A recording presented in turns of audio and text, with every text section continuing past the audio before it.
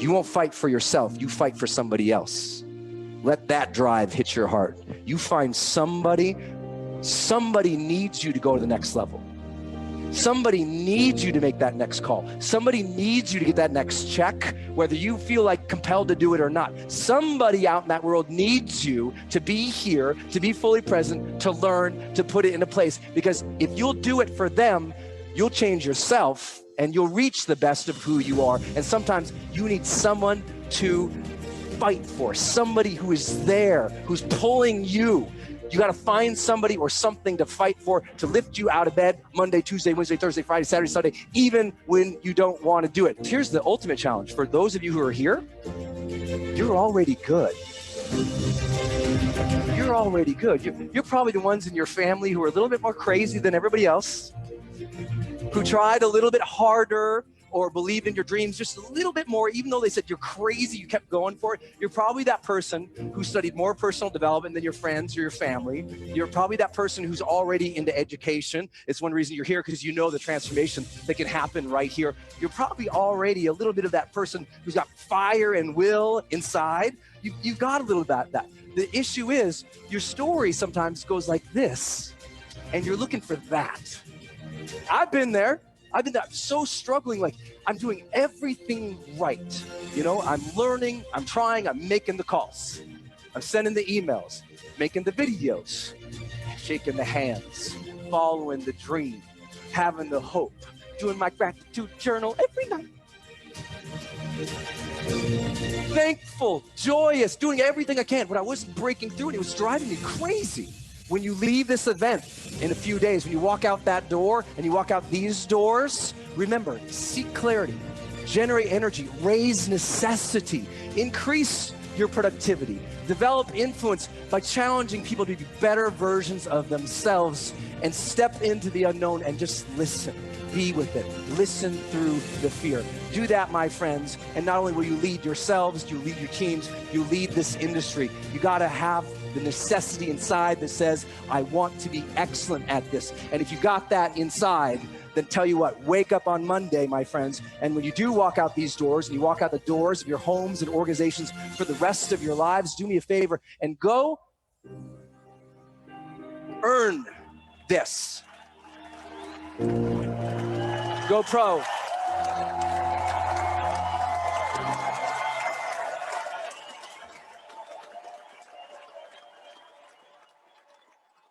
I started studying this book over 50 years ago. Hill said there's a difference between wishing for a thing and being ready to achieve it. Results don't just happen.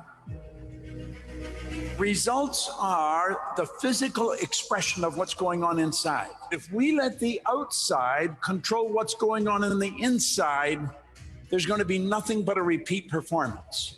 The results always tell the truth. And if we don't like the results, we're the only one that can change them. I have found if we don't go right back to the basics, what's going on inside that causes us to behave as we behave and get the results we get, nothing's going to change. We've really got to understand that. You will have people in your organization that you recognize has tremendous talent, and you sit down and you talk to them and they answer you and you swear to God that they got the message. And nothing happens. To change things, you've got to build a new program that makes the existing program obsolete. You know, I think it was Hubbard said, when you read a good book through the second time, you don't see something in it you didn't see before. You see something in yourself that wasn't there before. If we don't follow the direction of someone that is demonstrated by results, they know what they're talking about, the odds of us winning are pretty slim. Goals are not to get. Getting is a side benefit. Goals are to grow. Surround yourself with the dreamers and the doers and the believers and the thinkers. But most of all, surround yourself with those who see greatness within you, even when you don't see it in yourself. That is what this is all about.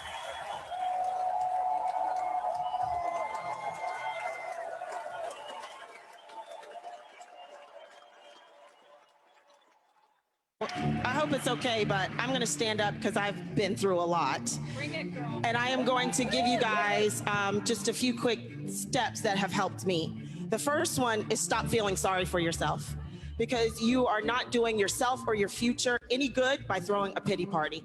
I have had phases in my life where I could have felt sorry for myself. Building in this profession over these years, I've been a single woman trying to get a man. I've been a girlfriend trying to keep a man. I've been a wife dealing with a man, and now I'm a divorced single mom without a man. But don't feel sorry for me, because I don't feel sorry for myself. Because if I had felt sorry for myself in any of those phases in my career, I would not be who I am today, and that is a 7-figure earning network marketer. So don't feel sorry for yourself. The second thing is embrace the pain. Look, you can't go over it, you can't go under it, you can't go around it, you can only go through it. And I can hear some of you saying right now, you just don't know my pain. And I don't know your pain, but I'll give you a little snippet of mine. In 2013, I lost my mom. In 2014, I lost my sister. In 2015, I lost my husband. And in 2016, I have spent all of 2016 trying to make that official. And I can tell you, I know pain. But let me just share this. This time last year, I was on this stage. I didn't act like this. I didn't talk like this. I didn't feel like this. And I finally had to use my personal development on myself. I had to say, you've got to stop avoiding this. You've got to accept this, and you've got to go through the pain. And you know what? A better version of me was waiting on the other side. And I am excited now that I can look at me and be proud that I made it through a dark time in my life. And if you embrace the pain, you'll be able to do the same thing too. The third thing I want to share with you is don't compare. The comparison is a thief of all joy. It will make you resentful, bitter, jealous, and unproductive. And many of us are looking at other people, but ladies, we're looking at other women, comparing our car to their car, comparing our business to their business, comparing our relationship to their relationship. But I'm going to tell you right now, don't compare, because ladies, the woman you think her life is better than yours, her lashes, her nails, her hair is fake just like yours, boo. So don't even worry about it. All right? Don't even worry about it. And the fourth and final thing is get excited. Don't just get excited about where you're going, but get excited about where you are right now. Bad situation and all. Bad situation at all. If you're facing the biggest fight of your life, get excited about that, because God doesn't give little fights. God doesn't give big fights to little soldiers. And if you're facing a big fight, that just means you have grown up into the armor that you were ready to wear, that only He knew you were ready to wear. So I just want you real quick to get excited. Get excited because you're the creator of your destiny, the artist of your masterpiece, the author of your story. Get excited because the world is going to see who you really are. That is kind, caring, compassionate, strong, bold, and an all-out badass. So get excited.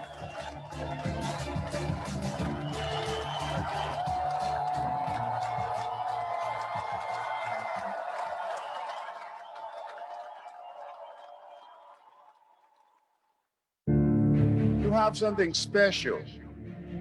You have greatness in you. You made a decision. You know many people who should be here, but they're not here. And you're here because you know the value of investing in yourself. You're here because you have a goal and a dream that you're determined to achieve. This business, this industry allowed me to develop my confidence in myself, because I didn't believe in myself for a very long time. You can do more than you can ever begin to imagine. This is a special time in history. It's something in each and every one of you that waits and listens to the voice of the genuine in yourself. It will be perhaps the only guide you will ever have or hear. And if you cannot hear it, all of your life, your days will be spent on the ends of strings that somebody else pulls. And I submit to you that you showed up because you said to yourself, nobody's going to pull my strings. You showed up because you said, I'm going to control my own destiny. You showed up because you have dreams that you're determined to live. Give yourselves a round of applause.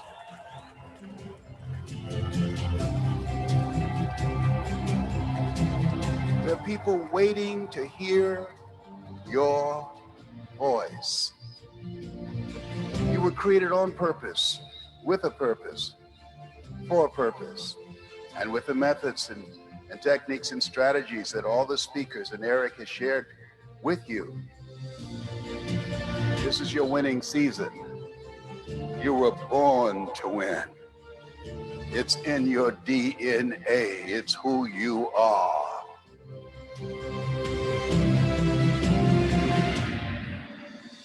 I dedicate this to you and to your dream.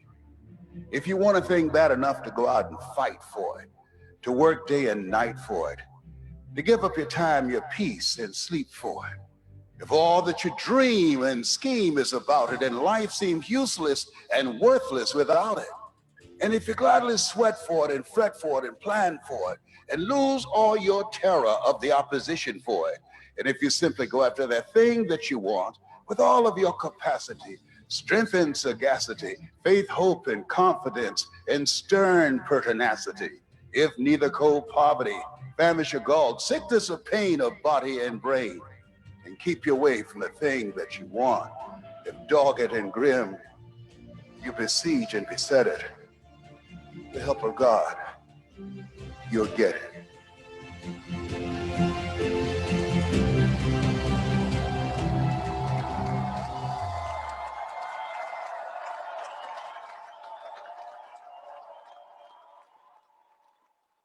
There's a simple phrase that the greatest athletes in the world have. They say the training never stops. Hello. So I'm here because I love network marketing. I love it because it's one of the few places on earth where a person can be an entrepreneur without all the hassle.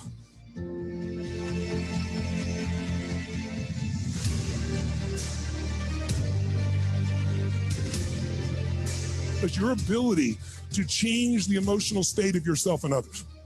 Because in the end, that controls everything.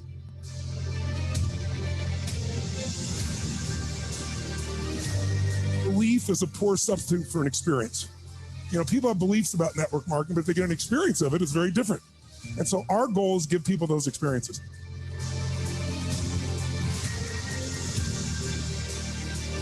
All of these men and women, the people that are the best in the world, have one thing in common: hunger that never ends. That hunger to be more, to do more, to give more. So who came here today because you really want to change your life and business here? Say I.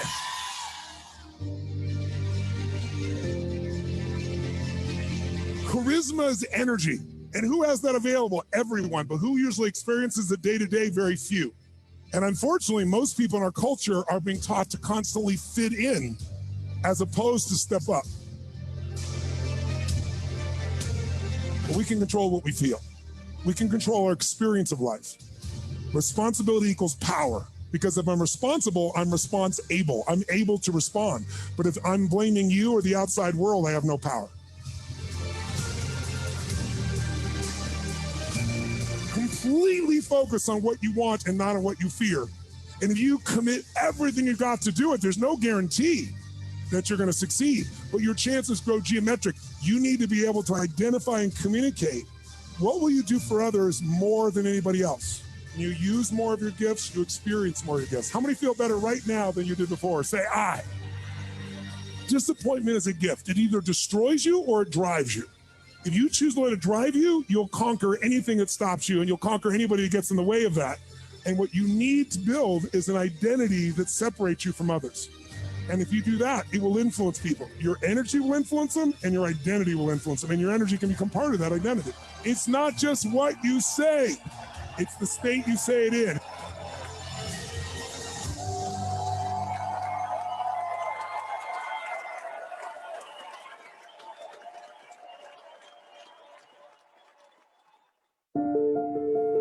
Screw it, just get on and do it and have a blast.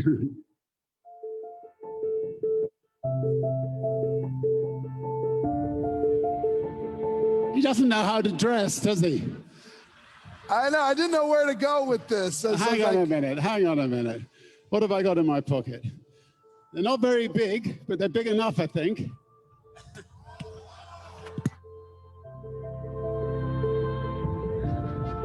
You have to first of all say, well, what is an entrepreneur? An entrepreneur is somebody who thinks that they have an idea that can improve other people's lives, and then says, screw it, I'm going to do it, and gets on and does it.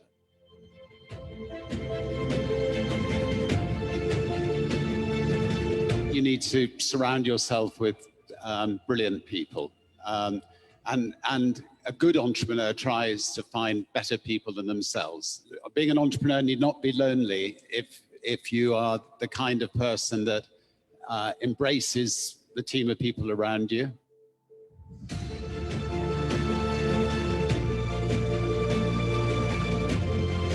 I think it's fantastic that 80% of network marketers are women, and network marketing gives so many women the chance to have a family, work from home, make some extra money on the side. All of you are making a real difference to so many women's lives all over the world. In the end, I think the product that you're selling speaks for itself, and I think word of mouth is actually key. You may well fall flat in your face, but then pick yourself up, keep trying until you succeed.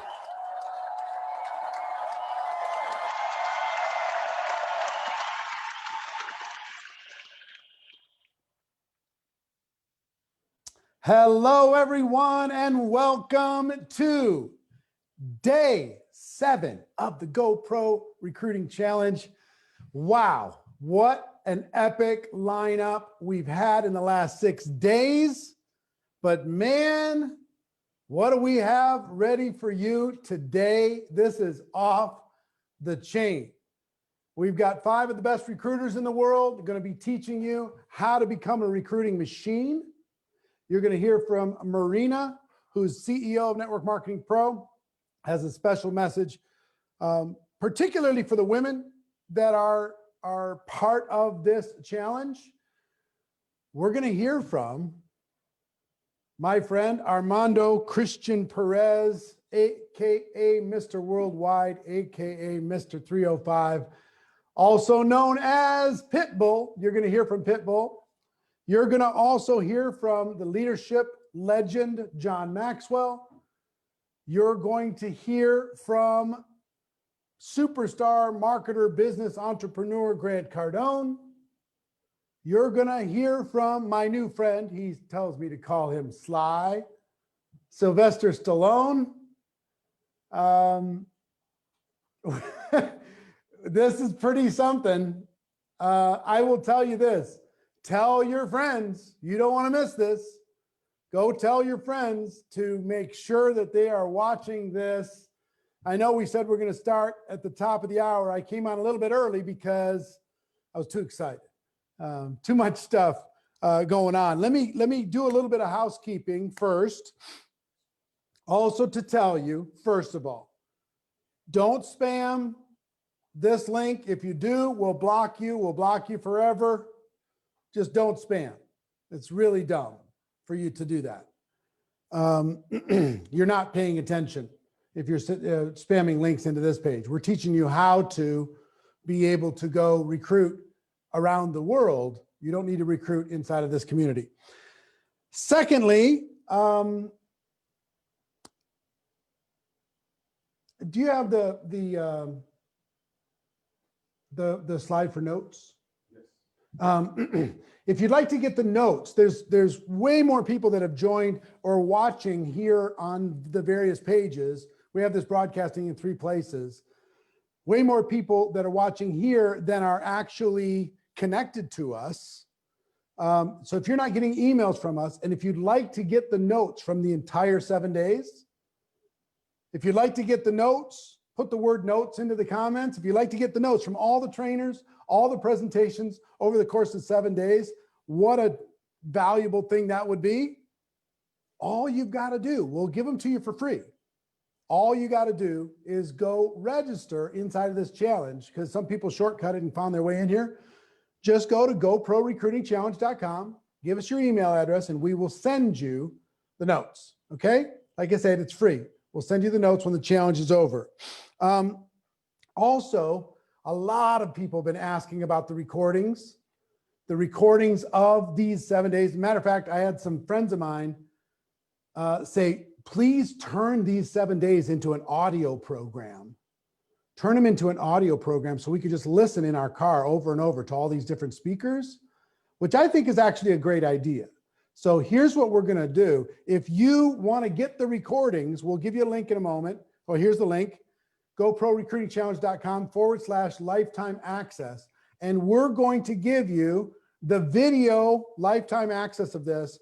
But if you give us a little bit of time, we'll also give this to you in audio. We'll give it to you in video and audio so you can listen. You'll have the notes, you'll have the video, you'll have the audio. So throw the recordings up one more time. Lifetime.access, I think. The recording site, yeah. GoProRecruitingChallenge.com/lifetime access. Make sure you take a picture of that or screenshot that. Now, I'm going to just quickly go through because we got a minute before we start. The people who won a GoPro ticket for a friend yesterday, 30 of those. I'll just list the names really quickly. Magnolia Thomas, Cynthia Morales, Timothy McClendon, Michelle DeRue, Andrew Innes, Allison Hertel, Derek Thomas, Diane Davies, Andrea, sorry, that's my phone. My fault. Where was I? Andrea. Andrew Greenaway, Mark Millier, Wendy Poulin, Michael Campbell, Maria Hoffman, Debbie Severe, Carol Latham, Ashley Castillo, Ingrid Mario Torres, Mindy Height, Catalin Luini, Stacy Oliver, Peggy Burse, Karen Southwood, Elizabeth Storch, Sandra Jackman, Tanya Wise, Elizabetta Colonna. Hey, Elizabetta, I was just on with you this morning. Victoria Medeiros, Teresa Harris, Melissa Glasper, and Christine Rodriguez. I know I butchered many of those names. If any of them sound familiar to you or a friend, make sure that you claim the prize, and I'll tell you how to do that in just a moment. We have 10 people who want a VIP upgrade, which is $1,000 upgrade. Lisa Cash, Valentina Denami, Ritsuko Ichihara, Gina Barodi, Deborah Scott, Nancy Luann Rolfs, Francesca Cordovesio, Stacy Leonard, Anne-Marie Tolman, and Susan Amin. So here's how you claim your prizes. If you go to GoProRecruitingChallenge.com/claim, GoProRecruitingChallenge.com/claim, and we will send you your prizes. Okay, what's next?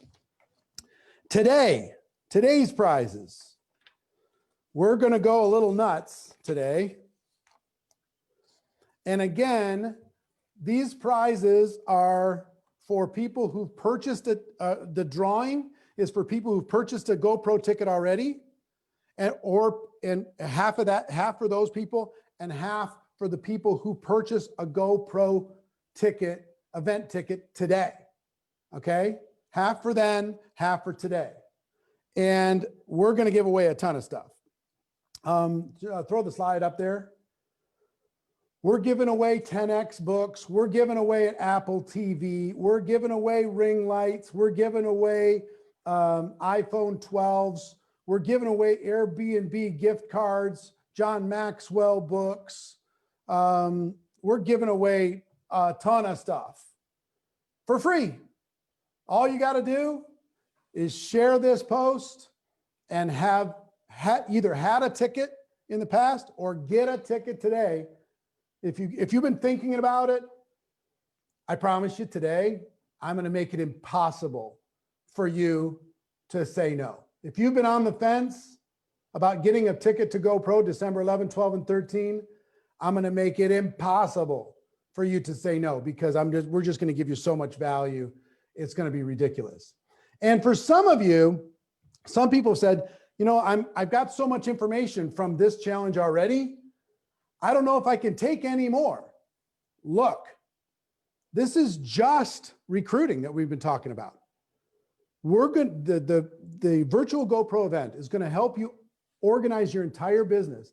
It's actually going to take your overwhelm and bring it down. It's going to give you order and a game plan and strategy. It's going to show you step by step how to be able to create a business and create a life inside of this profession. It's literally the most important event in network marketing history, and you need to be a part of it. And you can do it for as low as $297. So show them again the 3 tickets, please. Here's the 3 ticket choices that you have today. You can make it while we're in this broadcast. You can get a general admission ticket, December 11, 12, 13. You can get a VIP ticket, which is going to be super fun. You're going to hear about more today. Or you can get a platinum ticket and attend in person.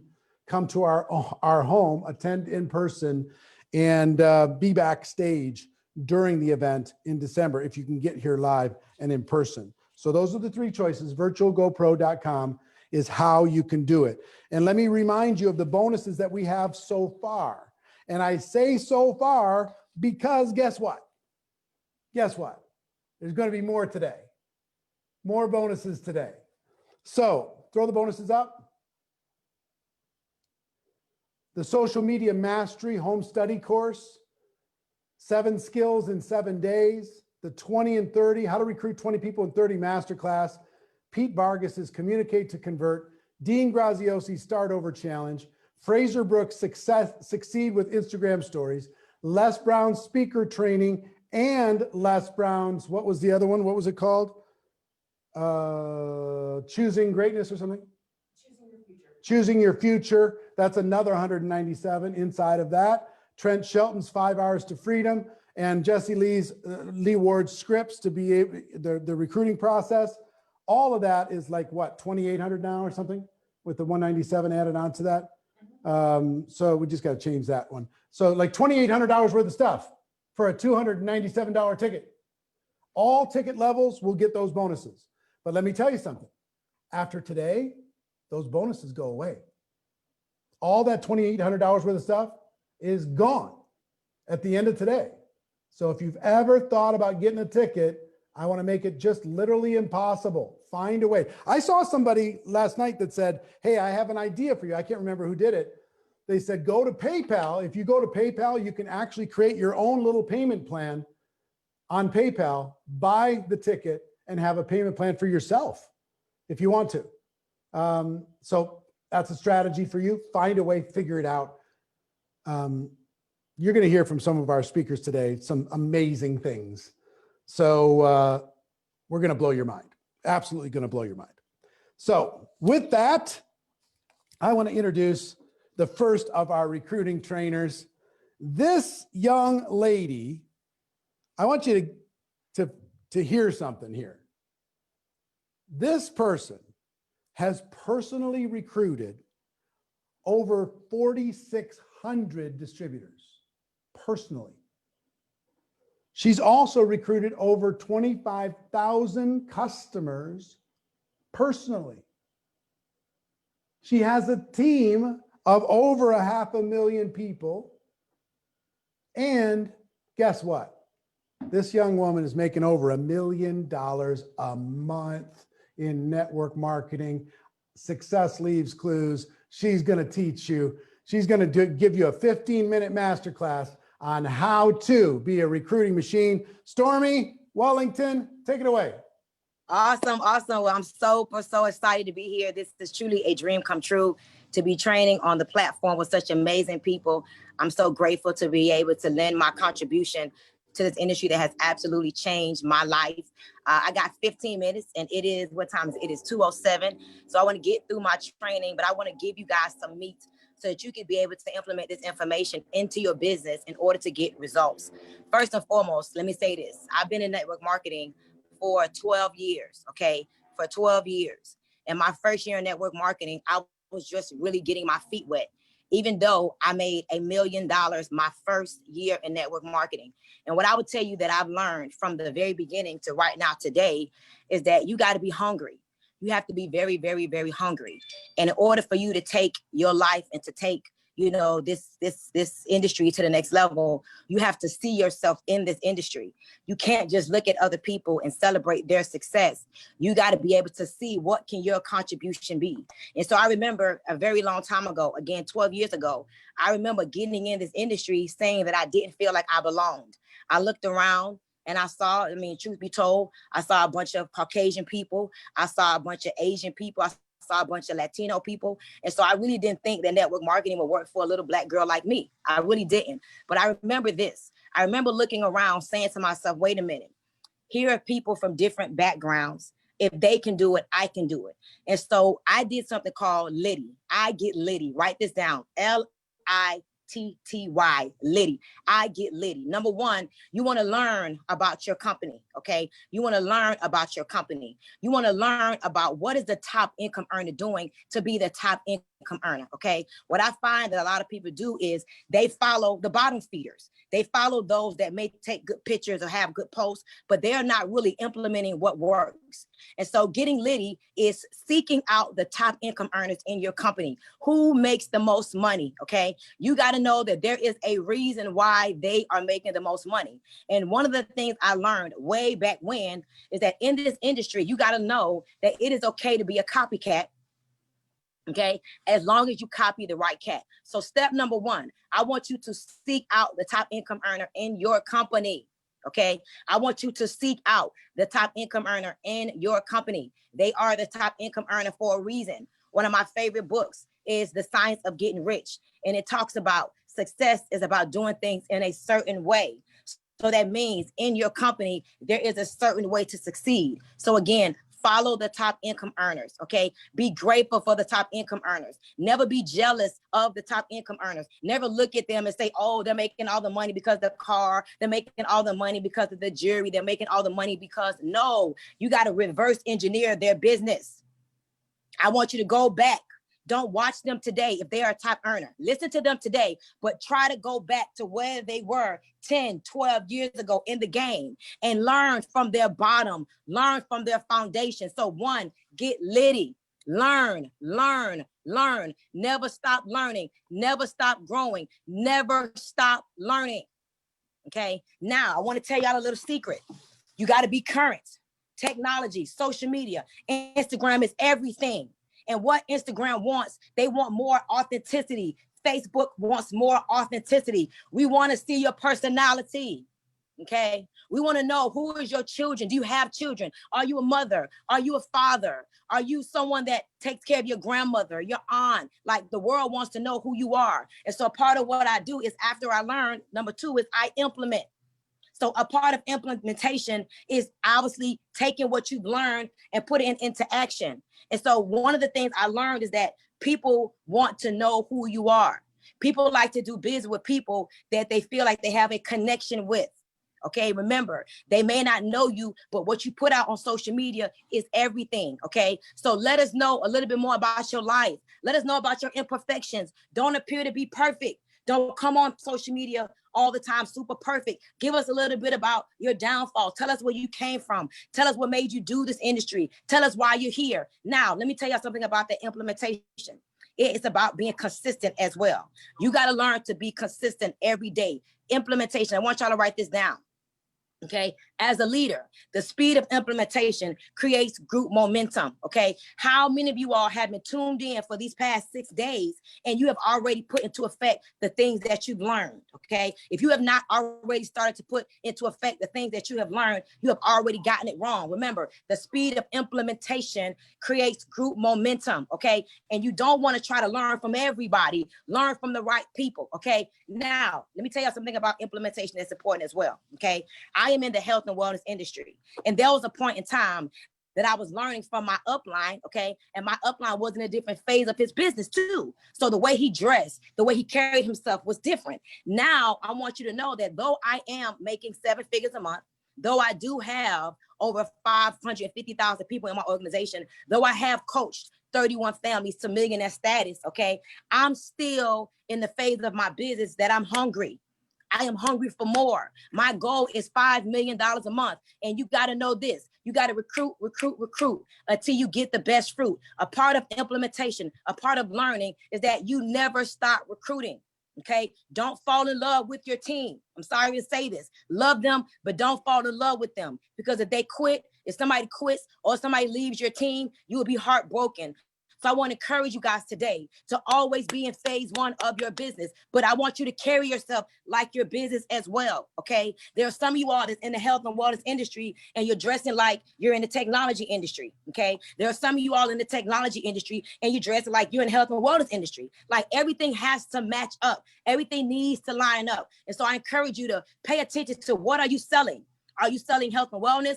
Are you selling, technology? Are you selling intellectual property? What is the product that your company wants you to push? Figure out what that product is and represent that product. You cannot sell a dream looking like a nightmare, okay? You have to represent your company and represent your brand. And I want you to take this T. The T is tweak. Sometimes you got to tweak what you learn, but don't tweak too much. For example, if you're making grandma's favorite cake and it's your favorite cake, and she said put 3 tablespoons of sugar and you put 2.5, then you got it all wrong because that's not enough sugar. However, grandma could have used regular sugar, and now that it's 2020, we know that we got to use a better grade of sugar. We got to use cane sugar. We got to use brown sugar. So it's okay to tweak grandma's cake and put a healthier version of the sugar in a cake, as long as you don't tweak the wrong things. And so let me tell y'all something. Stop going against the grain. Again, if the top earner says we're recruiting 10 people today, your goal is to line up with that top earner and you go recruit 10 people today. And you say to yourself, if she says 10 people, if he says 10 people, that means that there are lots of people that's going to get 10 people. I'm going to get 10 people too. Already claim that you're going to get 10 people too. Don't say, oh, Stormy said get 10 people, so she can get 10 people. I can't get 10 people. Yes, you can. Stop counting yourself out. Stop thinking that it's not possible for you. Start believing big right now. Start believing that you can do it. That's a part of the tweaking process. Saying, you know what, I can do this. I am going to be the person that they start calling on because I'm going to follow the leader. I'm going to learn from the leader. I'm going to implement what the leader says. And I'm going to tweak it a little bit because I may not be from Carroll City like Stormy Wellington. I may have not had my first child when I was 15. I may not have the story of being an exotic dancer, a booster, and a shoplifter, but I got a story too. I may be in corporate America. I may have dealt with sexual harassment. I may want to recruit people that have dealt with sexual harassment. So my voice and my message is now to those women and those men who have dealt with sexual harassment. See, a part of your recruitment has to be speaking to your people, my friends. Stop talking to everybody. Stop trying to be like everybody. If you have a corporate America story and your passion and your hunger for network marketing is to get out of corporate America because you've been touched on and you've been treated like less than, then that's your story. And you stick to your story and you tell your story with pride. And you be grateful for your story. Because there are other men and women in this industry and in the world that would get into network marketing if you stop trying to be like Eric Worre, if you stop trying to be like everybody else. That's where the tweaking process comes in at. Be true to your story. Tell your story. Let your story be a tool to recruit more people. There are other people that are going through some of the things that you went through. And that's how you post. That's who you talk to. That's your message. Stop trying to speak to everybody. If you're not in a company that you need to wear a suit, stop wearing a suit. It don't match up. People think that you're a fraud. It doesn't make sense. So tell your story. Let the world know your truth. Let the world know where you came from. Let them know the hurt, the experiences, good or bad. Because guess what? You are looking for your type. You are looking for your type. I know that there's a lot of people that don't like me. They don't like my style. I may be too bold or too loud or too black or too ghetto, whatever. But I'm not talking to you. I'm not trying to recruit you. You're not my type. So start connecting with your type. So start tweaking your things, start tweaking your game and walk with confidence because you now know that there's another woman out there with my story that needs to know about network marketing. There's another man out there with my story who may be a single dad, who may be the husband and takes care of everything and just need another sense of community. You got to know that a lot of what we do, ladies and gentlemen, is we create a sense of community. Do you have an organization that makes people feel good? See, me and my group, we meditate. We speak affirmations, and then we sell products, okay? We're mind, body, spirit over here, okay? Because guess what? Mind, body, spirit comes first, and the money comes last. So I really have never recruited a person in my life. Truth be told, yes, that's where the why comes in at. Because we're Liddy today. The yes is I've never recruited a person in my life. I just simply share what I have to offer. And I tell the truth about what these products have done for me. I tell the truth about what all my companies have done for me. Because see, this is not my first rodeo. I've been in the game for 6 years, okay? So the why is the yes, yes, yes. You keep going. You keep growing. You keep showing up as yourself. You keep using your company's products and let the world see how they've transformed your life. Speak to your market. Speak to your people. Stop trying to speak and be everybody else. This is why it is important to learn, because once you have learned, you now know how to change the confusion, okay? Because some of these presentations that we have in our companies, they're confusing. This is another thing y'all got to know. That's why it's important for you to learn from the best, because you don't want to tweak the worst. You don't want to learn from the worst and tweak the worst. Now you a bottom feeder again. You want to learn from the best and tweak the best. So now you can simplify the game and make it beautiful for the people that you're supposed to align with, okay? And so I want y'all who understand what I'm saying to know that if I can do this, you can do it. Every single panelist, every single trainer, we all come from some humble beginnings. But you got to know another thing. What is your audience looking for? What are they looking for? Are they looking for a sense of community? Are they looking for someone to tell them something good? Let me tell y'all something that I've learned. You get more with sugar than you do with shh. Don't tell nobody. Stop being mean to your team. Stop beating your team up. Stop telling them horrible, horrible things. The truth is, yes, don't make them feel good if they need to learn a lesson, but make sure that you know that everybody wants to feel good, okay? Everybody's wanting to blink a sign on their forehead and on their back saying, tell me something good. Your team gravitated to you for a reason, okay? Yes, listen to me. Yes, yes, yes, we getting Liddy today. Learn, implement, tweak, teach. Now, once you start showing up as this new person, you're going to be teaching your team, y'all. This is what I want you to know. They are watching you. You do too much of this sometimes, and that doesn't work. They need to show and tell. So the person that you need to be is the person that you see yourself as, but be that person today. And never let your memories be bigger than your dreams. After this week, you have no excuses as to why you can't become a recruiting machine in your business. Eric and Marina Worre laid it out. They put the best of the best on one platform and said, just learn. And then you implement, and then you tweak, and then you teach. Yes, let's celebrate the industry of network marketing is going to go to the next level, because you're going to attract more of your type, because you're not going to try to be like anybody else. You're going to be like yourself. But I'm going to close it out with this. Yes, we're going to keep growing. But I want to tell y'all a secret that I learned. I was trying to be like everybody else. I was trying to dress like everybody else. And I was secretly start to feel like, oh my God, who is this woman? Who am I? Because I was becoming opposite of who I am. But let me tell y'all something. The truth shall set you free. Become yourself, but you grow in your authenticity. Type that, write that. I want you to grow in your authenticity. The industry needs you. The industry needs your story. We need to know your truth. If you need money, and that's why you're here, because you are an engineer and you're not making enough money because your check got, declined, or, you're taking care of new family members and you now have more money and more bills, less money, then tell the world the truth. But here's the deal. Become the person that you see in your upline, and don't quit. Whatever company you're in, be there 1 year from now. You hear me? Be there 1 year from now, and you keep following that top earner, and you keep serving that top earner, and you keep honoring your upline, and you keep being grateful for your company, and you keep celebrating people like Mr. Eric and Marina Worre for creating such an amazing platform for us. And I promise you guys, if all of us will respect each other's company, don't down talk another company, don't down talk another upline, don't down talk another product, and we all just band together and we celebrated this beautiful industry, I tell you, more people will respect us. More people will respect us.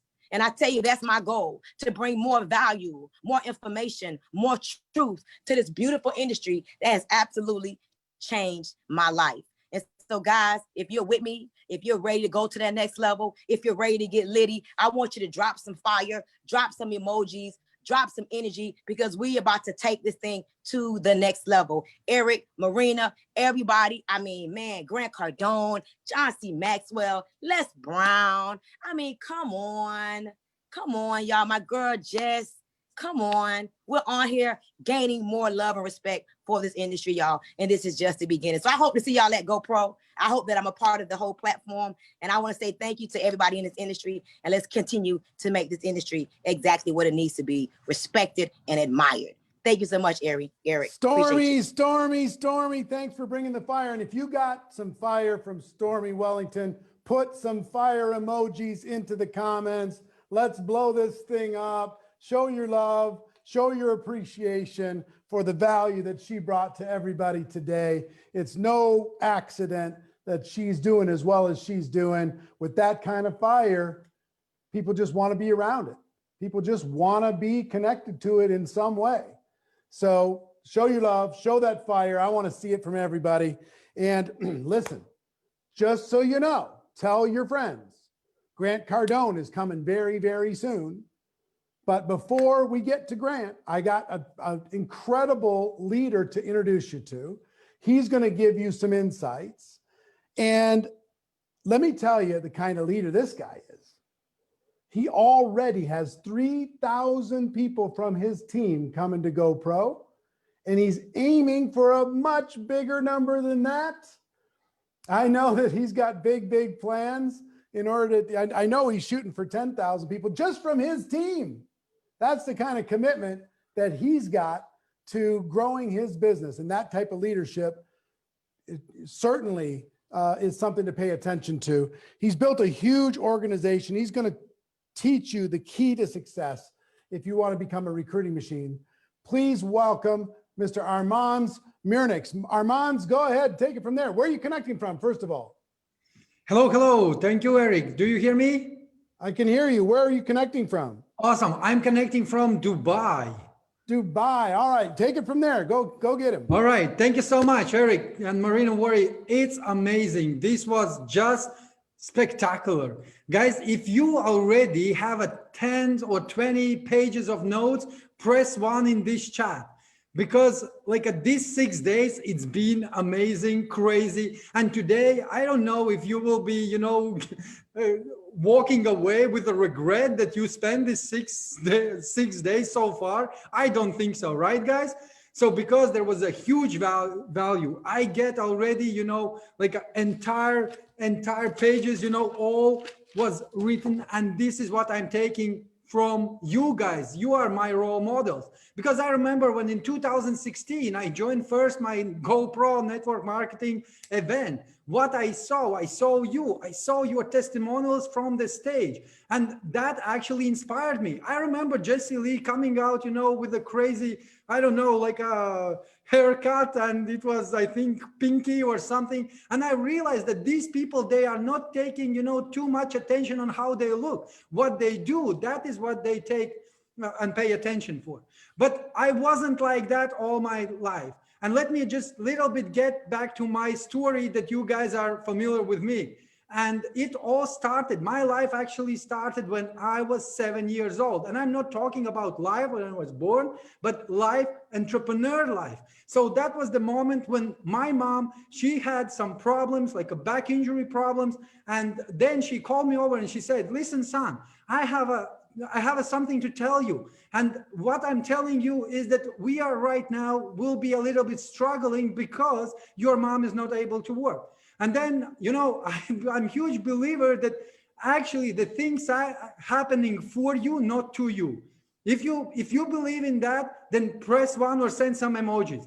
So what I realized that this is happening to me, but I need to figure out what. So I went to my room, I switch on the TV, and what I seen the movie where the guy was actually from the barrel taking spray and also cloth, and what he was doing, so he was cleaning the windscreen of the taxi, and that taxi driver gave him $1. I saw that dollar so clearly that I took my 4-year-old brother and said, bingo, now I know how we will make money. And we went on the street, guys, on the traffic light, and I was making the first money, but it wasn't straight away. What I was doing, we were standing there for 3 hours and we were waiting. We were waiting for the perfect moment, for the perfect car, for the perfect face. I was waiting for the perfect moment in my life, but it didn't happen. It didn't happen. And we were, procrastinating for 3 hours, 3 hours, no action, right? How many of you guys relating to this? I'm not talking about, washing the cars. I'm talking about you in the network marketing. All of us, we are relating to this. We are waiting for that perfect customer. We are waiting for that perfect moment that, oh, this will be my, my top leader. It doesn't work like that. Before you take the action, you need to realize that everything starts from you. You are the key. You are the person who is motivating, who is driving others. You are the person who will be motivating the entire world because of the things that you are doing. And I'm right now talking about network marketing. So what happened? I was working there, after 3 hours waiting and standing by the traffic light. Then we approached the first car. So I realized that if I will not going to take it seriously right now, that means that I will fail. And tomorrow it will never come. So I will never come back tomorrow if I will not going to do today. In the network marketing, that's what I realized as well. If I'm not taking today something, I'm not making this action here and now, that means there will not going to be tomorrow. No tomorrow, guys. Forget about it. So, and what happened? So then we did it 1, 2, second, third, fifth, 20 attempts. And guess what? Nothing. Nobody gave me that dollar that I saw in the movie. And that's why I'm talking that, guys, you have to take your life very, not seriously, but you have to take your life as a game. All of us, we are playing this life. And the way that you will be playing today, that will drive and that will be motivating and bringing the other people with you because they will see where you're going. So this is the tip that I would like to right now share with you. So right now, guys, take this. Every single one of you, actually, I want to see how many of you are less than 3 weeks in a company, less than a month. If you just recently joined, if this is your first GoPro, and this is a GoPro Live for us, it's a first one, right? But if you are 3 months only, or up to 3 weeks, up to 1 month, if you are the first, then this is the thing what you need to do. First, you have to stop to be shy. Go and approach those people who you have in the list, because the list is the most important. So why I'm talking about the list? What I did, I was going and I was approaching all my friends. I was doing the presentation and I didn't get the results the same way that I didn't get results back then. What happened? I was making my presentation very smooth and perfect. This is the goal, what you need to aim for. Make your presentation absolutely perfect. Then when you're going to do that, so you will become one of these guys who are making millions of dollars. Actually, Stormy, you just blow me away, right? Because you're making $1 million a month. And I think that this is the goal where I need to also now lift up my bar. Thanks so much for that. But what I want to say that you will be able to be like them, because here's the question. Do you think that these guys, all these people who are on the backstage, who are training you, do you think that if they will have to do it again, would they have results much more quicker or not? Of course, they will have much more quicker because they already have this experience. They know what to do. That's why you need to make sure that everything that you are doing today, you are doing not because of you want to make it perfect, but you want to learn. You want to build the muscle. You want to start from zero and get it to the hero. This is what you need to do. Here's another thing that I would like to tell you. In 2014, back injury happened to me. Do we have people here who are struggling with a back injury? I was actually, lying on the floor. I didn't have money, 20 pounds in my pocket, no future, nothing. And what I realized that I've been replaced. Someone else took my place. And then what I said to myself that I will find an industry where nobody will be able to replace me. And here's the clue, guys. The multi-level marketing, that is the place where nobody will replace you once you will build your organization. This is what I love about this industry. So that after that, what I did, I started to work on 5 presentations a day. That was one of the training that I attended, and my trainer, Andrei Khavratov, who is my mentor and my friend today, what he told me, he said, Arman, secret to success is within the 5 presentations. And I said, really? I don't think so, but let me try, right? How many of you relate to that? So that we are doubting the person's, let's say, not the project, but how you call it, statements, right? We are doubting. And then what I did, I started actually to do it. And guess what? 3 hours was my first presentation, 3 hours. After that, I did 2.5, also almost 3 hours. People were running away from me. I was a crazy network marketer that people hated. And trust me, this is a normal, right? This is normal because now they're coming back. Now they see your result and they say, hey, if this crazy guy can actually make what he's making, that I need to be there. And what also there happened, there was a person, I did the presentation for 3 hours, and then the person asked to go to the loo. And it never came back. And that was a lady. And you know, the ladies always are carrying the handbags. So that's why she just, took the handbag and she left. I felt miserable. Guys, I felt miserable. I went home, I was crying. I was thinking like, oh my gosh, what is happening? What is happening? I will never succeed in this business. And guess what? Because I was building the muscle, I made it happen. I made that breakthrough. And I'm telling you that every single one of you can make that breakthrough. So here are 2 tips that I want to give you if you are guys ready. These will be assignments for you. First, if you are shy, if you are an introvert person like all of us, right? Me too. And Fraser Brooks as well, right? If you are an introvert person, here's the tip. First, what you need to do, you need to go to the shopping mall and collect hellos. All what I was doing, I went to the shopping mall and I was collecting hellos. I had the list, 100 hellos needs to be there. And I went to the person, I said, hello, have a good day. Hello, how are you? Hello, hello, hello. And I felt that people are answering. Can you imagine? These people are not like, not grumpy, they are answering. And that's what I realized. And they said, okay, if they are answering on my hello, then let me ask them question. So the second assignment, what you need to do, go and ask them question. The question that you need to ask, like I was asking, can you please tell me where I can, get some shoes, where I can get, groceries, how to get to this place, how to get to that place. And guess what? The people are answering. For those people who are right now shy, who are not sure that the network marketing is for you, I'm telling you that this will be the biggest breakthrough for you when you will realize that people are actually very easygoing.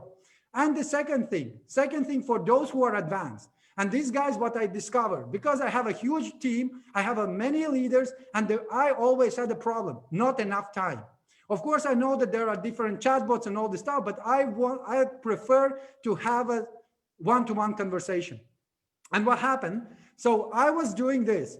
I was selecting 5-6 leaders, okay, 5-6 leaders who can do the presentation, company presentation. So, and then what I'm doing, I'm actually getting on a call, on a 3-way call. I'm giving some, for that person who is coming, I'm giving some value. After that, I'm identifying the person who actually will be doing the presentation. Then I'm logging out, I'm logging to the new one. I'm doing the same thing. I'm logging to the new one. I'm doing the same thing 3, 4, 5 times. And then I'm coming back and I'm making a close. This is how I'm building my structure. And this is a tip for you to try. Try it, test it, and I'm telling you, it works. And the last one, the last thing that I want to tell you, that is the power of big events. I'm so excited about this network marketing online because Recruiting Mastery, GoPro Live. Why I'm excited? Because there is no stadium which can fit more than 500,000 people. There is no stadium where you can bring all your team.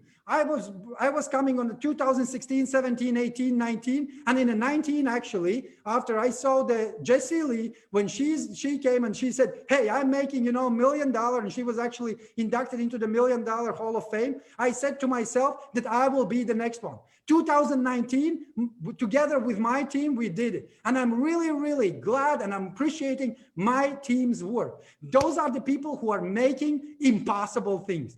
And what I want to share, that if you right now, you are bringing only, let's say you purchasing ticket only for yourself, guys, you are making business for your upline. If you are bringing your team member, if you bring your leader, then you are making business for yourself. But if you want to help your leader to have a business, then you need to go to the second, third, fourth, fifth level. And you need to make sure that he has 5, 10 people with him. That is the power of the quick results, of the very exponential growth. This is the power. And I learned this, and this happened to me. And I'm telling you guys, if there is something that I will take away from my speech, if I will be in your shoes, that only one thing that you have to take away is make sure that you are bringing your entire team to the GoPro Live, which will be happening for 500,000 people. It's like a crazy. This is where your breakthrough gonna happen. This is where the new $1 Million Hall of Fame members will appear. This is the place where you have to be. And thank you very much, Eric and Marina Worry, for doing this crazy step. Because I know I've been on this Tony Robbins UPW. I've been there, I saw it, and I said, wow, this is something crazy. I would like to be a speaker on there. But what then I found out later on, that you are actually, you're not even tripling. You are making, 4 times bigger. I believe that they spend $5 million. You are spending $20 million. And you are doing this not just for yourself. You do that for all your family members, network marketers like me, you, and all of us. Guys, I really, really appreciate everything that you are doing, because the network marketing is a family. And as I said last year on the stage, you accepted me. Thank you very much. I'm really glad to be in this family. Thank you, guys. Bye-bye. Eric, back to you.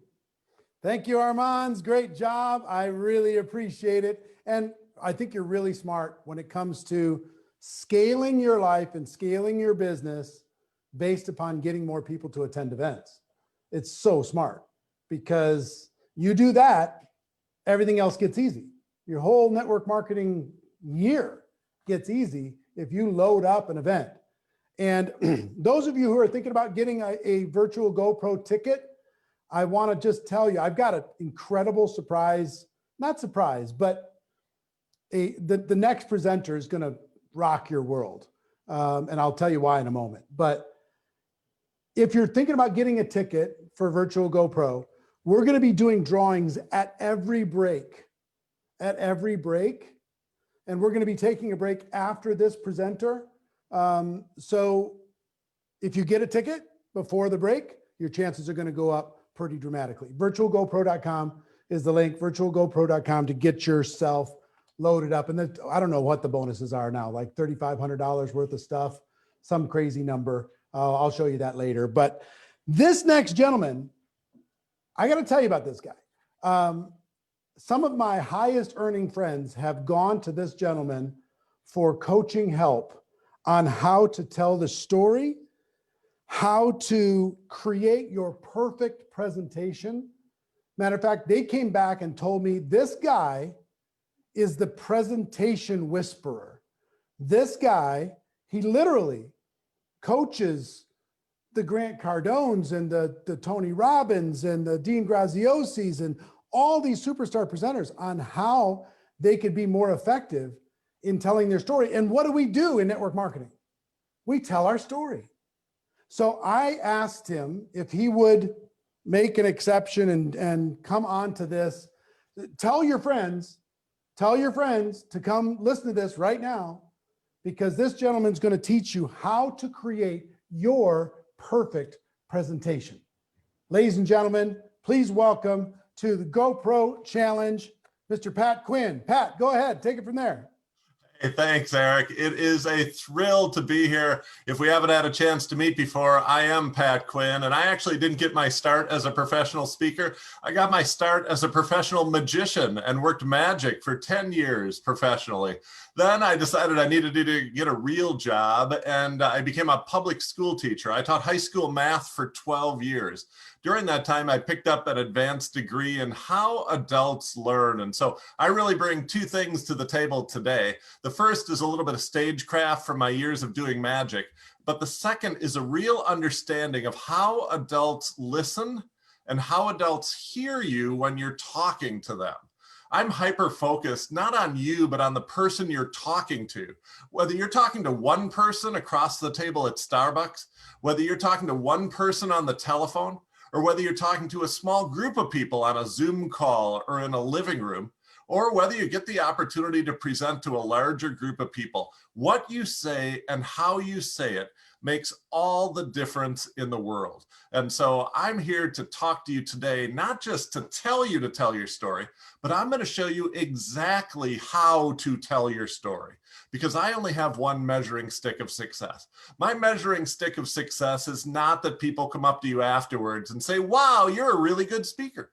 My measuring stick of success is not that you get an email the next day that says, hey, you're really fun to listen to. My only measuring stick of success is that whoever you're talking to, one person, 3 people, or 50 people, whoever you're talking to wants to take the next step with you, wants to engage further with you. What is that next step? It could be a phone conversation. It could be, here's a video to watch. It could be, come to this event with me. It could be, sign up to be on my team. It could be to buy my product. You get to pick what the next step is. But if you want the maximum number of people to take that next step with you, and you want to do it all without ever being salesy or pushy or slimy, then this next 20 minutes is just for you. I've been fortunate enough over the last 10 years to work with some of the greatest speakers in the world. We've worked with Damon John from Shark Tank, Grant and Tony and Dean and Michael Hyatt, and household names that you've heard every single day. But most of the people that I work with are not professional speakers. Most of the people that I work with would not even consider themselves speakers. Most of the people that I work with are business owners, just like you, who want to grow their business, attract new clients, grow their team members, and be able to have those team members duplicate the successful things that they're doing. And the key to all of that is communication. The key to all of that is what we call your signature talk. What you say when you have an opportunity, whether you have 3 minutes on the phone, 15 minutes in a meeting, 25 minutes if you're on a podcast or get an opportunity to present. What you say about what you do and how you do it makes all the difference in the world. And so we're going to break that down today. Your signature talk has 4 parts. I'm going to focus on the first one of those 4 parts, which is your opening heart story. But before we get there, we need to get clarity. We need to get clarity on 2 big questions. The first question we need clarity on is, what is the problem that you solve? See, when I talk to most people about their products or about their business opportunity, they don't talk to me about a problem that they solve. They talk to me about a specific product or service. They talk to me about a business opportunity. But here's the thing, people aren't sitting around waiting for products. I've never walked down the street and had people ask me, do you have any products? Do you have any products? Do you have any products? People are actually sitting around with problems, and they're waiting for somebody who has a solution to their problems. And so one question you need perfect clarity on is, what is the problem that you solve for other people? And you're actually probably going to have 2 of these. You're going to have one problem that your product solves and one problem that your business opportunity solves. Okay. And you don't want to confuse the 2, and you don't want to share those 2 with somebody at the same time. You want to do them sequentially. Now, what is the problem that your product or service solves? Here's the thing. I know some of you right now are thinking, it solves all problems. That is a terrible answer, because nobody is sitting around with all problems. Okay. You're sitting around with specific problems, and you're waiting for somebody to say, I have a solution to that problem.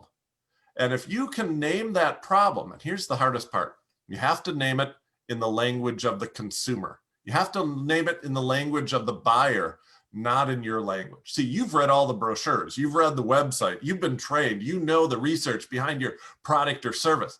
And when that happens, you start to change your language. You start to use different words. One of the hardest things for you to do is to remember what words you used to describe the problem before you became so smart about solving the problem. But if you can remember that, and use those words, and the same is true for joining your team, or for joining your company, or for becoming a distributor. The same is true. You know a bunch of words now that you didn't know then. What problem did you have then? What did you call it then? I hate my job.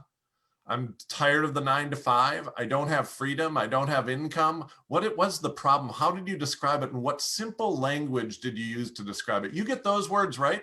And by the way, you'll know you have those words right because the person you're talking to will immediately begin nodding their head and leaning into you. It happens online. It happens in person. When you state the problem in the language of the consumer, when you state the problem in the language that the person you're speaking to recognizes, like, oh my gosh, I was just thinking about that last night. Oh my gosh, I was just talking to my spouse about that last night. It's like you're living rent-free in their heads, but they recognize it immediately and they unconsciously go like this and lean into you. It happens every time. And so the first question you need clarity on is, what is the problem that I solve for my audience? And the second question you need clarity on is, who is the audience I solve it for? I know you think your opportunity and your product is perfect for every living human being in the world. And you might get there one day, but let's start with the lowest hanging fruit. Let's start with the people who you'd get the fastest ROI, the biggest bang for the buck. Let's start with the people that look like you, sound like you, act like you, and have experienced life like you. Why? Because you already speak their language. You're already trusted by them because you're like them. And so when you get clarity on these two issues, what is the problem that you're actually solving? And remember, you'll have two of these. One of these for the product or service, and one of these for joining your team, becoming a distributor. What is the problem that solves? And who do you solve it for? When you have clarity on those two issues, it's actually really easy to make a great presentation that isn't salesy, but converts at a super high rate. When you don't have clarity on those two issues, and some of you are going to recognize yourselves right here. When you don't have clarity on those two issues, you can talk a lot, but you don't get a lot of results. You can make a lot of asks, but you don't get a lot of results. And part of it goes back to not having clarity on those two issues. All right, once you have clarity on those two issues, it's time to put together your presentation. And the first of the 4 parts of that presentation are to tell your story. It's the opening heart story, an opportunity for you to connect. Do not dive right into your products. Do not dive right into your business opportunity. Start by connecting. Start by telling a story. You have a story to tell, and it can change lives. I believe every person listening to this right now has a story to tell, and there are people out there who need to hear it because they need help. They may need help with something that your product solves. They may need help with their skin, and you offer skincare products. They may need help with their finances, and you offer financial products. And they may need help with their health, and you offer nutritional supplements or exercise programs. They need help, and you telling your story will change their life. Maybe there's people who need help by needing a business opportunity. They're stuck in a job that they hate. They don't have enough income. They need to help their parents or their kids. They need help. And you have a story to tell. Probably 2 different stories, but you have a story to tell. I'd love for you to have one great story about your product and one great story about your business opportunity. If you believe that you have a story to tell that changes lives, if you believe that you have a story to tell that will help others, why don't you type into the comments right now, I have a story to tell. Type it right into the comments right now and put as many explanation points on it as you need to convince yourself and the world, I have a story to tell. Because right now, I'm going to show you exactly how to tell that story. And here's the thing. Oh, did you see what I did there? I Scooby-Dooed you. What's a Scooby-Doo? Hey, when great speakers have something really important to say, they don't pound the podium and say, this is really important. When great speakers have something really important to say, they don't say, listen to this, write this down, this is really important. When great speakers have something really important to say, they simply look left, look right, and drop their heads about 6 inches. And the audience will unconsciously lean in and listen more closely to what they have to say. Here's what I want you to know. If you tell your story in the way that I'm going to tell you your story, this story right now, you'll never be salesy. You'll never actually have to sell anything. Just telling your story will get people to ask you, get people to approach you, get people to beg you to show them how you did it. I want to show you a technique called the 3-act play. The 3-act play is called the 3-act play because there are 3 acts. We'll call this one Act 1, we'll call this one Act 2, and we'll call this one Act 3. Just made those up on the spot.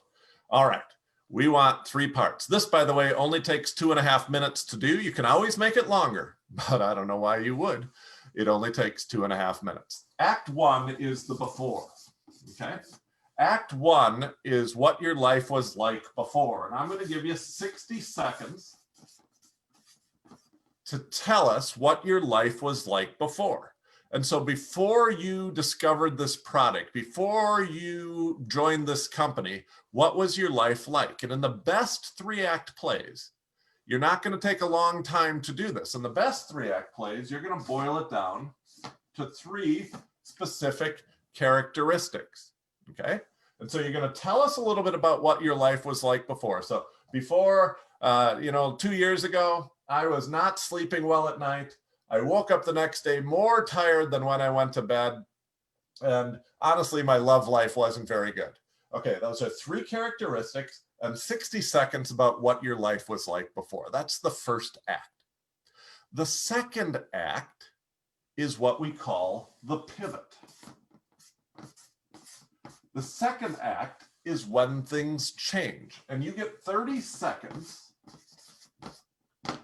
to talk about the pivot. Now, when you're telling the story of your product, I don't recommend you name the name of the company of your product in the pivot. I would just say, then I changed my morning routine, or then I changed some of the vitamins that I took, or then I changed what I was using as my morning makeup routine, or then I changed something. Tell us what you changed. Don't be extremely vague, but I wouldn't name the company at this point.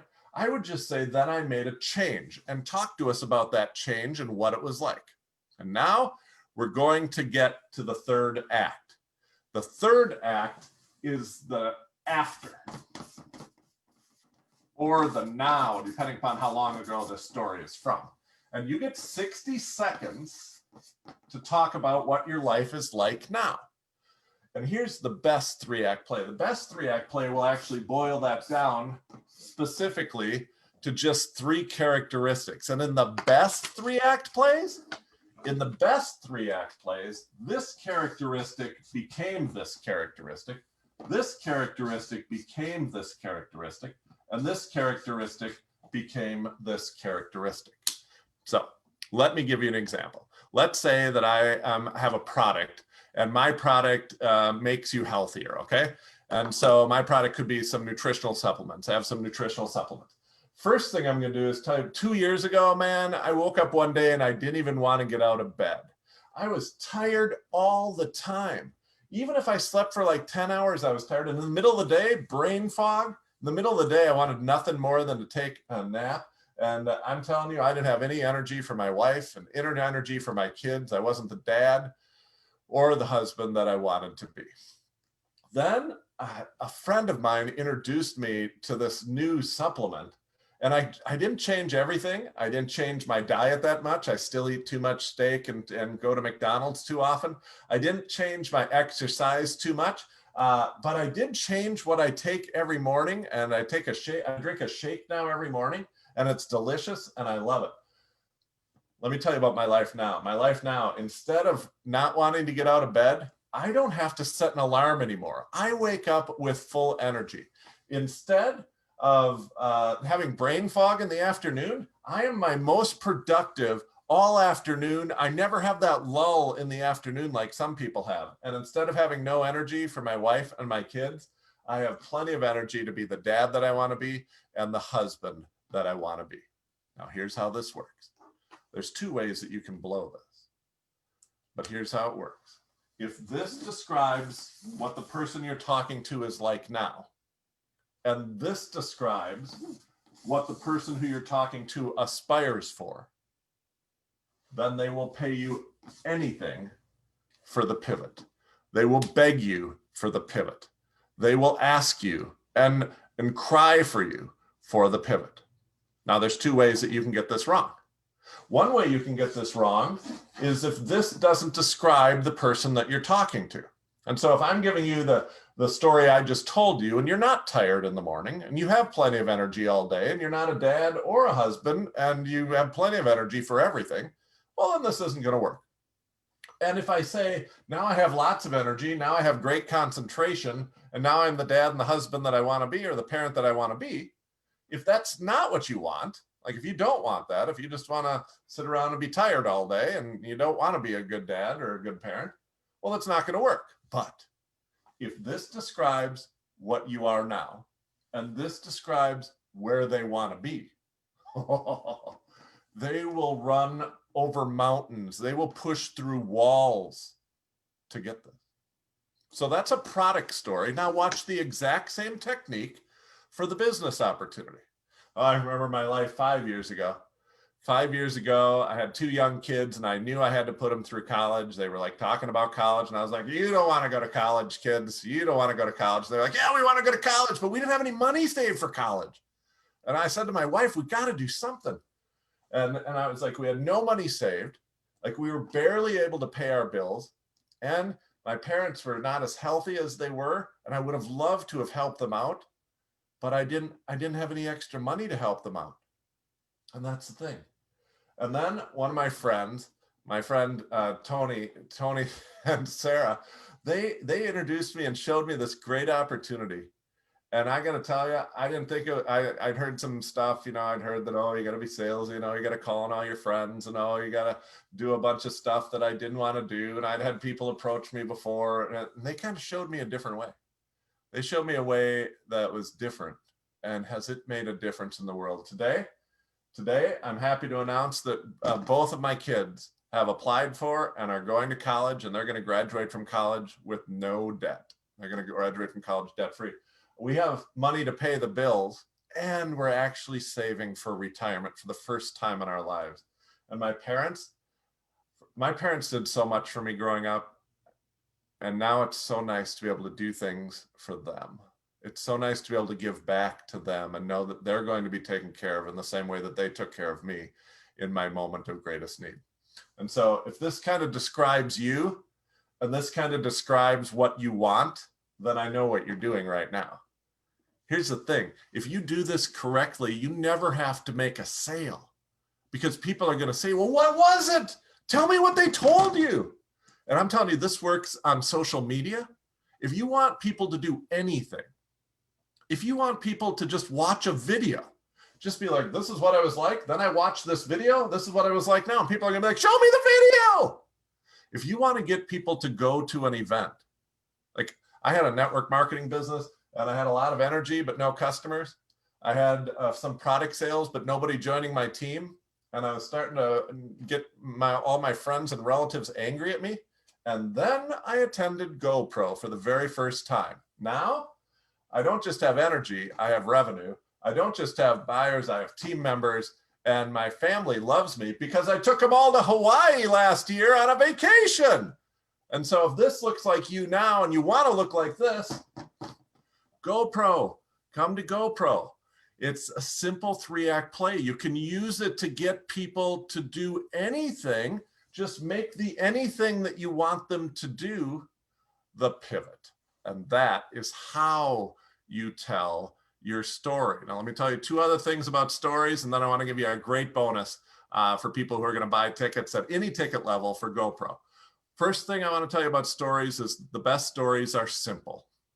The best stories don't take 10 minutes to tell, And the best stories aren't like, then it got better, then it got worse, then it got better, then it got worse, then I got sick, and then I got better. Like, they don't have these monster up and down and up and down. That might be good for a 3-hour movie, but that's not good listening to a person tell your story. We want the simplest emotional line possible. I'm talking about, like, here's the emotional line I'm talking about. Things were bad, and then they got good. Like, that's the story I want you to tell. That's how simple it should be. Or I lost things, and then I got them back. And this is the point that you should focus on. So the best stories are simple. And here's the second thing I want to tell you about stories. The best stories are ordinary. The best stories are not like, I got cured from the rarest disease of all time, or I got the biggest streak of bad luck in 60 years. No one has ever had all 10 of these bad things happen to me, and neither will you. You know, I actually coach someone who climbed to the top of Mount Everest. I coach someone who's been to the top of Mount Everest. And when he tells that story, how many other people in the room can relate to him? None. But I coach another person, and he tells a story about arguing with his spouse about whether the toilet paper should come out over the top of the roll or under the bottom of the roll. When he tells that story, how many other people in the room can relate to that? Every person in the room. What if we judged our stories, not based on how many people come up to us afterwards and like, that's an amazing story? What if instead we judged our stories based on how many people came up to us afterwards and said, that same thing happened to me? See, your best story for both your product and your best story for your opportunity that you give to other people to become distributors and join your team, your best stories are ordinary stories, stories that are just like other people's stories. And so I don't want you to ever have story envy. I want you to tell the simplest story you can. And I want you to be able to do that as simple as possible. Let me give you one last example of the full 3X plan. For years, I struggled to remember my stories. Funny things would happen to me, and I knew I was going to go on social media, but then I couldn't remember those funny things. And I knew as those things were happening, there were teaching moments that were happening, but I couldn't remember them. So I would lose my stories. When it come time to give a presentation, it took me forever to write the presentation because I had to always start with a blank sheet of paper. And because of that, I was an ineffective communicator and my business didn't grow very fast. And I thought to myself, well, why isn't there one place online to store all of my stories? What if there was one place online to store all of my stories? Because I had mine on Post-it notes and I had mine on cocktail napkins. Then finally somebody gave me a story journal and I started putting my stories in a story journal, but the story journal wasn't always with me. So I still had Post-it notes and napkins and I'd jam those into my story journal. I was one strong wind away from losing all of my stories. And I thought, why isn't there one place to store your stories online? And I couldn't find one. So I made one. I made a tool called storylink.com, storylink.com. It's one place in the cloud to store all of your stories. You can enter your stories and title them and categorize them and store them so that anytime you need to give a presentation, you can simply go and say, I want to start with this story and then tell this story and then finish with this story. And with the push of a button, your presentation prints out from start to finish. Now, instead of losing my stories on napkins and Post-it notes, all of my stories are in one place. Instead of it taking me hours to put together a 10-minute presentation, I can do that in 2 or 3 minutes. And my communication is not only effective, my company is growing and my revenue is through the roof. If you'd like one place to store all of your stories, that's storylink.com. So there it was, a 3-act play. And here's the good news. I've got a special bonus. I got a special bonus for buyers of the GoPro tickets at all levels. We're going to give you 6 months of storylink.com. We're going to give you 6 months of storylink.com to create the perfect presentation, a place to save your stories, link them together, and have on-demand coaching and videos of how to tell your stories the right way, and push one button and it prints out your whole presentation. This is storylink.com. And so I don't know what you're waiting for. I just did the 3-act play. slow business, go to GoPro, fast business, big business. I don't know. That's the pivot. That's the pivot that we want people to have. I believe you have a story to tell. I believe you have a story to tell. And if you tell that story, others are going to find out that there is hope, that there are solutions, and that they are not alone in this world. And so if you have a story to tell, GoPro is the place to learn how to tell it. StoryLink is the place to store it. Eric, I'm super excited about this event. I'm super excited about the opportunity to help people. And I'm super excited about hearing these stories. How many people didn't know who Pat Quinn was and are glad that they know who he is now? I'm certainly one of them. He's helped me. He's helped Marina. He's helped so many others. And man, you know, I'm a little bit mad at you, Pat, because you never told me about StoryLink. I have an office filled with files and notebooks and journals with 8 trillion stories all over the place. And if I would have known that I could just have them all together inside of that, I would have had that a long time ago. Crazy, man. Why didn't you tell me? Keep track of it all. That's the key. So you're giving away 6 months, like a 6-month membership to this? Is that what you're giving away? Yeah, 6-month membership with all the trainings, all the targeted coaching. More importantly, trainings, coaching, help you tell your story, put together all your presentations, all of that stuff. That's what's the value of that? What's it worth? The value of that is $2,500. We're excited about it and the opportunity to give that to everybody. Okay, so that's for everybody who just gets any ticket, right? Any ticket level. $297 or above, and you have that. Whether it's general admission, VIP or platinum, everybody has that. I can't wait to start utilizing that later today. I want to bring Pete Vargas up. Pete, are you there? Pete. Yeah, I'm here. Yeah. Hey. Yeah, I'd love to see Pat too up here. Pat, great job, dude. Great job. Thanks, Pete. Thank you. Thank you so much.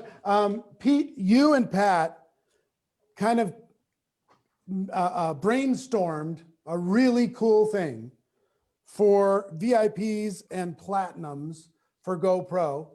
So can you explain what you're going to do, the two of you? Yeah. So guys, we talked with Marina and Eric, and I'm really excited about this. But GoPro is going to host, and I want all the leaders to hear this too. They're going to host their first annual Speak Off competition. First annual Speak Off competition that literally Pat and I are going to facilitate, Eric. And so any VIP or any platinum level ticket holder is going to participate in this Speak Off. Now, what does that mean? That means that Pat and I are going to do a workshop the first week of December, Eric. And in that workshop, we're going to train all of the VIPs and all of the platinum ticket holders on how to tell their 3 to 5 minute version of their story. So they're going to get a pre-workshop. And these are workshops that Pat and I have charged $5,000 for in the past. They're going to get this pre-workshop, and then they're going to have 1 week, Eric, to submit their story, kind of their 3-act story of why network marketing is so big for them. And then all of them within a week will submit their stories, where Pat, myself, Eric, Marina, and all of the GoPro team, like the GoPro team, will pick the top 25 most inspirational stories. And then from there, we'll decide on the top 10. And the top 10 will be speaking on day 2 of GoPro's event, sharing their inspirational story. And the tens of thousands of attendees will be the ones who benefit the most, because these are going to be 10 stories of why network marketing matters in those 10 people's lives. So yes, everybody gets to submit their story, but the top 10, Eric, which is good chances if you feel secure in that, top 10 will share their stories from the stage. And that night, Eric, you and Marina, Pat, myself, the team will pick who's number 1. Ooh, Andrea said, I will be in the top 10. Who's number 2? And who's number 3? Those will get prizes. Eric, we haven't determined the prizes, but how generous you've been with the prizes, I'm sure they'll be out of this world. And so now the VIP and Platinum qualify for the GoPro Speak Off. They qualify for the GoPro Speak Off. And so you can see it on your screen right there. We're so excited about it. The first annual GoPro Speak Off.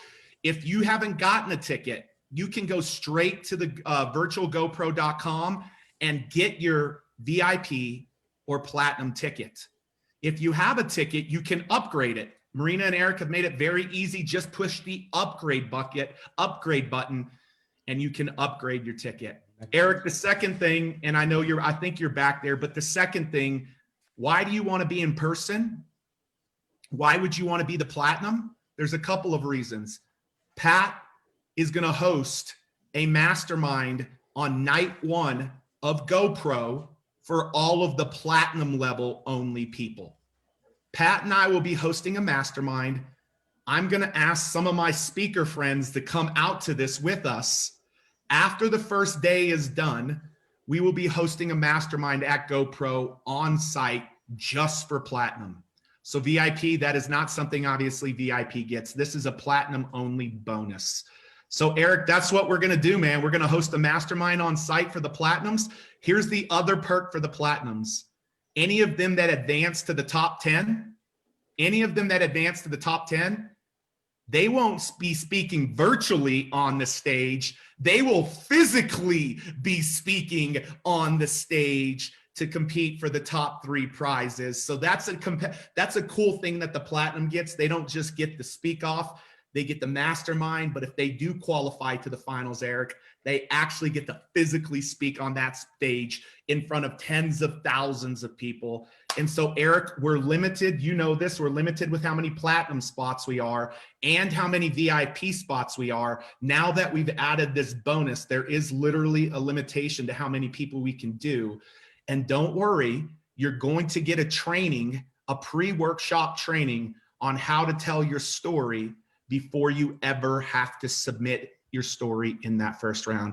Eric, I'm stoked. I know that was one of the things that Marina got stoked about a couple of nights ago.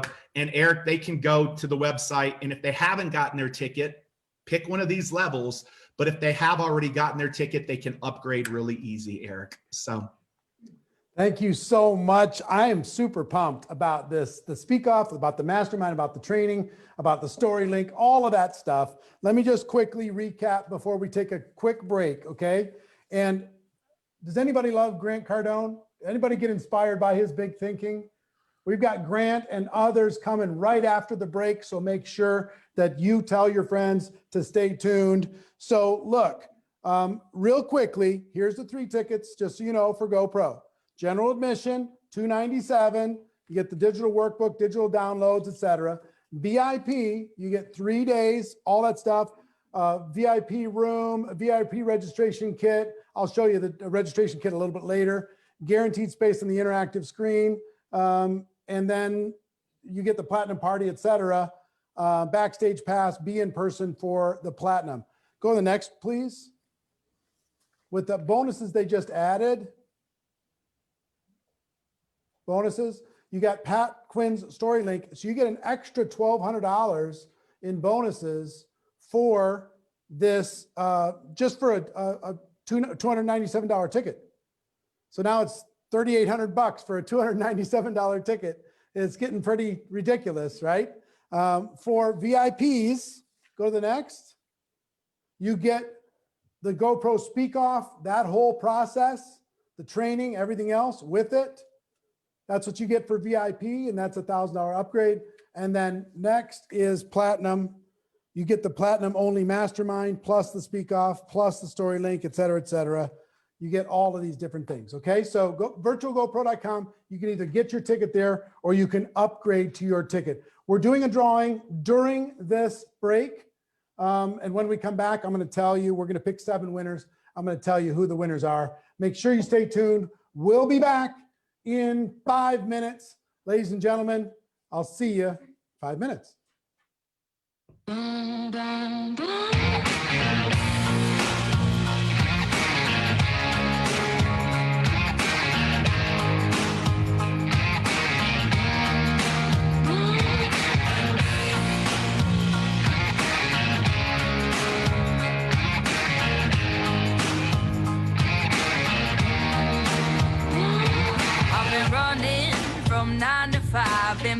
my tongue for all this time. Won't let anyone cut me short. I was thinking this was the way to go, and you put up your puppet show. I say cheers to life. No, I'll be no good man's wife. Just leave me alone. I'm running the show. I'm telling you, it's my time to rise up. Live the life I'm proud of. No, you better go home. I'm telling you, it's my time to rise up. Live the life I'm proud of. So I woke up, sun in my eyes, forgot all about what I did last night. What I do, remember that it was real, real nice. Talks about me are never good. I don't live life the way that I should. Oh well, I'm in for some fun tonight. Just leave me alone. I'm running the show. I'm telling you, it's my time to rise up. Live the life I'm proud of. No, you better go home. I'm telling you, it's my time to rise up. Live the life I'm proud of. Hey now, don't be shy. Follow my lead if you wanna be mine. Hey now, just you and I, we could be the next Bonnie and Clyde. Hey now, don't be shy. Follow my lead if you wanna be mine. Oh, it's a time to rise up. Live the life we're proud of.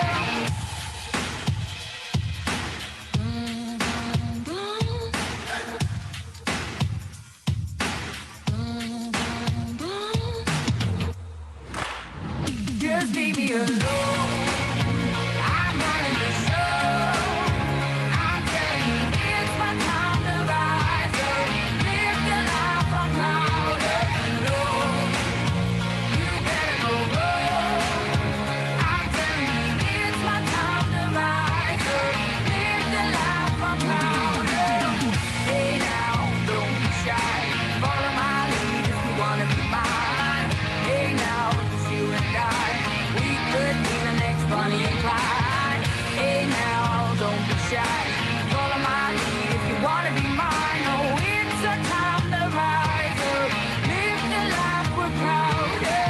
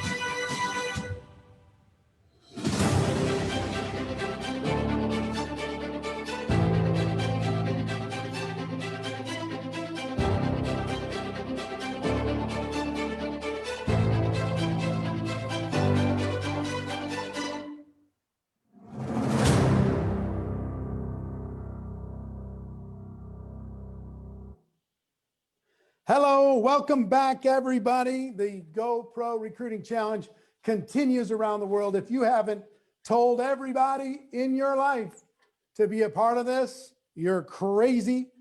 Grant Cardone is coming up. Sylvester Stallone is coming up. Pitbull, John Maxwell is coming up. Another $1 million a year earner, $1 million a month earner is coming up. So many amazing things. I told you I was going to do a drawing during the break for people who got tickets of any level. Here's the first break winners. Monica Fontenot, congratulations. Danielle Mason, Michael Bockart, Bockaert, Ruby Schrader, Robert Murphy, Mark Lewis, and Penny Monsheimer. Congratulations to all of you for winning one of the prizes. We're going to pick them at random and we're going to give them away at random. So we'll let you know later today what your prizes are. Also, people are saying, when am I going to get all these bonuses? I bought my ticket. When am I going to get the bonuses? Most of the bonuses you're going to get in December. You got to give us a little time because literally everybody just in the last few days said, here, add this, add this, add this, add this. And we got to organize it and figure it all out. We will get it to you. You got your Thanksgiving coming up anyway. We will get it to you in December. So if you don't have them all, relax. You will get them. We will get them all to you. Now, I want to introduce you to a badass woman who has not only helped to change my life, but she's helped to change everybody else's life that she comes into contact with. Her motto is wake up, kick ass, and repeat. None other than the CEO of Network Marketing Pro. Please welcome to the challenge, my wife, Marina Worre. Come on up, babe. Hey guys, I am so excited. Are you overwhelmed? Are you kind of like feeling like you're drinking from the fire hose with all this amazing knowledge, all this amazing information? Keep writing. I know your hands are tired. I know your mind is blurry, but keep writing because there is so much more coming up.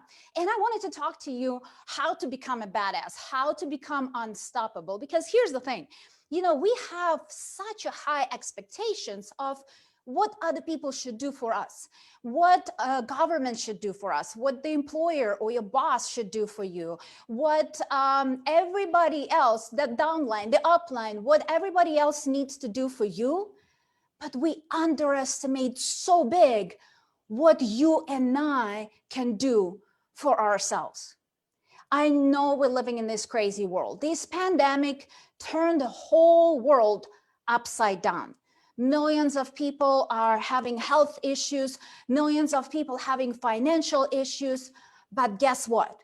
In my opinion, on top of that, there is a biggest thing that is destroying millions and millions of lives.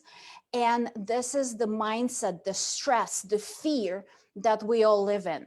Because, you know, the media did the huge disservice to all of us because they keep pounding on all of us with the message that the sky is falling, that you have no choice to survive. You have no choice to live a better life.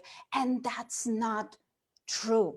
You and I have all the abilities. We have everything in our power to make our lives better. Because here's the thing, when change like this happens, when a pandemic like that once in a while, once in a century comes around, what is the first thing that everybody do?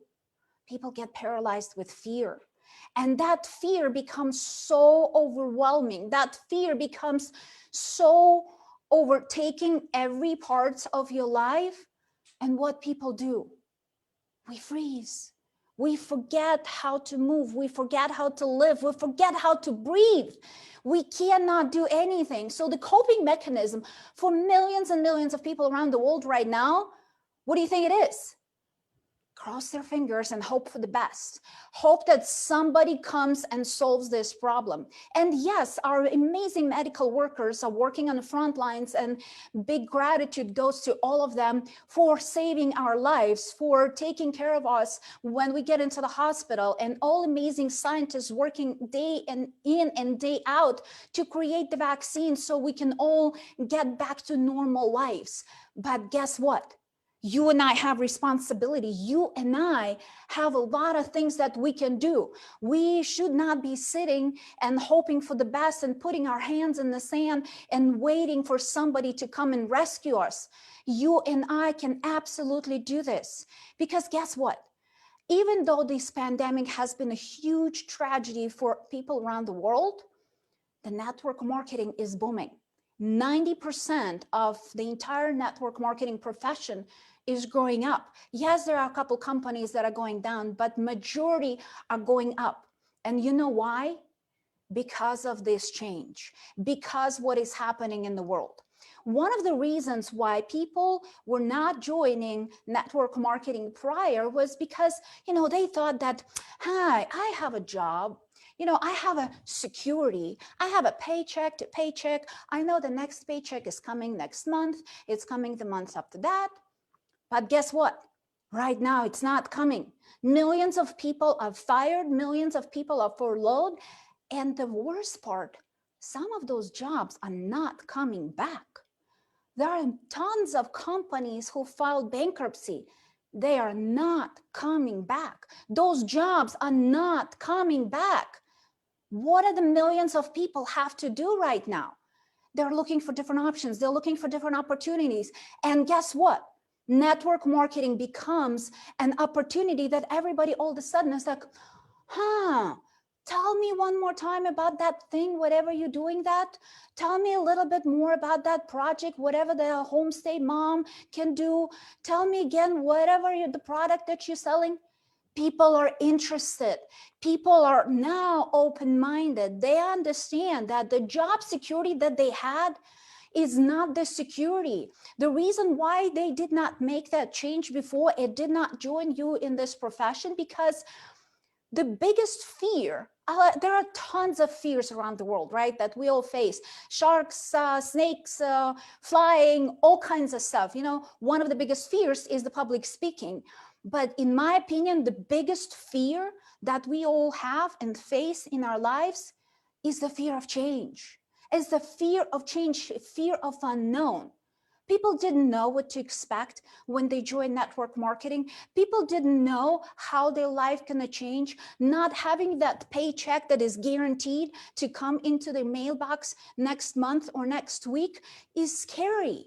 That's why they are worried about stepping into the true potential and making that shift. But all of us becoming professionals, all of us teaching the people in the proper way how to share the products, how to share their opportunity, not overstate it, not create some myth that like you're going to get rich overnight, but actually teaching them how to approach people in a professional way, how to not to sound salesy, how to build a trust in the relationship and rescue millions and millions of lives. That's what we do on a daily basis. And when you approach people with this message, when instead of telling them, hey, let me show you how cool I am, let me show you my mansion, my car, my fancy whatever, you go to them and say, hey, I have the opportunity for you, and I can teach you how to make $200, $300, $500. I can show you how you can put the food on the table. I can show you how you can pay that next mortgage bill. I can show you how you can dig yourself out of that hole. Let's lock arms together. Let's do it. Let me teach you. Let me show you what this amazing profession is all about. I'm sure you heard every single speaker, because the common theme by everybody saying is be fearless, be courageous. But here's the thing. You know what courage means? Courage doesn't mean that you don't have fear. Courage means that you're afraid, but you're doing it anyway. You're facing your fears. You're going through the challenges. You're going through the obstacles. Every single successful person that you've seen on this challenge and every successful person you met in your life, we faced our share of challenges, and we still do every single day. We fall on our face flat, but you know what's most important? We get up. We get up and we keep moving.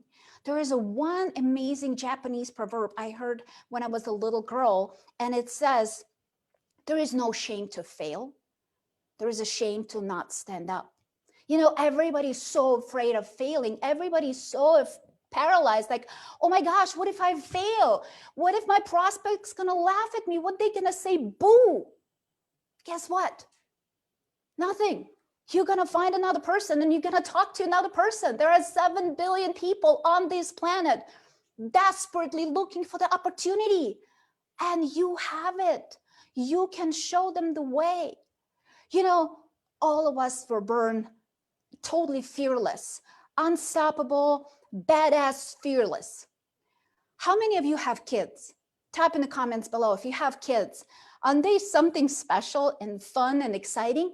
And if you don't have kids, remember the time when you were a little boy, when you were a little girl.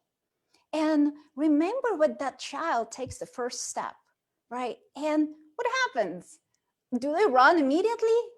Of course not. They fall and they start crying, and mom and daddy start running to them and helping that little boy or that little girl to help them to get up and take another step.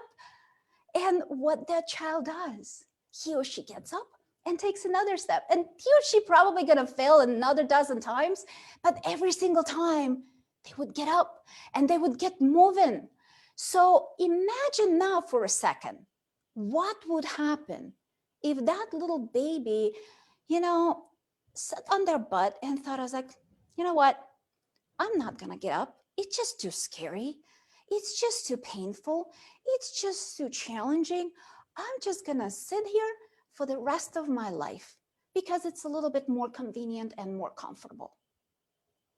Would that be a tragedy for those parents and for that child?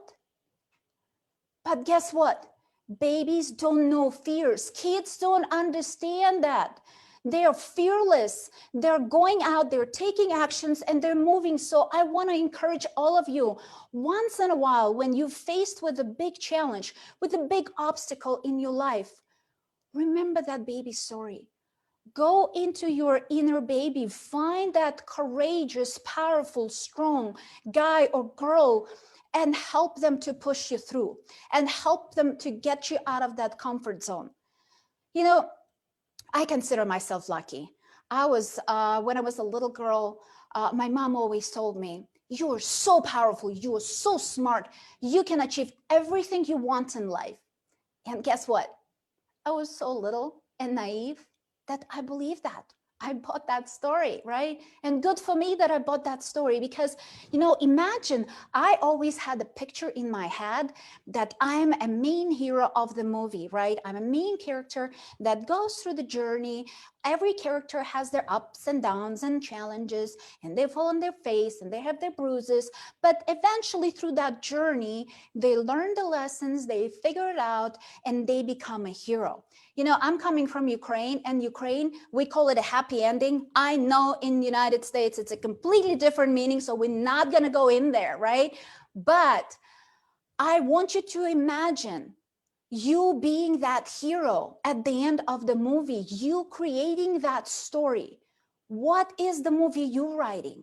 What is that story? When all of that is said and done, what are you gonna tell to your kids? You know, like Tran said, he's expecting to live to 100 years. I hope so. I'm gonna live, Eric and I gonna live till 100. So what are you gonna tell those grandkids when you're sitting by the fireside and telling them your life story?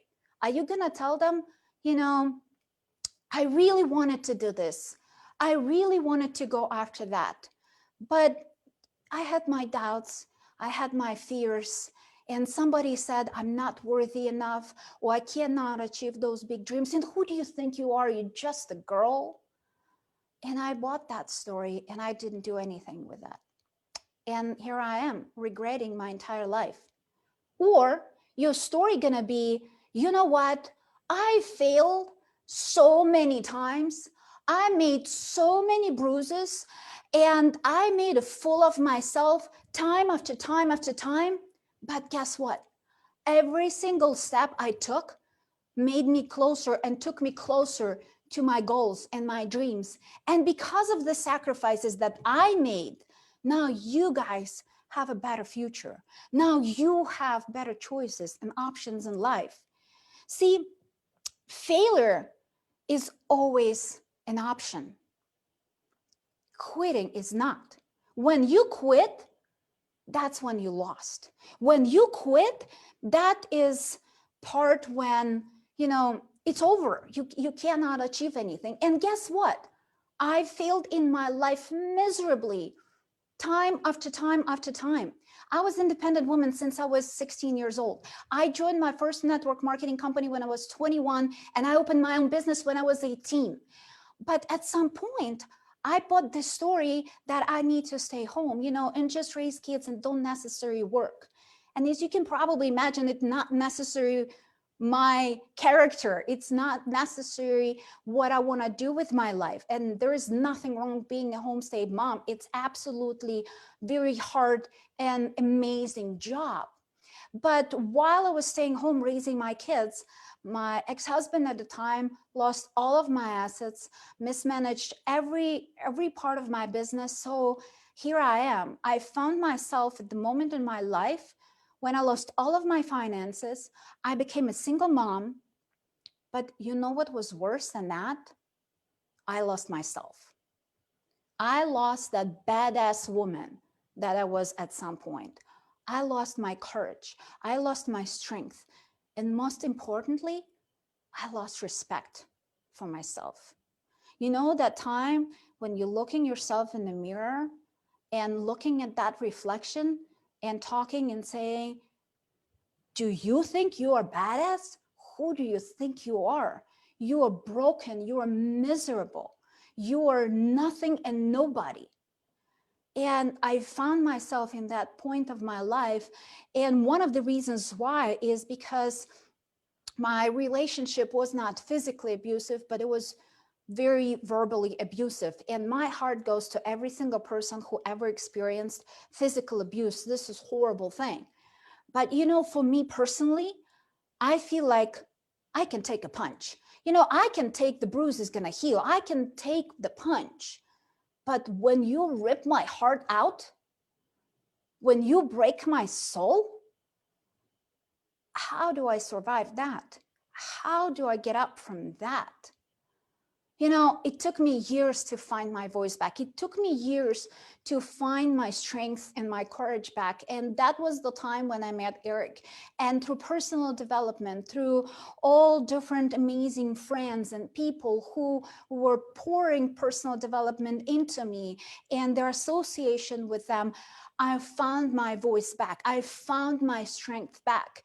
And looking back, I actually realized that there are 3 F's. And if you're taking notes, please write it down. The 3 F's that helped me change my life, that helped me find my voice and my strengths back are failure, friends, and forgiveness.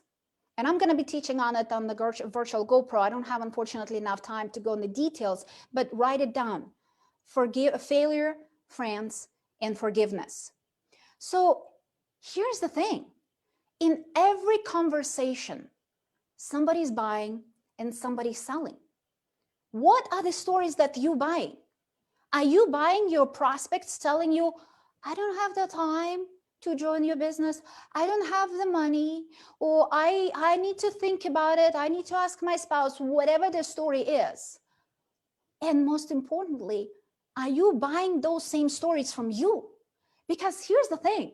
The biggest conversation that happens in your life is the conversation that you have with yourself. The stories that you're selling to your own self are the most important stories. Are you selling to yourself that you cannot afford to live in this beautiful house, that you cannot afford to put your kids through college, that you cannot afford to put the food on your table, that you cannot afford to buy a virtual GoPro ticket for just $297? Is that the story that you're telling yourself? Or what would it be if you would say a different kind of story to yourself and to the people around you? How can I find a way? How can I figure it out? And what would it do for my life, for my business, for my future? Here's the thing. In order to be successful, you need to get uncomfortable at some point. You need to fail. You need to make mistakes. You need to learn from them. That's the journey. That's the part of it. You need to surround yourself, because I bet you all of you took tons and tons of notes during this 7-day challenge. And guess what? The virtual GoPro is almost twice longer.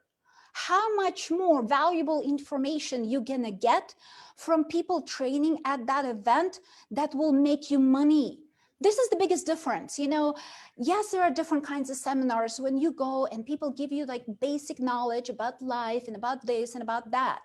We are not, I hope through this challenge, you notice that we are not teaching you basic knowledge about network marketing that you can put in your notebook, throw it on the shelf and forget about it. We're giving you the actual tips, the actual game plan, the actual strategies, how to make more money, how to take your business to the next level, how to take your life to completely new heights. So can you afford not to buy the ticket? In my opinion, absolutely not. Because what's it worth? Just $297? And what you're gonna lose if you don't join me and Eric and all these amazing, powerful speakers who will be sharing their best practices at the Virtual GoPro? You're gonna lose millions. You're gonna stay in that environment that you are not happy with. And if you don't have the $297 right now, you're not gonna have it a month from now or a year from now. Here's the challenge that Eric and I have. We spend a lot of money for our profession because we want to do everything high level, high class. We're investing money into events, we're investing money into the studio, and we actually sometimes spend more money than we have. But what we figure out how to do, we learn how to out-earn our expenses. And that's what I want to teach you, out-earn your expenses, because you are the biggest asset you will ever have. You are the business. So if you don't invest in you, if you don't invest into this business, who will? Who will? Who will come and rescue? Nobody. The biggest challenge we'll all have? We start asking wrong questions and in the wrong order. People always ask, but how? But how? I can almost feel it. You saying, it's like, oh, but you don't understand. You don't understand the challenges that I have. You don't understand the obstacles that I have. I do. I was in a position when I did not have enough money to put the food on the table. I was in a position when I did not know how I'm going to feed my kids tomorrow. I've been there. I know it. And Eric and I, we figure out the way how to not be there. And most importantly, how to teach millions of people to change their lives. And that's what we want to teach you. So stop asking questions how. Start asking questions why. Why? Why did you join network marketing? Why this is important? Why you want to change your life? Why? Is it to retire your parents, retire your spouse, giving a better future for your kids, for yourself? Why? Why are you doing all of this? Why did you sit through 7 days of challenge every single day, taking notes like a maniac? Why? Because here's the thing. Once you answer the question why, the how you will figure out. You will figure out the right people, the right resources, the right tools will come into you. They will come like a train and you will be overwhelmed with all this love outpour of knowledge and wisdom to help you figure out. Do you think Eric and I knew exactly how we're going to build the studio? Did you think that we have like 20 million sitting in the bank that we just wrote a check and say, hey, here's our studio? No, we decided we're gonna out-earn our expenses. We decided that the why we're doing this is so much more important. It's so much bigger because I hope you can see my passion and Eric's passion to this profession. We wanna equip you with the tools necessary, with the information, knowledge, and everything you possibly need to be a network marketing pro, to be a professional in this world. You know what frustrates me the most is the profession that I deeply love and care about that does not have the rightful respect in the world. Then people turn their nose and it's like, what? You involved in what? You doing what crazy thing? And you know what I want to do? Eric and I, we want to change that. We want to change what people think about our profession and how they, in a very respectful way, recognize every single person, their work, their asses off to become a top leader, to become a professional. Because here's the thing. I truly believe that network marketing is a gift. Network marketing gives the average people the opportunity to solve their problems, to figure out the way to live a better life, to create the financial freedom for themselves and the freedom of choices, freedom of options. But guess what? All of that comes with price. Like Maria Forleo said, everything is figure outable. Everything is figure outable as long as you know why, as long as you understand why this is important, why the GoPro Virtual gonna change your life, why becoming a social media ninja gonna help you to build a huge organization, why becoming a better leader gonna help you to lead your organization to the new heights. Because here's the thing, when we do it in a professional way, when we teach our people and everybody around you how to approach people in the rightful, professional, skillful way, the whole world will open up for you. The world is waiting. Millions of people going to bed at night, praying for a solution. And you might just have one. And I love you guys very much. And I want to close with, the world is not served by you playing small. It's just not. You were not brought onto this earth to live a miserable average life. You were brought onto this earth to be a kick-ass, badass, powerful leader, man or woman who can change millions of lives, because you absolutely can change millions of lives. And I want you to be a hero of your movie. And when the day comes, you're gonna tell a beautiful story for your next generation. I'm looking forward to see you all at the virtual GoPro. I love you guys, and I cannot wait to see all of you. Big virtual hug to all of you. Well done, well done, well done. Can you see I married up? I did pretty good, huh? She's my secret weapon. People don't understand. Listen, that was amazing. All the stuff we talked about is amazing so far. I've got to tell you, the next two presenters, one is $1 million a month earner, and the second is Mr. Grant Cardone. So if any of your friends have logged off and taken a break or doing something else, call them up, send a group message, let them know, get your butt back on here, because you're about to learn some major, major insights to be able to grow your business. So our next presenter is a gentleman that I've got to know. He's a good friend, powerhouse, passionate about personal development, build a massive team, making a huge amount of money in network marketing, recruited an army and grown it into a worldwide phenomenon. Please welcome, to share his insights on how you could become a recruiting machine, Mr. Ivan Tapia. Ivan, go ahead, take it from here. Thank you, Eric. That's amazing. Thank you for the amazing opportunity to be here sharing with all the amazing GoPro. I'm just overwhelmed and happy and grateful to be here and have this amazing opportunity, listen and learning from all the powerhouse in network marketing, because I keep learning. I'm hungry as never before like this. So listening to Stormy, listening to Jesse Lee, listening to everybody, Jordan Adler. I mean, it's amazing. Then listening to Pat, listening to Pete Vargas, and then about to listen to Grant Cardone, and of course yourself. I'm just happy and grateful. And to talk about recruiting. It's a lot of you guys don't know my background, but civil engineering from Tijuana, Mexico originally, and since the day I was born, I was actually just Sunday I was with my mom and my dad. You know, my dad's 82, my mom is 70 years of age, and I used to always tell my wife, you know, my mom used to always tell me I was very shy. I was a very shy little boy, and my wife was like, you used to be shy. I don't remember that. And then some people in network marketing used to be shy. I don't believe that. But I always used to be programmed by my mom. I love my mom to death, right? But she always used to be the mom that, like, why is your son not speaking? Oh, because he's very shy. So I programmed myself that I was very shy and I was not good at speaking. I was not good at talking to people.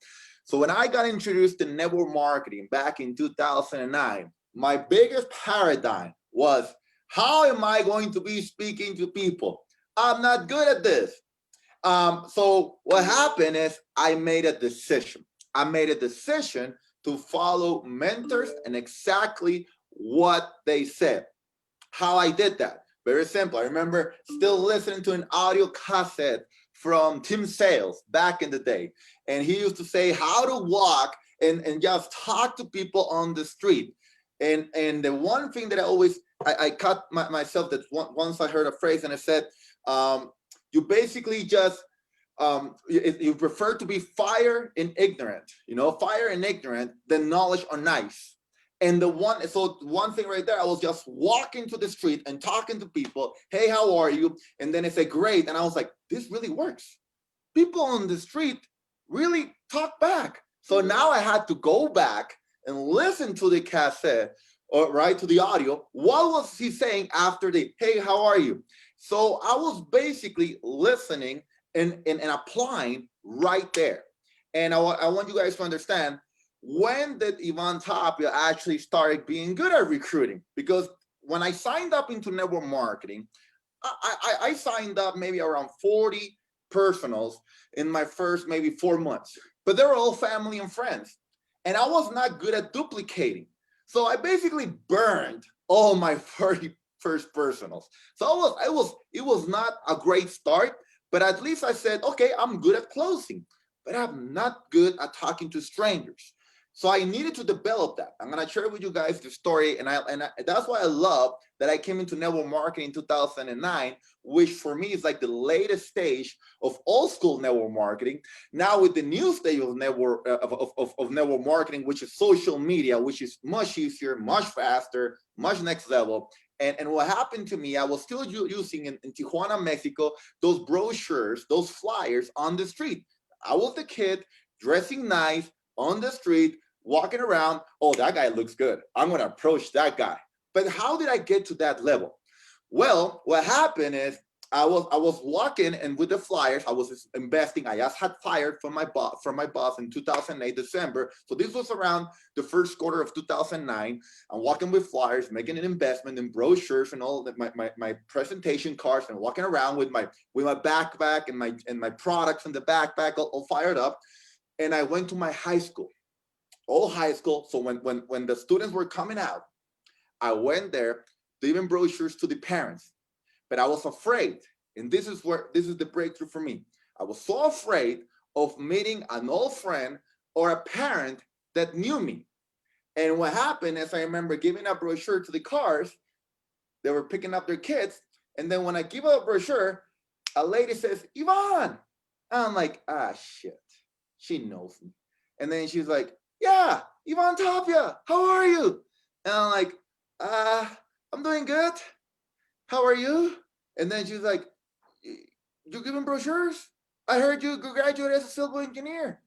I'm like, yeah, I did. What are you doing? Giving brochures. You're okay? And I'm like, yeah, it's my business. I just started off. I have an office here. And the guy that normally gives brochures for me didn't come to work, so I'm giving up the brochures. That's what I said.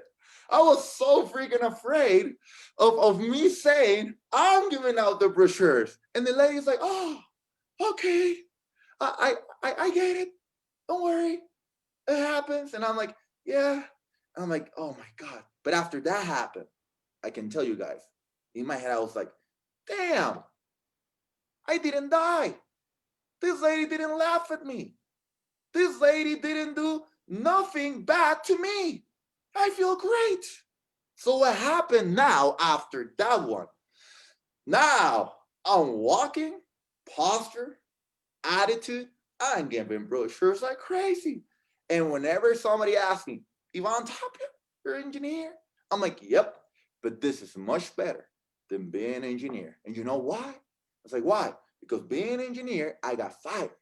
But by being an entrepreneur, nobody can fire me. And I know I'm here, but I know I'm going to get to this level. So I'm not telling you I had this attitude that I had 2020. I had it in 2009. I didn't have these nice shirts. I didn't have all of that stuff. But you know what I had? I had a big belief. And you know what I had also? I had a lot of hunger, a lot of debt. And the one thing I can assure you guys that all you guys need to know, to have, and everybody has been talking about, and I know Marina just touched on it, it's a big why. What happened to me is when I got fired and I lost my home and I got back living with my parents, I made a decision that I said I knew engineering was not going to be the path of the life that I wanted to become. And what I love about network marketing, about the personal development about network marketing, is that there's no limit. There is no limit. All the technical skills you can learn. You can learn how to talk. You can learn how to present. You can learn how to close. You can learn how to tell your story. You can learn how to prospect, to call people. You can learn how to do social media. And the one thing you just need to do is be adaptable.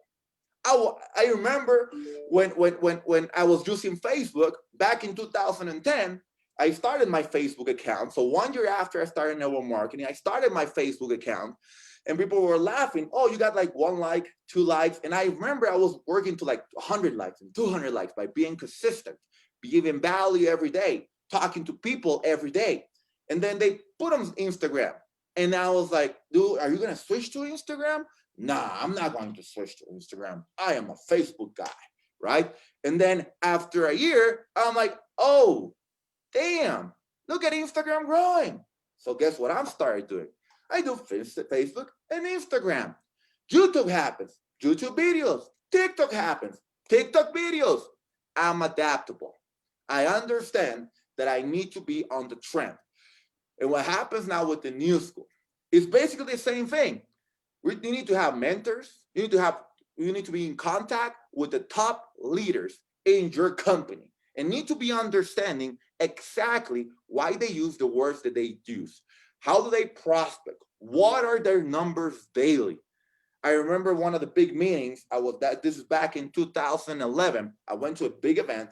I paid $20 to go to that event. Those $20 plus my gas, $20 for me. So it was $100 because I paid for my organization. I love how Armand says, if you go and pay for yourself, you're only building for your upline. But if you grab and you pay for your organization or your organization grows, you're also making sure that you're going to grow your own organization. I love that. So what happened, I remember I took 5 people to that event, and right there, the numbers. I remember the top leader of that company, he said, you need to be prospecting 10 people a day. He said 10 people a day and do 3 presentations daily. I said, fine. But what happened, I was like, oh, would that just happen? I was like, I'm not making those 3 presentations per day because I wasn't making, I was prospecting every day. A nice power phrase.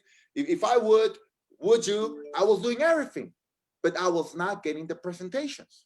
But I knew the consistency pays.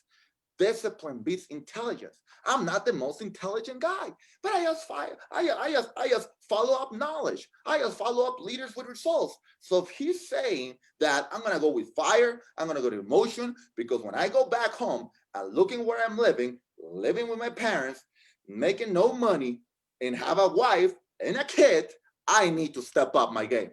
I need to go on the street. So I remember or be on social media every day talking to people. So this is what I used to do. I used to go on coffee shops in San Diego, California, to Panera Bread. I used to go to McDonald's, McCafe. I used to go in Mexico to Talks, which is like a dentist, but basically in Latin America and Mexico. And I used to be there talking to people.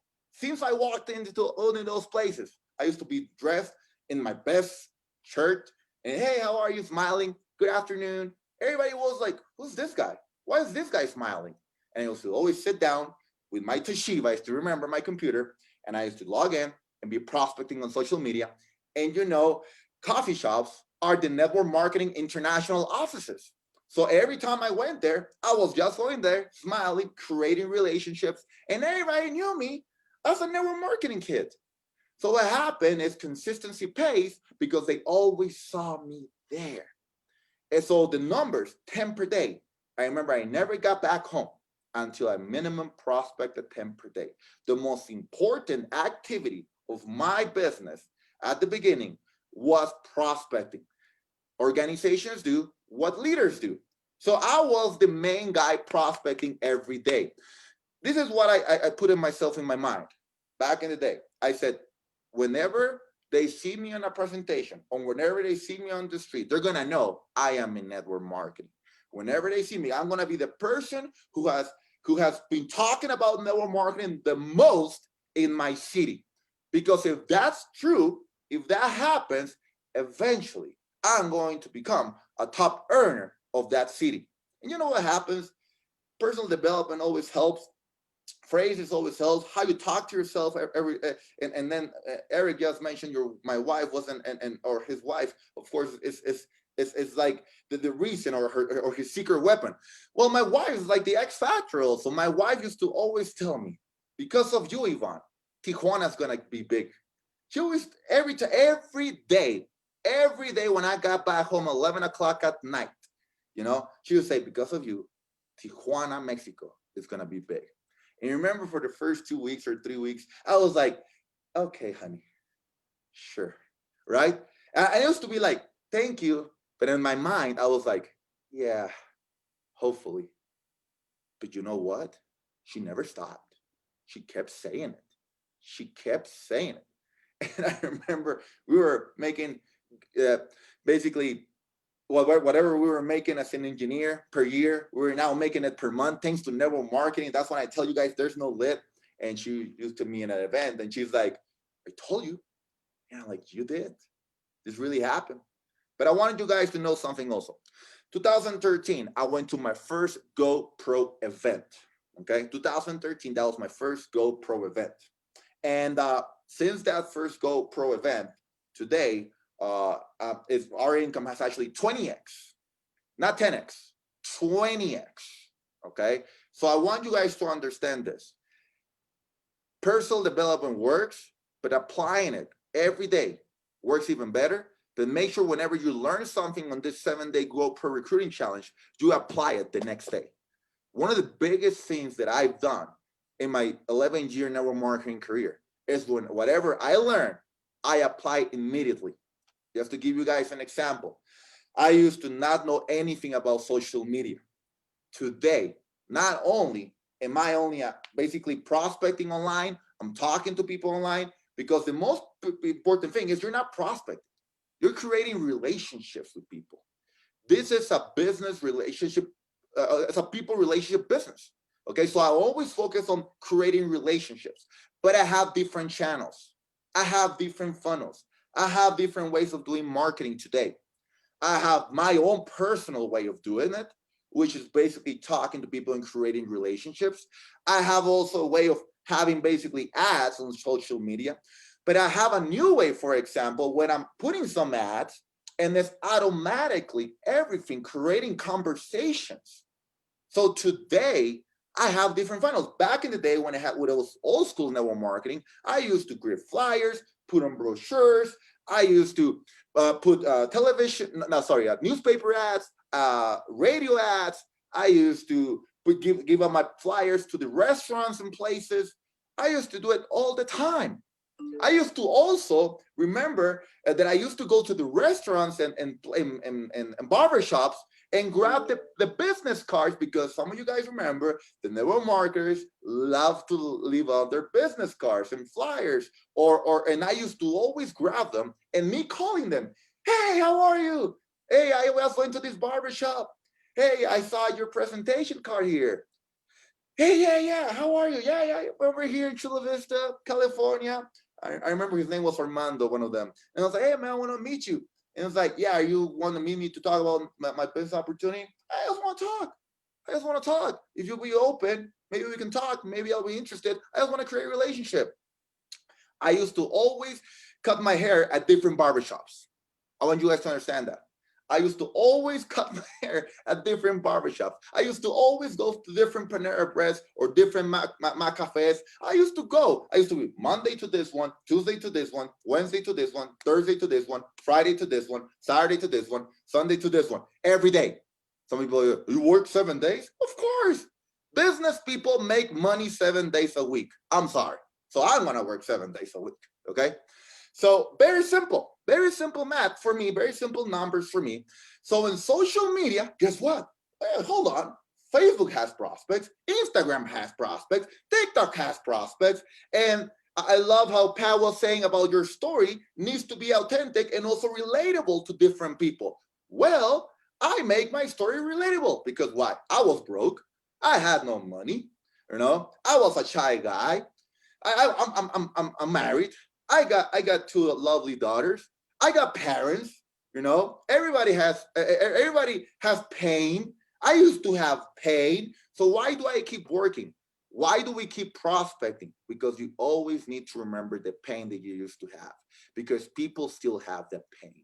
It's people still looking for opportunities. People are still looking for money. It's still people looking for a better, and feeling better about life, feeling more happy, feeling better relationships. And if you become that person, or hold up, if you're looking and progressing into looking into that person that you want to become 10 years from now, people are going to get inspired by you. And you need to be talking about every day. You need to be talking and sharing that in all the different social medias about it, because people are going to relate to that. That is my biggest thing for all of you guys. I used to do it in newspapers, radios, going to people, talk to strangers. Well, guess what? I am doing exactly the same thing. I'm just not using newspaper ads. I'm using Facebook and Instagram ads. I'm just not doing what it used to be radio ads. I'm just going and doing videos in YouTube, which they get basically seen thousands and thousands and thousands of times, which I only record one time. And guess what? Instead of me personally giving flyers out there, I got a prospecting bot that does the work for me also. And guess what?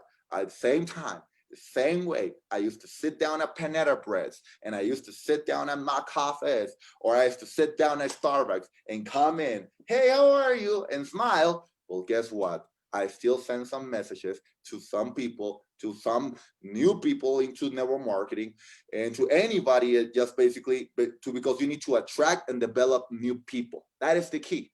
That is the key. If you attract and develop new people who have never had an opportunity to be entrepreneurs, who have never had the opportunity to be business leaders, because I said, if Ivan Tapia, if I meet an Ivan Tapia, if I meet a Jesse Lee, if I meet an Armand, if I meet a Stormy Wellington, oh my God, can you just imagine how your business is going to grow? It's going to be huge, huge. So that's my biggest thing for all you guys. Just 3 tips for you guys. Believe, because that's one of the biggest things. Believe that whenever you see one of the top leaders for speaking here, that is you. It is 100%. Your future is our present. That's simple. Your future is our present. Number one. Number two, remember in prospecting, fortune is in the follow-up. Don't worry about prospecting. They say no. Who cares? I don't freaking care if anybody, they still say to me, Ivan Tapia, come on now. He drives up this car. Jesse Liacci has a Ferrari. Of course she's going to prospect. They don't see my Bentley when I'm on social media. You know, my company doesn't even let me post my Bentley on social media, just to give you guys an idea. So it's not about that. But you need to understand, fortune's in the follow-up. And if they don't sign up the first time, you'll sign them up with your fortune. And the last one, make sure that you develop a character, develop an attitude that you know you have the best opportunity in the world, because I believe that network marketing is the best industry in the world, hands down. Low money to come in and create a business, so much residual income, so much opportunity to help the new person go to the next level, because if it happened to us, it can happen to all of you guys. Never quit. Always learn, because there's always learns to adapt, always new ways to learn, and make sure you're always connected here, because GoPro is amazing. And thank you very much, Eric, for the amazing opportunity. Love this platform, and make sure we'll see you guys at the GoPro virtual event. And I'm excited to be listening to Grant Cardone in a minute. Thank you very much. Ladies and gentlemen, I am here with Mr. Show me it, Grant. I want to see it. Mr. 10X himself. You got some long fingers there. You got some long fingers there, Eric. Well, you know what that means. That's what I heard. Mr. 10X, Mr. Sell or Be Sold, Be Obsessed or Be Average, all of the titles of his books and the books themselves and his philosophy around all of it. I agree with everything. I remember when I first got introduced to your stuff, Marina, somehow she got the book before I did, and she was reading and she's like, you got to talk to this guy because you guys are thinking the same when it comes to smart women get me before the guys do. Well, I think anyway, the guys, Eric, just to be honest, I mean, I'm serious about this. I think the guys, I told my wife this. I said, you know what? Women are more open and less judgmental than men are. Men are like, I can do that better. I can, like, there's this thing, there's this cover, right, with a man that a woman could be. Could be. I mean, I've never had that with. I will tell you that you're so good at what you've done. I remember. I mean, like, my events were bigger than your events, and my social was bigger than your social. You inspired me to do events. And then you just demolish me on social, and then your events go, beyond, and you're like best friends with every celebrity in the world, and you're Mr. Worldwide. You're doing all this stuff. I'm just like, okay, and I'm just incrementally adding a little bit here and there. So you're one of the people who inspire me. You inspire me to think bigger. You're one of the people. I'm glad that you're in my life because you cause me to stop playing as small as I normally would have played. And the people inside of this 7-day recruiting challenge, they want to change their life. And there's several different categories of these people. One is they're just getting started. They're scared to death. So fear is causing them to play small. Sometimes it's just some skills and tactics that's causing them to not take as much action. But what we've been telling them is that all business is conversation. So get in more conversations, get more active, do more presentations, just do more. And you're the king of doing more. So I want to pass it over to you. These people, you understand network marketing, you support. Let them know what you think about network marketing first, and then also tell them how they can have a breakthrough. You were telling me about the categories of the different people. I'm gonna let you do most of the talking today. So no.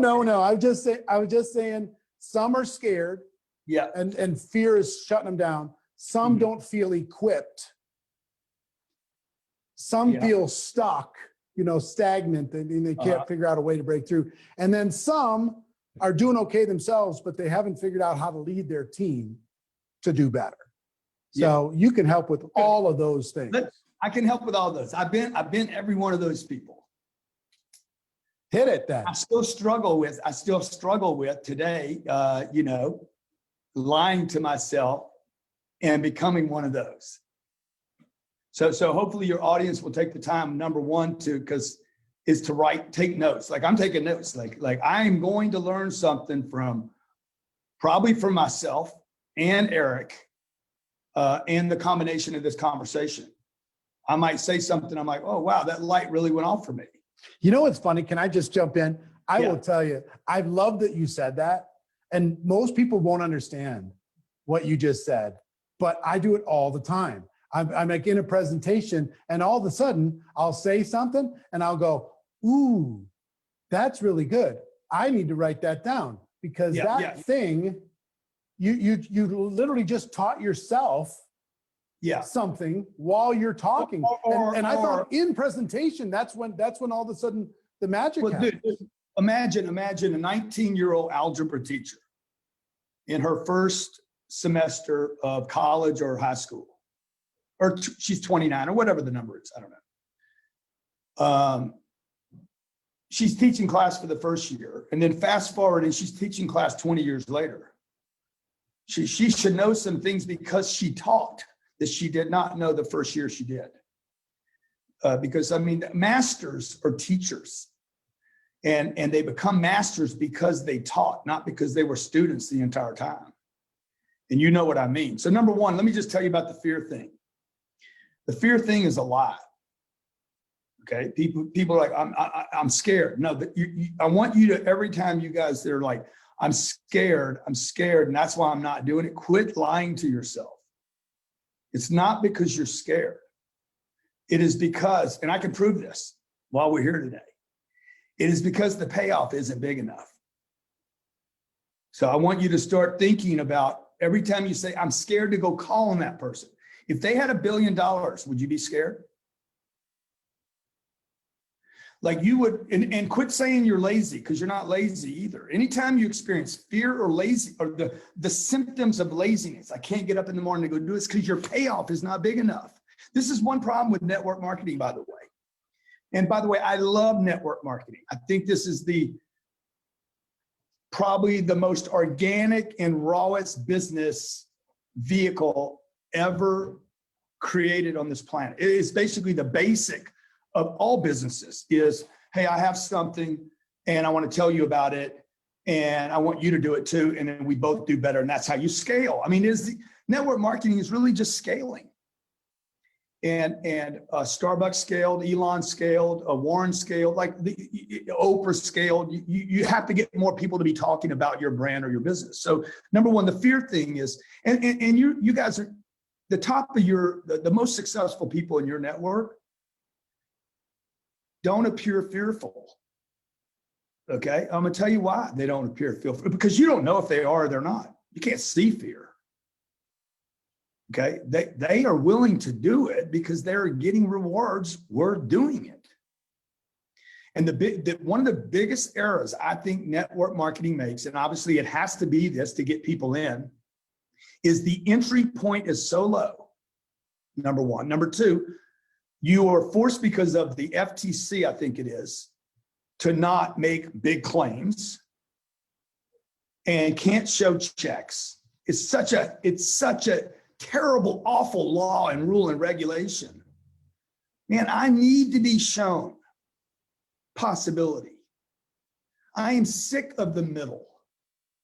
I'm sick of just getting by. If you guys think that success is hard, if you're taking notes, write this down. If you think success is hard, okay, how are you going to make failure work? Because failing's impossible. Like if you have figured out, if you have learned in your life how to just get by, okay, feed 2 kids, work your ass off and end up with nothing, pay the bills. If you figured out how to do that, you can figure out how to get rich, because getting rich is a lot easier than just getting by. I've done them both, and I'm telling you, just getting by is more difficult than having everything you want.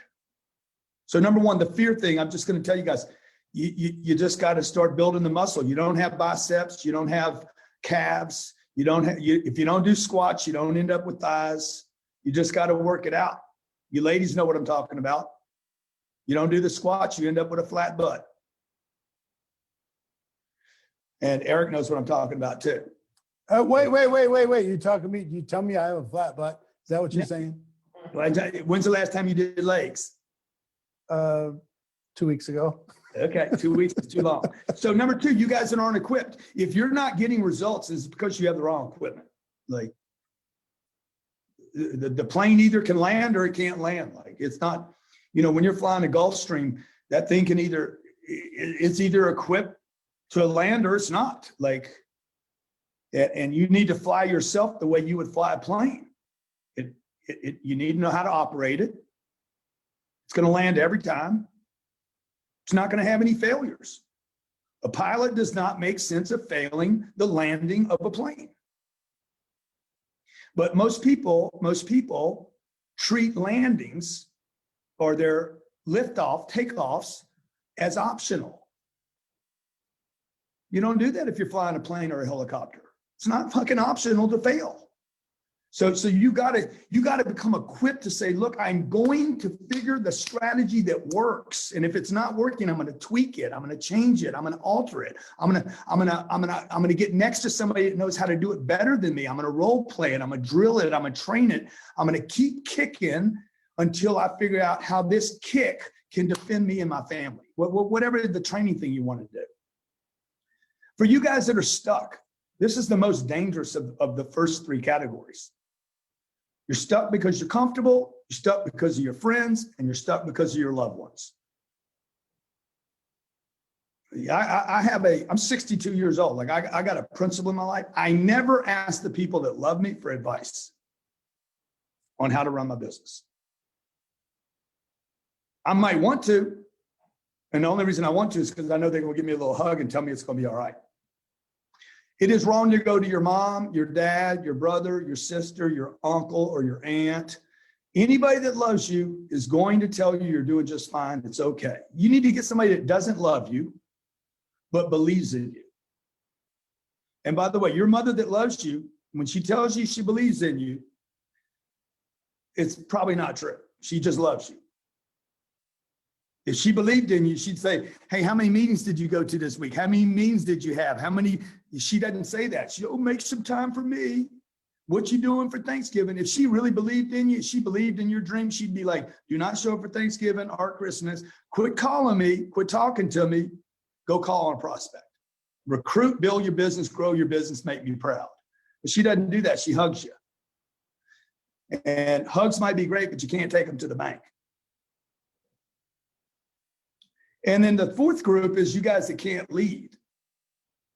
You know, that's probably for a different conversation. That's going to take some time. And again, it's going to tie into that big payoff thing. Yeah. But, you know, I don't talk about leadership much. You know, I was with John Maxwell, and John's like, you know, I never hear you talk about leadership. I said, yeah, I never talk about it. But I do lead. Reason? Is there a reason? Because I'm like, just watch me. Yeah. Yeah. Well, I want to, can I ask you a couple kind of follow-up questions? Come on, please, man. Eric Ward, EW to the GC. You did, is it possible to talk about the Undercover Billionaire? Yeah, sure. All right. So you did this show, Undercover Billionaire, where they shaved your head and you got a disguise, and they took away all your fame and money, and they gave you a couple dollars, and they dropped you in the city, and you had to go start and build a business, right? $100, by the way. It was $100. So here's my question. This is me under a bridge. Wow. Okay. I can't wait to see it. Everywhere I went, people were like, are you Eric Worre? That did not happen. When is it going to air? January 6th, 2021. Oh, I can't wait to see it. So let me just tell you the backstory. You know, no, wait. I want to get to the question first, and then you can give me all the backstory you want. Okay, but here's the question: if the same thing, the same requirement was put on you, they shaved your head, they took away your identity, and all you could do was build a network marketing business without being Grant Cardone. You were just Joe Schmo to grow a network marketing business and build a team. What would you do? Well, the first thing I would do, how much money do I have? $1,000. I take the $1,000, I put it in the bank, and I wouldn't touch it. Okay. I would not manage money. I mean, you're going to see me do this on the show, right? So if you guys go back, you'll see me do this. You'll see me, I have no name, no product. Because what you're giving me, bro, is you're giving me a product and a brand to sell right out the gate. That's like, fuck, you just took, excuse my language, but you just made the whole thing easier. I went to Pueblo, Colorado, where I've never been, shaved head, can't use my name, no driver's license, like nothing. I got nothing. $100 in an old beat up truck. And I said, okay, what are the rules here? They're like, you don't have anything. You can't say your Grant Cardone. You can't call your contacts for help. I said, okay, but I can use my intelligence, right? He said, oh yeah, dude. So what would I do? I would go look. The first thing I did was not manage money. Number one, this is very important, and most people are going to miss this.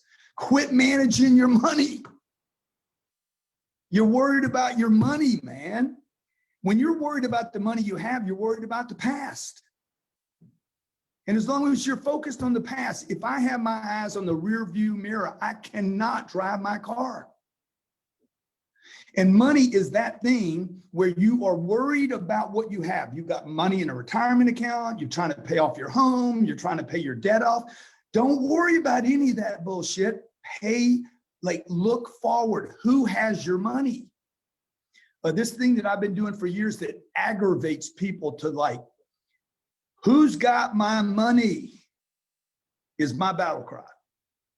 Who's got my kids' shoes? Who's got my next dollar? I would never look, like when I went to Pueblo, and you guys will see this happen in January. The backstory is this. Discovery calls me and says, hey, we think you'd be perfect for this show. Would you do it? So what's the show? You got to go to a city. We're not going to tell you where it is. You got to lose everything. They didn't know I was going to have to shave, but they didn't understand how strong my social influence is, my organic influence. So I said, well, there's not a city I'm going to go to where they're not going to know me. I knew that. Like, people are going to know me. And so I had to shave my head. We're going to drop you off, give you $100. You got to build a business, any kind of business. What you're telling me is I would have a brand. I'd be like, hey guys, I'm with ABC and I got this, I got something. I didn't have that.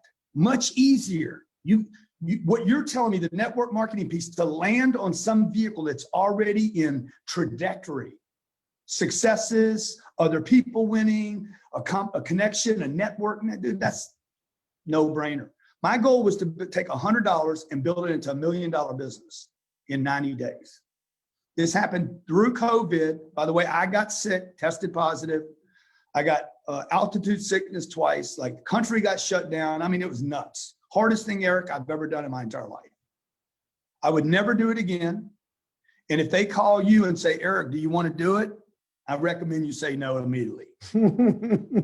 If they offered me $5 million to do it again, I would not do it. Hardest thing I've ever done in my life. No place. Can you tell us the punchline of how it ends, or does that? Dude, no place to live, no food, no water. Wow. How long would you go on $100? I mean, the idea of it intimidates me. The fact that you did it is unbelievable. Yeah. So first thing I did was got rid of my money. I'll just tell you guys, but nobody knows this, but first thing I did was take the $100 and bring it to the bank and dump off the $100. Exactly what I'm telling you guys you should do. Quit worrying about the money you have. Don't pay for anything. Understand that every new connection is going to pay your bills, and never use your old money. This is why people don't understand my hustle today. They're like, dude, why at 62 are you always like 90% of the people I talk to, bro, if I had your deal, I would not be going to work every day. And because they don't understand how I play the game with myself. And so the second thing that I did after I went to the bank was all I did was focus on networking with the right people, making connections with people, and finding the right people. That's what network marketing is. Network marketing, people. It's a people thing. It's not life is not a money game. It is a people game. And by the way, money is a people game. The more people that know you, the more people will flow you. But and this speaks especially to the third and fourth group. This is what leaders in network marketing end up with, being the top producers, and they quit working. You've seen this over and over again. I know you have. They reached the diamond level and now they're going to their club more than they work their business. They're doing the calls, by the way. They're doing the calls, but they're not doing the work. And everybody in their network knows it, by the way. And they even brag about it. I only work 30 days a year now. You should never tell. That's not leadership. I mean, I guess it is leadership if you want all your people on a golf course. And so I can't tell you the results. I think most people you'll either be very pleased or you'll be like, dude, I knew he could do more than that. That's sad. I mean, the conditions you were put under is pretty amazing. But what I love about it, and why I'm going to encourage everybody to watch it in January, the whole network marketing world needs to watch this, because if you were able to build something with that criteria, what could somebody do that, like you said, the product's taken care of, the company's taken care of, the infrastructure's taken care of, all the support, all the training, all the stuff, the branding, everything else. All you got to do is promote, and everything else will take care of itself. Build a team and promote, and build a team and promote. How big of a team could you build? And so, one, you put your money away. Two, you decided to network like crazy to find out who had your money and who could lead you to the money. Yeah. Right. And you built a little network and to be able to support whatever business you decided you were going to build. Same thing that a network marketing distributor can do in order to be able to do it. But if they can't figure out a way to take action, like one of the things that I believe in so much is your book, Be Obsessed or Be Average. I think obsession for success is necessary. And the most of the world is just mediocre. They're not obsessed with anything. They just have. I don't agree with that. I think. All right, tell me. Yeah, I think actually everybody has this. A guy told me, he's like, I got this addictive nature. I said, bro, everybody's got that. It's just where you put it. Yeah, you see somebody on a plane doing crossword puzzles. How many you done? Ask them. 10,000. Right. You see kids on playing games. How many levels have you been through, man? You see people on Candy Crush going through 1,100 categories of binging Netflix. Kids playing modern warfare stuff on Xbox or PS3 stations, P5, PS5, whatever. Dude, everybody has the ability to be obsessed. The question is, what do you want to be obsessed with? And again, this goes back to the payoff, bro. This goes back to the first thing I said today. There's no such thing as fear and laziness. Do they just need to have a clearer imagination in order to be able to get to the payoff? Is that the thing? They don't have the vision to see it? You need to know. I'm going to tell you some of the some of the unfair qualities of the show, the Discovery show, was that they said, hey, how hard is this? I said, well, dude, it's easier than real life. And they're like, why is it easier than real life? I said, because I got 90 days. 90 days, not 90 months. I don't have 90 years. I got fucking 90 days, bro. And just talking to you right now, I'm losing part of that day. The benefit of having urgency all up in my face every second of every day and not being with my family and not having any money and having 100% of my reputation online is such an unfair advantage for this show. Nobody will ever understand it until you do the show. The fact that I had 90 days, my name's on the line. Grant Cardone is on TV being recorded. He's either going to fail or succeed, and that's important to me. And the third thing, that I had no money to manage, and that I wanted my family back. I couldn't get my family, dude. I got $100. I can't fly my kid's leg to me, much less my whole kid. So people don't have urgency, man. You guys are surrounded by people like, oh my God, you're surrounded by friends. This is another thing I like about network marketing. You're all gathering to do something big. And most of us are surrounded by people that are telling us mañana. And I don't believe that life is short, by the way. I'm not talking about that kind of urgency. I think life is too long for most people because they aren't urgent about how they create their life. Let me pivot to wealth for a moment. I believe everybody in network marketing need to have two businesses. One business is the income from their distributorship, and the other is the income from their investments. And the investment income at some point needs to be higher than their network marketing income on an annual basis. How important is that? When did you figure that out? Because that's another one of the things that I admire about you. Did you figure out money? Thank you. How do people need to be able to do that? Look, my dad died when he was 52 years old. My dad did the first half of the equation perfectly, worked hard, saved his money, paid his debt off. When he died, the income stopped. There was no debt. There was life insurance in place. There was a handful of stocks that paid the dividend. My mom had to sell the house and the stocks because there was no new income. I learned at 10 years old, bro, you better never depend on one flow of income. I didn't know I learned it then, but I would, as I grew up, I would learn, hey, look, get money from work.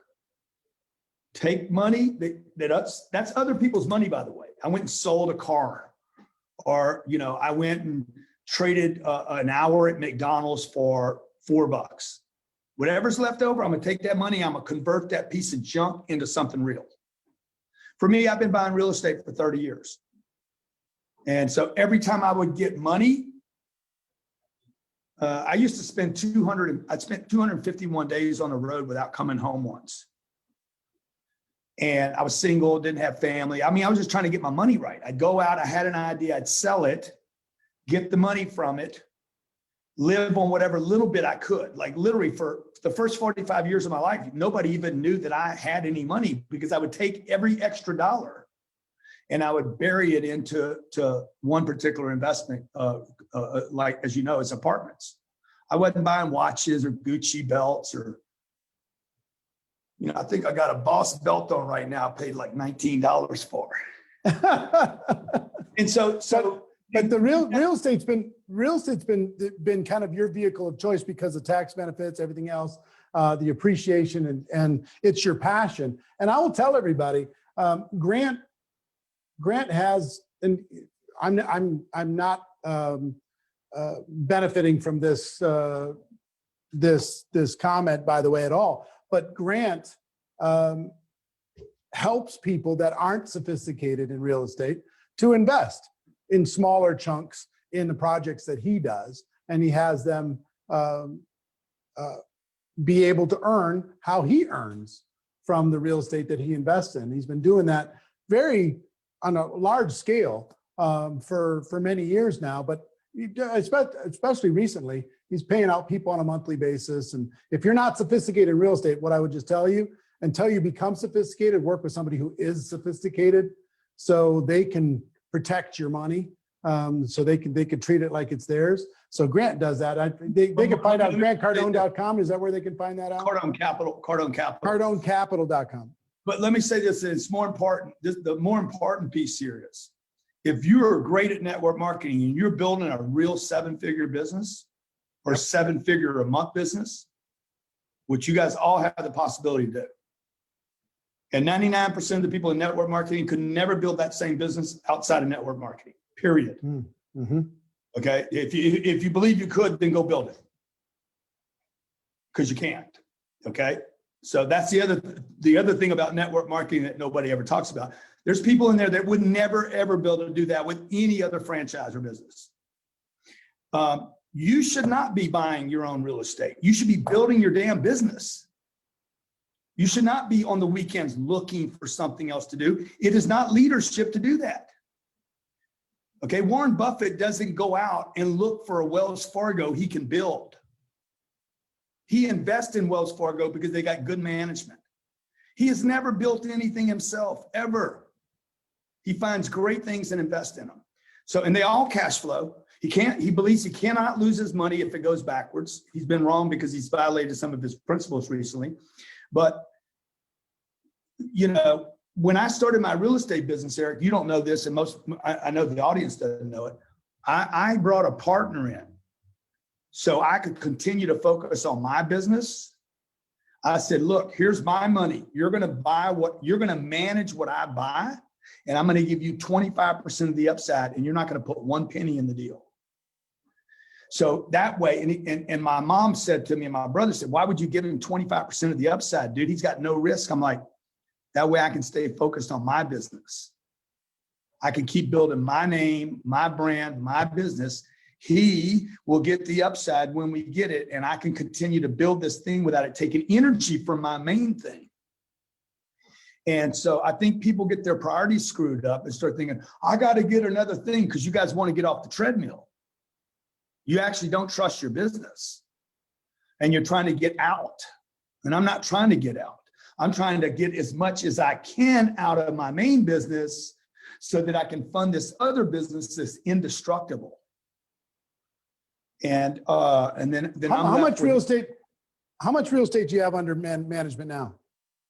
Well, we own and we manage everything we own. We have $2.1 billion worth of real estate. That's just awesome. Yeah. What was it 5 years ago? Well, in 2008, I owned 600 apartments. Now we own, almost 9,000. That's so cool. Well, listen, I want to be. And just so you guys know, like, the only thing I do in the real estate is I'm the picker. Yeah. Like, I have a perfect picker. I'm a master at the pick. And we have a management company that manages the property. I'm just a picker. I'm a great picker. If you pick the right piece of real estate, it's gonna pay off. It's just when's it gonna pay off. The rest of my time is spent with you, Eric. Like, you are an audience of people helping, like, wanting to give back. And while I'm giving back, I expect some portion of that audience to monetize me. Last thing I want to say about that is just like the discovery thing. The reason I did the discovery thing was because the number one question I'm asked, and I'm sure I would bet $1,000 to your favorite charity, your number one question is, if you lost everything, what would you do? I know that's the number one question I get. If I was wrong about your number one question, I'll send you $1,000 to your charity. The number one question I'm asked is, dude, if you lost everything, what would you do? I said, I'm not going to tell you what I'm going to do. I'm going to show you what I would do. And that's why I took the discovery thing on. That's so cool. I literally cannot wait for that. Listen, I want to be respectful for your time. I'm really grateful that you're offering this up as part of this challenge.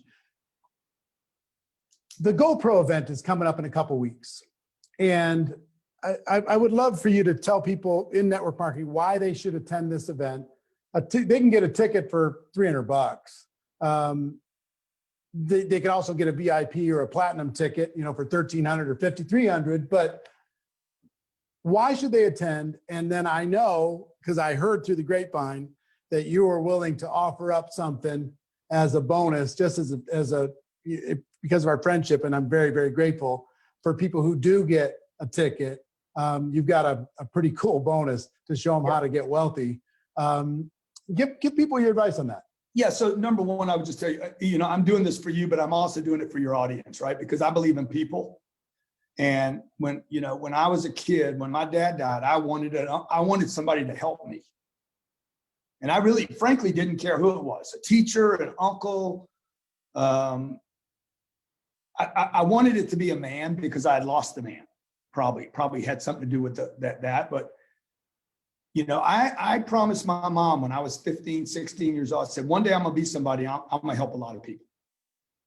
And so the reason I'm doing this is because I want your audience to truly know who I am. I know sometimes people see me on Instagram and they don't really get to know who I am.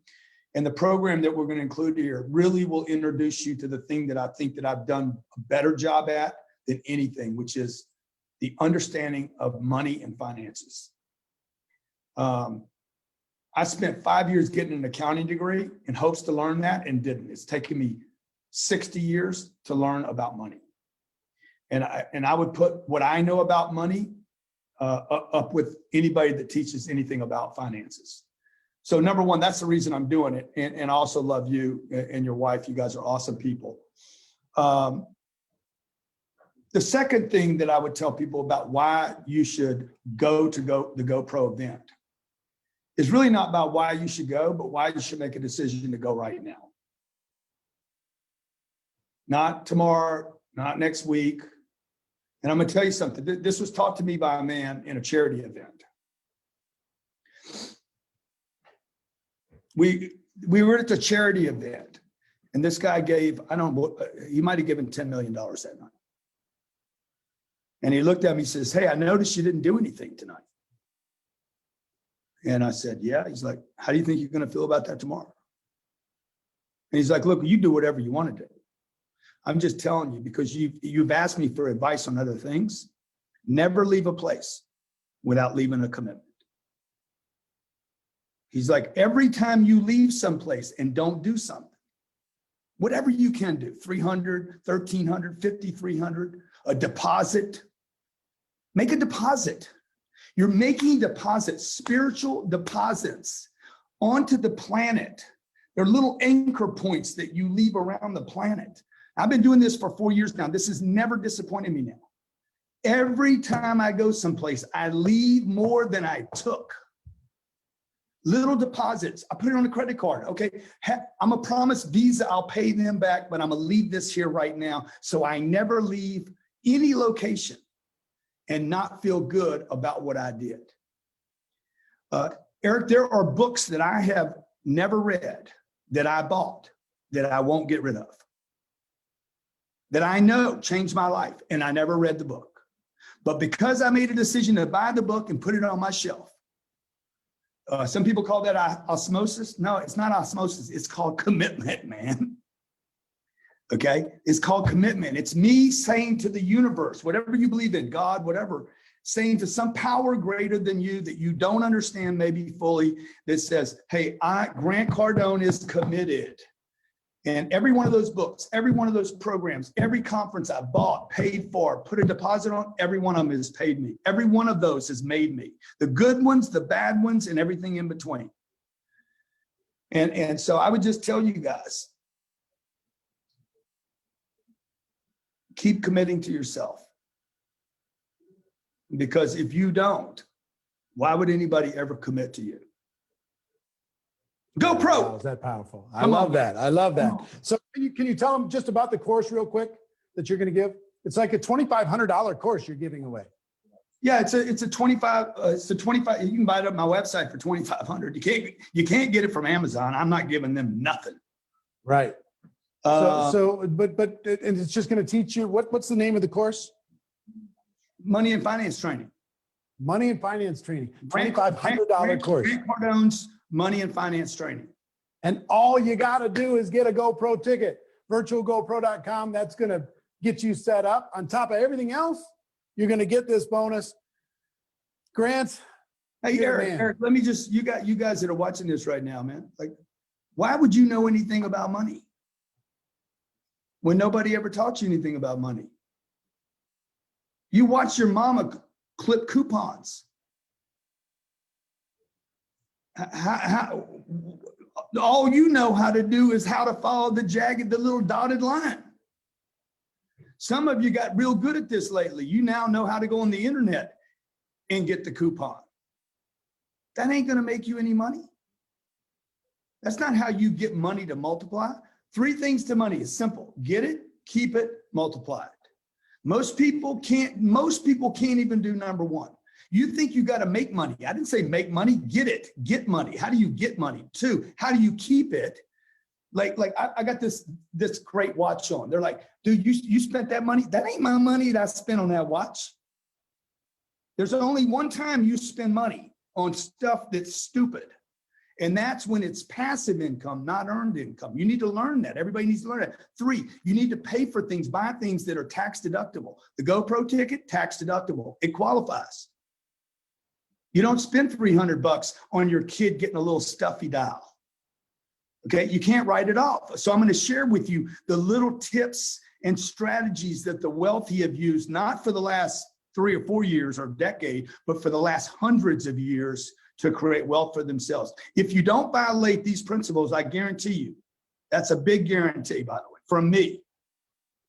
I guarantee you, you use the principles in this course, and I guarantee you'll be wealthy in your lifetime. That's unbelievable. And you're giving it to them for free if they get a ticket to GoPro to change their life.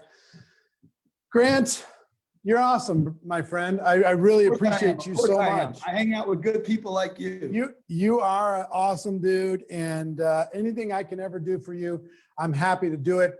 You want to learn more about Grant, go to grantcardone.com. If you want to have him put some of your money to work and multiply. Can I just say something, Eric? If you want to learn more about me, guys, just get your damn ticket. Don't go to grantcardone.com. Don't go to my Instagram. Don't go look for me. Learning about me ain't gonna help you. You need to make a commitment to you. You don't need to do any more research. I don't know why you're talking to people about go look me up. Fuck it. They just spent 30 minutes. Because I think you're cool. Damn. Huh? Because I think you're cool. That's why. Well, that's different, dude. You need to Google, is Grant Cardone cool? All right. VirtualGoPro.com. Everybody get your ticket. Grant, thank you very much. I love you. Stop it, man. It's 168 hours in a week. Most people work 50 hours a week, sleep 56. And if you're in shape, you work out about an hour a day. But what do we do with the other 55 hours in a week? That's the difference between millionaires, billionaires, and witnesses. Can I get some energy? 1, 2, 3. Ah! Let's go. She told me the biggest risk you take is not taking one. So anytime you feel like you're in a risky situation, go for it. Every time I leave a GoPro event, I realize I just wished I had more of my team there. How you see yourself is how the world sees you. If you're going to be successful in business and in life, you got to understand what you're strong at and what you're weak at.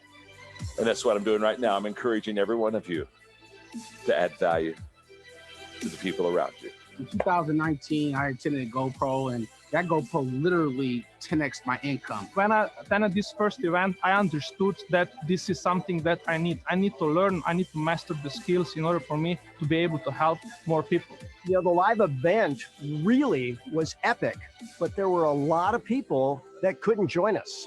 This year, 2020, because of the pandemic, guess what we're doing? We're gonna have the largest online virtual event ever. That's GoPro 2020 online virtual event. I am so excited about the GoPro event that's coming to you virtually. It's so important. This is so powerful. This is such powerful stuff. The only thing holding you back from recruiting the team that you want, from going after the prospects that really could expand your life and business, is you. You cannot reach the next level of high performance at the same level of energy you have now. You have to start conditioning your mind, your body, your energy to be in a better place to be able to serve. Whoever asked you to be a part of their team, they saw greatness in you. For my wife and I, our biggest breakthrough came in when we finally believed that we could do this and that we could help others do this, and we believed in our core that anybody can do this business. So between December 11th and December 13th, we're gonna have the best speakers, not only in the United States, worldwide, on one stage here in Las Vegas, but you'll be able to watch it from the comfort of your own home. It's your boy E.T. saying, do me a favor, go pro. All right, don't be an amateur all your life.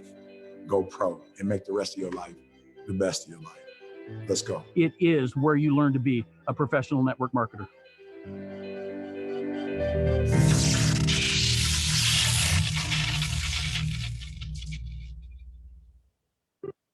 Wow, wasn't Grant Cardone fun?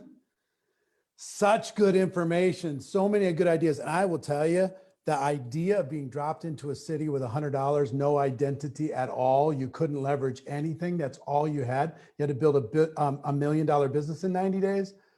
Man, the fact that he agreed to those terms, but then also the thing that I found interesting about this conversation is he said, if I had a network marketing business, it'd be a piece of cake. All I had to do was promote it. Everybody else did all the other stuff. It'd be just nothing compared to having to grow something organically from the ground. So kind of reminds you of the special nature of what you have at your fingertips and what you can also offer others at your fingertips. Let me talk to you about this bonus course that he so graciously provided. Money and Finance course. This is actually not just for platinums, it's for VIPs and for platinum ticket holders. This $2,500 course is for people who upgrade to VIP or platinum. We already have an ocean of bonuses for people who get a $297 ticket, and you need to do that. But VIPs and platinums. So if you go to the next slide, please. What you'll see here is you get all of these things. The three prices are $297, $1,297, or $5,297 for the three packages. That's your choices. The bonus for a regular ticket includes all of these things, $3,800 worth of materials for somebody just to get a $297. And I will give you one more bonus today. If you get your ticket today, we will also give you the recordings of today, because I know today's a long session. It's going to, be 4, 5, 6 hours. You might not be able to get the whole thing. We're not going to give you recordings to everything. Those are for people who bought those backstage recordings. But we'll get you recordings for today if you get a ticket today. Okay, we'll send you that recording. So back to VIP. You also get the GoPro Speak Off, and you get Grant Cardone's $2,500 money and whatever it was, money and wealth finances or whatever, money and finance course. So that takes it to like $8,800 for $1,000 upgrade, something like that. And Platinum, you also get it. You also get the money and finance course. So that takes it up to like $14,000. Plus you're going to be in the house. Plus you're going to have an opportunity to speak on the stage, to qualify to speak on the stage, the biggest stage in network marketing history, plus, all these different things. Also, I will tell you, we're about to go to break in a moment. But before I do that, during the break, anybody who gets a ticket, scramble, get a ticket quick, because we're going to do another drawing of people during this break. So I told you, we're going to do everything we can to make it impossible for you not to participate in this virtual GoPro event. We're lining up so many of these things. It's unbelievable. And guess what? We're not done. We're not done. We're going to take care of you. So people who bought before, congratulations. People who are just buying now, congratulations. And guess what we got coming up next? We're going to take a 5-minute break and go to the bathroom, refresh yourself, whatever you need to do. When we come back, we got a multi-million-dollar a year earner going to share his secrets. And we have the one and only John Maxwell on how you can lead yourself, lead your team, how you can experience a breakthrough in network marketing. So one more thing. There's some scammers out there putting out some fake links to our tickets. They're just trying to scam you. There's only one link to get tickets, virtualgopro.com. If you go to any other link, it's buyer beware, because there's scammers out there putting out fake links. So report them. If you see any link that's not tied to networkmarketingpro.com or GoProRecruitingChallenge.com or virtualgopro.com. Those are the only sites that are linked to us. If anybody else putting anything else out there, report them. We're already got people on it reporting them. People, man. I mean, if they use their creativity to put it into a real business, they could own the world, instead of using it to try and shortcut people or to scam people. Super dumb. So your decision now, and do me a favor. If you've gotten value and if you've gotten your GoPro ticket, I want you to put a number 7 into the comments. Every single one of you that's watching right now, put a number 7 in the comments, slam a number 7 in there. Okay. And if you're going to get a ticket, you don't have one yet, but you're going to get one before the end of the day, I want you to put a number 1 into the comments. I don't care which level you buy. That's up to you. GA, VIP, or Platinum, whichever one fits you, that's fine. But I'm excited for it. It's going to be amazing. I want to see lots of 1s and lots of 7s. Congratulations. We're going to rock the world. We're going to go to break. We'll be right back. 5 minutes.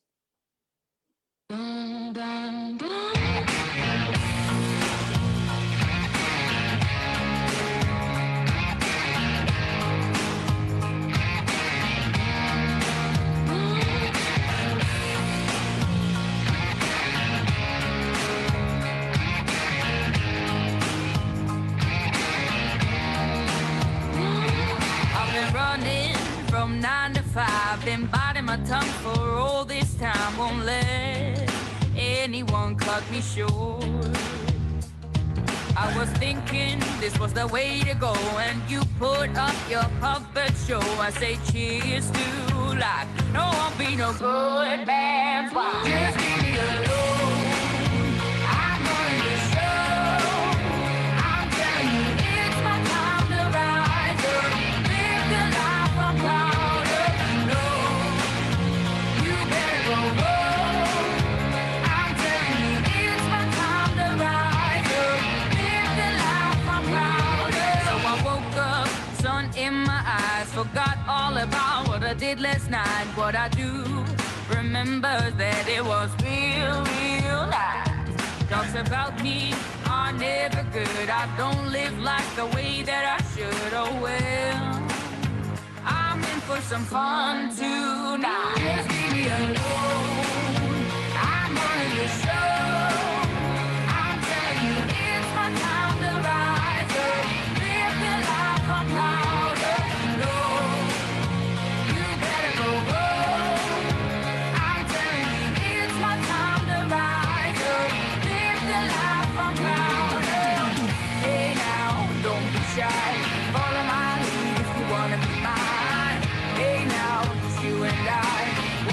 could be the next Bonnie and Clyde. Hey now, don't be shy. Follow my lead if you wanna be mine. Oh, it's a time to rise up. Live the life we're proud of.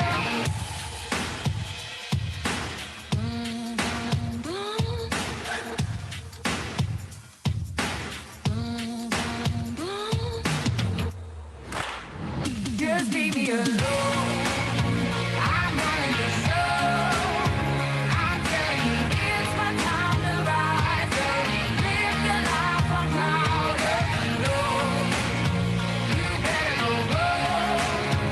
I'm telling you, it's my time to rise up. Live the life I'm proud of. Hey now, don't be shy. Follow my lead if you wanna be mine. Hey now, it's you and I. We could be the next Bonnie and Clyde. Hey now, don't be shy. Follow my lead if you wanna be mine. Oh, it's a time to rise up. Live the life we're proud of.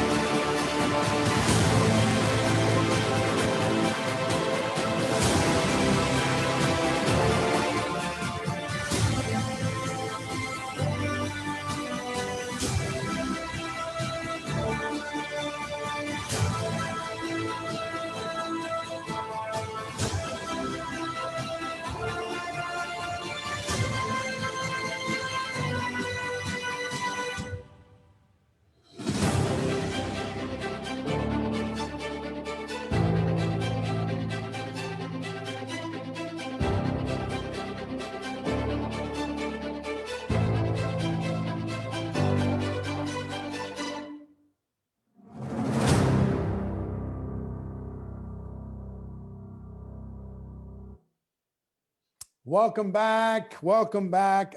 This next session is going to be spectacular. We got a top recruiter going to give you some information. Also, you're going to get a special recorded message from Tony Robbins, a little piece from GoPro. And you're also going to hear from the one and only John Maxwell. So I'm super excited. But we're going to start with recruiting training. This gentleman is a dear friend. He's recruited hundreds upon hundreds of people. He's built huge organizations. I've known him for a very long time.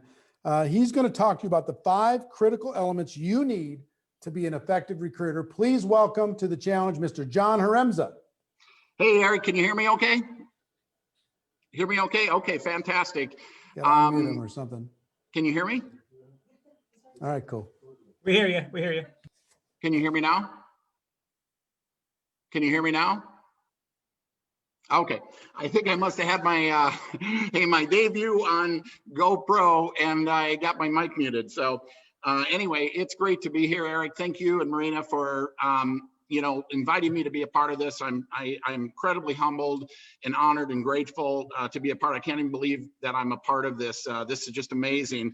I want to share just a little bit of my story, and I'm listening to all of these trainers and all of the challenges that they have gone through. And it should be an inspiration to each of you. It is to me. I mean, I'm listening to Stormy today and I'm just blown away by her story. And one of the things that really touched me about her story when she talked about talking to her people, talking to the people that she really identifies with. And I really thought that was key. So I'm going to talk to those people that have had struggles in their life, right? I mean, my background, I grew up in a small town in Minnesota, a town of about 2,000 people. I have a learning disability. I have dyslexia. I had no self-esteem, no self-confidence, shy, introverted, literally wouldn't even say hi to someone unless they said hi to me first. So if that's you, if you're that person that could never, ever imagine doing something like this, folks, that was me. I mean, so one of the things I want you to understand through what I'm going to share with you is wherever you are in your life, whatever has happened to you in your life, if you're that person that is sitting there saying, there's no way I can do this, I'm not good enough. I'm here to tell you, you can absolutely do this. I entered this industry wanting to keep it a secret. The first person I actually brought into my business was my brother. And that was because we had made a pact between us that no one else was to know about it. So I entered network marketing trying to keep it a secret. I'm like, why would I ever want to recruit someone and create my own competition, right? So you look at, where the people are today. They were just like you at one time. They just got started. They didn't know what they were doing. I mean, when I entered this industry, I didn't know what I was talking about. And when I was done talking with people, they didn't know what I was talking about, but they wanted to join me, right? Because they could see the excitement. And that's one of my very first points that I want to talk about as it relates to recruiting, right?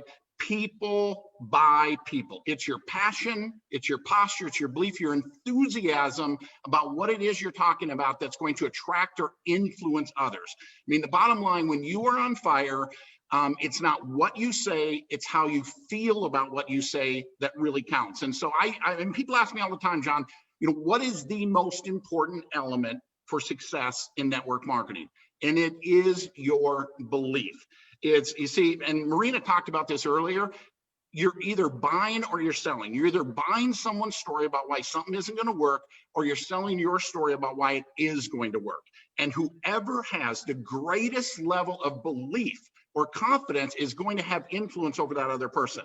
And so I'm going to talk a little bit about this because I believe it is so incredibly important to your success, is your belief. You need to be 10 foot tall and bulletproof. It is not a matter of everybody buying your story. The important thing is you don't buy their story, right? You have to have, because if you show any hesitancy, when somebody throws that objection, that negative comment, that, if that devastates you, if you curl up into a little ball and, oh my God, I didn't realize that, you have to be confident. You have to believe in what it is you're doing and what it is you're talking about, or you are sunk, right? But if you do believe, if your belief is where it needs to be, you're going to have influence over other people. So this whole concept of belief is incredibly powerful.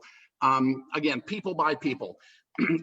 One of the other things that I want to talk about is how do you maintain that belief? Because we all have challenges, we all have hurdles, we all have life going on. And so I believe it is absolutely crucial to maintain your belief. You have to be plugged in. You have to be on the conference calls. You have to be on the Zooms. You have to attend the events. I think about my now 32 years in this industry. How many calls do you think I've missed? How many events do you think I've missed? Approximately. I can tell you it's almost zero, right? You've heard it said repeatedly through this, success leaves clues. If you want to be successful, your belief has to be a 10 out of 10. You have to have your belief a 10 out of 10, at least from a standpoint of when you're talking to others. You might have some insecurity, some self-doubt in your heart, but you have to show up. You have to show up and you have to be positive and excited. How many people have you been around who are just the Debbie Downers? You just feel like you almost have to have therapy after you're done talking with them because they're so negative. I always say there's two types of people in this world. Those people that brighten a room when they come in, and those people that brighten a room when they leave. You need to be that positive, excited person if you want to attract someone to do what you're doing, right? So the way you do that is you have to be plugged in. You have to be listening to the conference calls. You have to be on the Zooms. You have to do personal development. There's no question in my mind, my mindset, what I've learned from personal development through being plugged in is 100%. I wouldn't be here today if I wouldn't have done that. You have to do it. You have to do it consistently, right? Personal growth, I tell people it's like bathing. I mean, if you don't do it every day, you're going to start smelling and people aren't going to want to be around you. Your attitude, your mindset is not going to be where it needs to be. I mean, I sometimes go to bed listening to Jim Rohn, right? I fall asleep. If I've had a bad day, if I've had a rough day, if I can sense my attitude or my mindset is slipping, you have to be conscious of that. You have to catch it, because you are not going to attract people. You are not going to be able to recruit people if your belief is not where it needs to be. So that's the number one point I want to make, is your belief has to be in place. The next thing, and Pat talked about this, you've heard everybody talk about it, is your story. I mean, we learned everything you need to know about network marketing in kindergarten. It's called show and tell. We tell stories about our company, about our products, about what's happened to us and what's happened to others. And you need to get good at telling stories. And here's what I can tell you. If you feel you're telling your story to a lot of people and you are not getting any traction, you are not recruiting anybody, guess what? You don't have a good story. You need to go back to your upline. You need to go back to someone that is having success. You need to tell them your story. You need to listen to them, and you need to refine your story. I was talking to someone, this was probably like 6 weeks ago. And, he's been with our business like 3 years, literally hasn't recruited anybody. He told me his story. Took about 40 minutes to tell the story. I just sat there and listened. And when it was done, I'm like, my God, you have got a $1 billion story here. I mean, $1 million story. I mean, it was a phenomenal, unbelievable, life-changing story. I said, you just need to learn how to tell it in 3 to 5 minutes, right? And that is the absolute key to this business. You have minutes, seconds to stimulate an interest, to get someone to pay attention and look at what it is you have. Okay, so you've got to get really good at telling your story. I always tell people there's 2 ways to build this business: fast and slow. Fast works better. You want to create, you hear about it all the time in our industry, you want to create this 90-day story, And so, I joke about it. I've now made about $25 million in this industry. And I tell people I made it in 90 days. They've just taken 32 years to pay it out. I developed a 90-day story, and I tell it over and over and over and over again. You have to develop a compelling, exciting story that is going to attract others. Okay. And if you don't have that, you need to do that. And so if you've been around for a while and you're thinking, well, I've already been in 90 days, I've been in 6 months, I've been in 2 years. Here's what you could do. You can say, you know what? On November 17th, I got it. And let me tell you what's happened in the last 90 days. You can say, I was involved in this industry for 3 years. I didn't know what I was doing. I didn't know what I was talking about. But let me tell you what's happened in the last 90 days. You can always create that 90-day exciting, compelling story. For you to be an effective recruiter, you have to have a powerful story. So make sure you get that story down. Your job when you recruit people, I believe, is to stimulate an interest. You want to use your story, use your excitement, use your energy to get someone to pay attention. And then what I believe is you need to use tools to tell the story. Because here's the thing, everything you do sets an example of what others think they have to do. So if you take 30 minutes trying to explain something, or 2 hours trying to explain something, or you mesmerize them with your knowledge, they're going to maybe get excited, but they're going to wake up the next morning and say, I don't think I could do that. So I believe you want to stimulate an interest, not satisfy an interest. You want to use tools to satisfy the interest. And here's the key about tools. It's properly setting the tool up. See, if you tell too much about the tool, if you tell too much about what you're doing, they don't think they need to review the tool. Look at the link. You want to stimulate the interest, get them excited to review the tool. And when I get a little pushback, one of the lines I love is I say, you know what? You are way too sharp, and this is going to be way too big for you not to take a few minutes and understand what's going on here. When you get a little pushback, I'm not interested. I love this line. It almost always moves it forward. You are way too smart. This is going to be way too big for you not to take a look at what is going on here. Okay, so that's another great line just to move it forward. Now, the next thing that I think is crucial in recruiting and building a business is you have to follow up, and you have to follow up on that timely basis. I mean, I'm probably one of the most fundamental people there are. You've got to follow up on a timely basis. I believe when you follow up, I learned the business with 3-way phone calls. It's one of the oldest tools in the book. It's still effective, the 3-way phone call. You learn every time you get on a three-way phone call with your upline and a prospect. The information goes through your ears and your prospect's ears. Your upline's helping you bring someone in. Information is going through your ears, so you're building your belief. You're learning while you're helping that new person get started. So the three-way phone call, incredibly important. The other thing I've learned on a follow-up is you need to be prepared to overcome objections. The last thing you want to do is argue with someone. I don't have any money. I don't believe in network marketing. And you start challenging or arguing them. And this was mentioned, I think, in the first day, feel, felt, found. Folks, it is 3 magical words. If you use them and use them effectively, it will constantly move the process ahead. I don't have any money. I know how you feel. I don't have any time. I know how you feel. I don't believe in network marketing. I know how you feel. What you're doing, rather than arguing, getting their defenses up, is you're breaking their defenses down. And I know how you feel. You agree with them. You can't argue with somebody that agrees with you. And then it opens their mind. I know how you feel. I felt the same way. Now you're empathizing with them. You and I are just alike. And this is what I found out. So here you are. Hey, this person knows how I feel. They felt the same way, but yet they're doing the business. What did they find out? It opens their mind up for you to move the process forward. Folks, it's one of the oldest techniques in the book, but it's incredibly effective. The next element is getting that positive decision. Folks, you have to ask for it. Eric's talked about this. It's one of his favorite closes. I use it every single day, every single three-way. On a scale of 1 to 10, 10 being ready to get started, where are you? On a scale of 1 to 10, 10 being ready to get started, where are you? And you just sit back and listen. And let them tell it. I'm a 7. Next thing you say, okay, what do I need to do? What do you need to see? What has to happen to move you to a 10? See, so many times we just start reiterating, going over everything again. What you want to do is you want to identify what is holding them back. Maybe it's a spouse, right? Maybe it's finances. Maybe they don't believe in the comp plan or they don't understand something. So by taking that next question, on a scale of 1 to 10, 10 being ready to get started, where are you? Find out where they are, find out what it is that's holding back so you can spend your time focusing on overcoming that objection. Okay, the last thing, guys, is it is committed. It comes back to my very first comment, people buy people, right? You have to be committed. You have to be committed.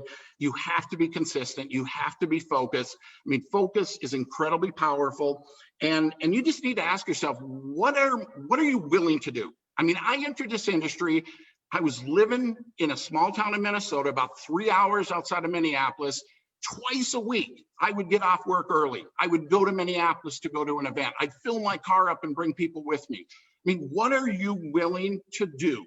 Okay, I mean, you need to get rid of the excuses. You need to quit the blame. You need to, at the end of this whole event, you need to look in the mirror, look at that person, that only person you can't lie to, and say, I'm going to do this. Stop. I mean, you need to make the decision. I don't care what's going on. I mean, sometimes I almost feel bad about people that everything is perfect in their life. I mean, because they don't have the pain, they don't have the challenges, they don't have the things that may drive them. I mean, I think back, I think I should go back and thank everyone at my old, workplace for, being so negative. I mean, it's like the hair on the back of my neck stood up. They motivated me to push through and to go forward. So find your motivation in your pain. Find your motivation in your story. You can do this. This can be life-changing, as it has for everybody you've heard. I mean, they were just where you were at one point in your life. So with that, Eric, I'm out of time. So great to be a part of this. Thank you. Appreciate you very much. Love the event. John, thank you very much for bringing value, as you do always. Really, really excited for you. Look, let me tell you, because I saw the chat blowing up about Grant's bonus. Everybody said, wait a minute, he said he was going to give it to everybody. Let me tell you what he actually told me, and then let me tell you what we're going to do about it. He said, Eric, I want this to be for VIPs and platinums, not just for anybody in general admission. But so many people heard something different when we were talking. I got him on the phone while John was talking, and I said, people are are a little bit, well, they just wish they were excited about the bonus. They wish they could get it. Is it okay? And so here's what he agreed to. We're going to give it to every single person who gets any ticket between now, from all the way in the past up until midnight tonight. And then starting at midnight, it's for VIPs and above only. Okay. But up until midnight tonight, if you get your ticket today, even if a general admission ticket, you're going to get this $2,500 bonus. Okay. But you got to get it today. You have to get it today. Tomorrow, it's just for VIPs and platinums. And he agreed that that's cool to be able to do, which is very gracious of him. Thank you, Grant. If you're still watching, I really appreciate you very, very much. Let me tell you about the Break 2 winners. We did do a drawing. Samantha Mansell, Wilbert Lewis, Ben Maiolo, Deborah Zecca, Becky Triplett, Lindsay DeGraff, and Monique Plant. Congratulations to all of you. You're going to be in the drawing. We'll let you know what you won. But one more time, I will tell you this money and finance course. Check it out. The money and finance course. This, not just for platinums and above, not just for VIPs and above. It's for every single person who gets any ticket, so long as you do it by the end of the day today. Enjoy that on with the compliments of Mr. Grant Cardone. So now just give me like 4 seconds and I've got to get Mr. John Maxwell on the line. So give me just 4 seconds.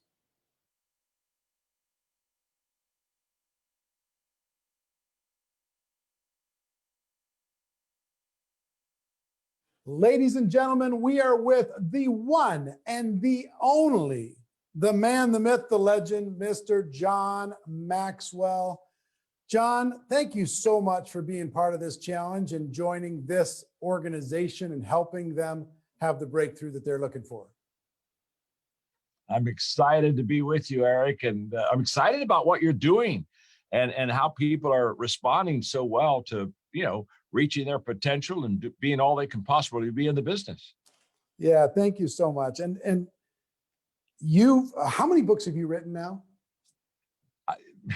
80 some, 80 some. maybe 86. I don't know. It's in the 80s. I feel so bad about myself. I've written one. I just feel like a poser.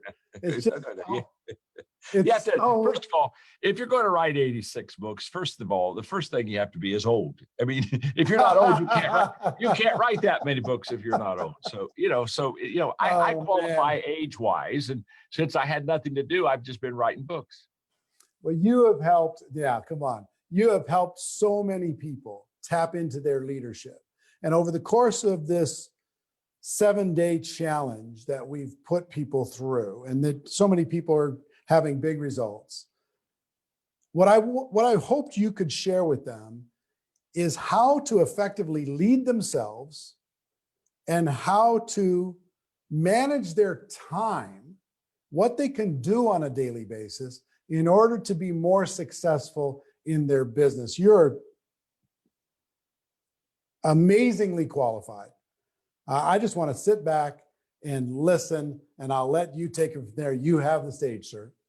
Thanks, Eric. And I just want to say thanks for letting me be with you. I always enjoy our time together. I just am grateful for how many hundreds and hundreds of thousands of people you possibly affect by your message and your leadership. And so whenever I can partner with you, come alongside, add value to you. See, when I add value to you, I'm like multiplying value to everybody else because your stream just expands and goes out. So thank you for your great work. Thank you for your friendship. Thank you for this opportunity. And I am very excited to talk to each one of you right now about what I call everyday essentials. When Eric just a moment ago talked about managing time, I've never done a time management course in my life. And there's a reason. I really don't think that I can manage time. I think let's put it this way. Time goes on, whether I manage it or not. You don't have to, I don't have to say, boy, I hope we can get another hour here in our day. No, it's time. What I need to do is instead of managing my time, I need to manage my priorities. And I need to really ask myself, what are the everyday essentials? And I think in business that you're in, when you have no one maybe right over on top of you as far as these are the things that you do and these are the times that you do them, I think when you get a little bit of free time, all of a sudden you begin to ask yourself, okay, how can I maximize my time? Well, I maximize my time by understanding my priorities. And I wrote a book about a year ago called The Power of Five. And I wrote it for the direct marketing group of people because I love so much what you do. I love so much how you help people. I've just, honestly, you're right at the top of my list as far as favorite people, because every day you work hard at adding value to others. And what I want to give you now is something that will add value to you, because it adds value. It'll add value to the people. Eric talked briefly about helping us to manage ourselves or lead ourselves. The ability to prioritize your life is one of the signs that you have learned how to lead yourself. Now, let me just start just real quickly and say to you that when people ask me what my greatest challenge in leadership is, I always tell them, like, my greatest challenge in leadership is leading me. It's not leading you. My gosh, I mean, I can tell my team what to do and give them a vision. That part is easy, but for me to flesh out, to live out the priorities so that everybody else on my team can see it.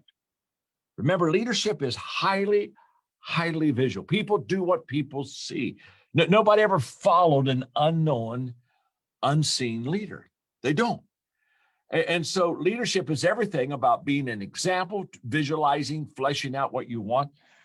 And so when I lead myself well, it sets my team up for them to do really well too. Just as if I lead myself poorly, honestly, there's no shot that my team is going to succeed at all.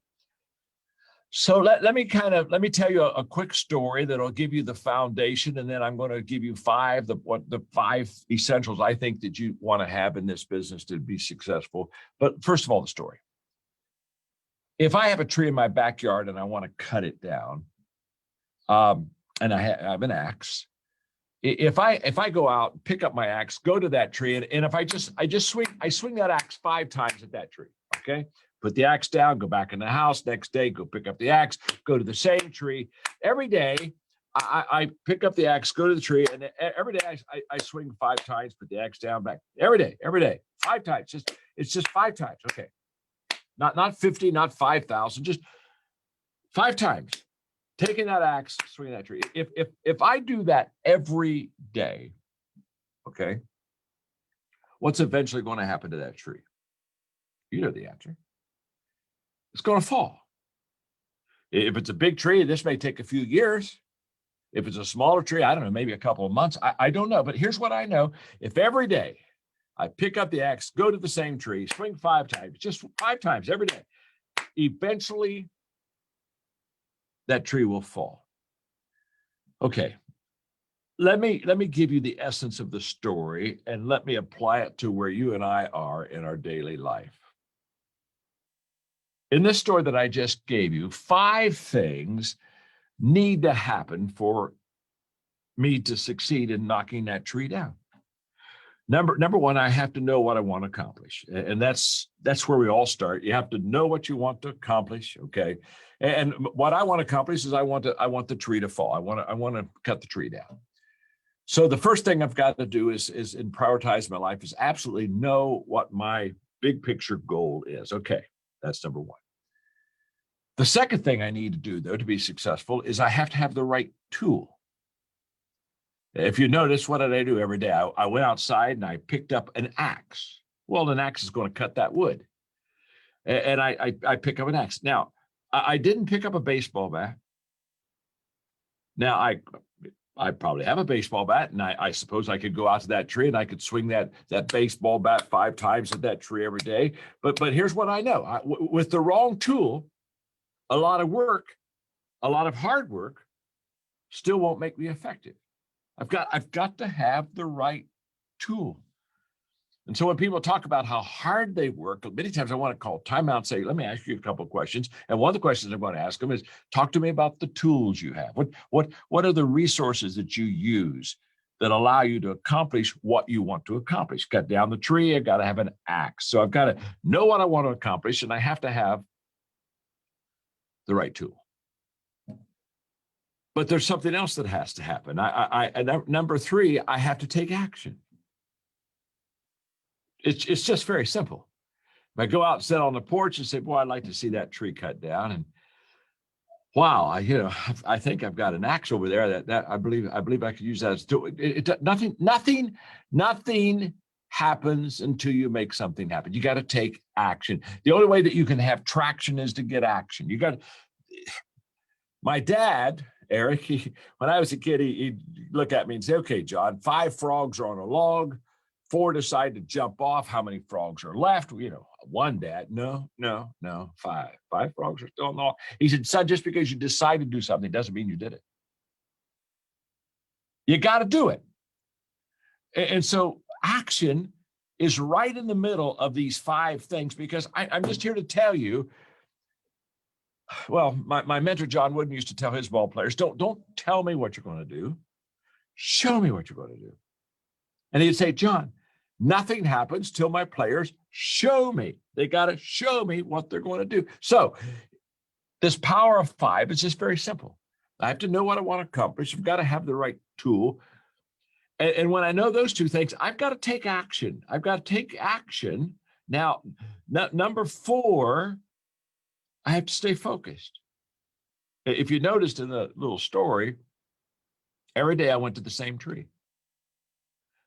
Took the tool, swung the axe 5 times, same tree. Now let me ask you a question. What would have happened if instead of going to the same tree, I got out the second day and I thought, you know what, that tree over there, that tree needs to be cut down. I think I'll go over there 5 times over there. And the next day I thought, oh my gosh, I think that tree over here 5 times. And, here we are. When it's all done, I'm not going to cut any trees down. I'm just going to have a bunch of scarred trees in my backyard. And that's exactly what happens to people. They get distracted. What you focus on expands.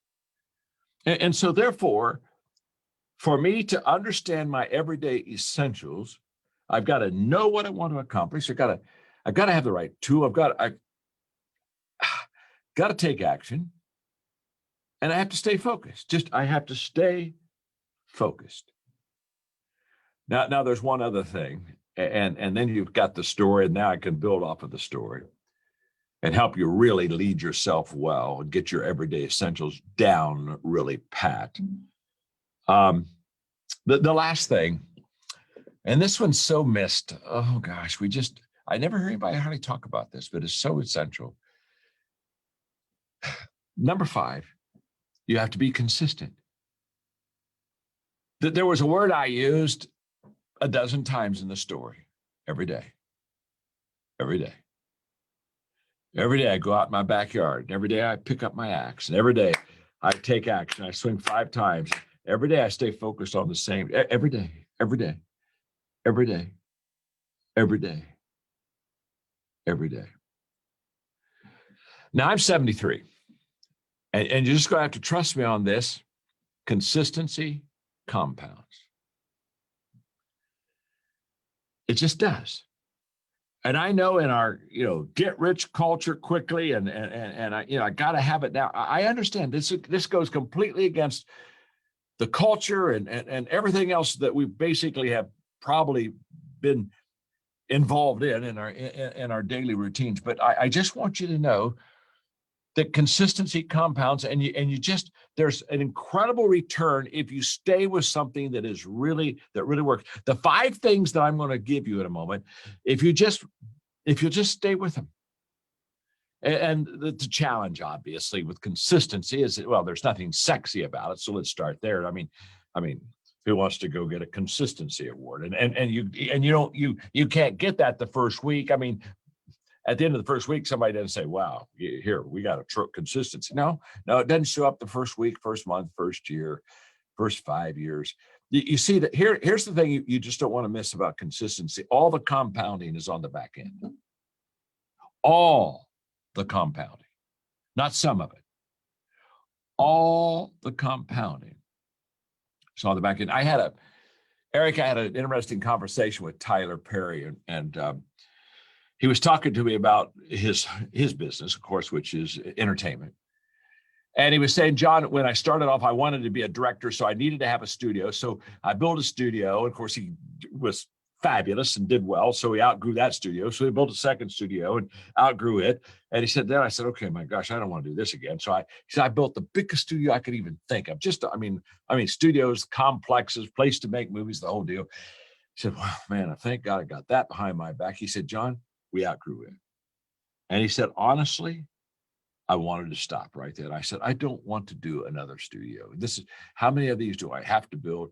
And he said, for 3 years, I just kind of pushed it. No, don't want to do it. In fact, he said, one day I came to the realization that I could not grow to the next level until I had the facilities I need. So he said, I started all again. And so we had this interesting conversation.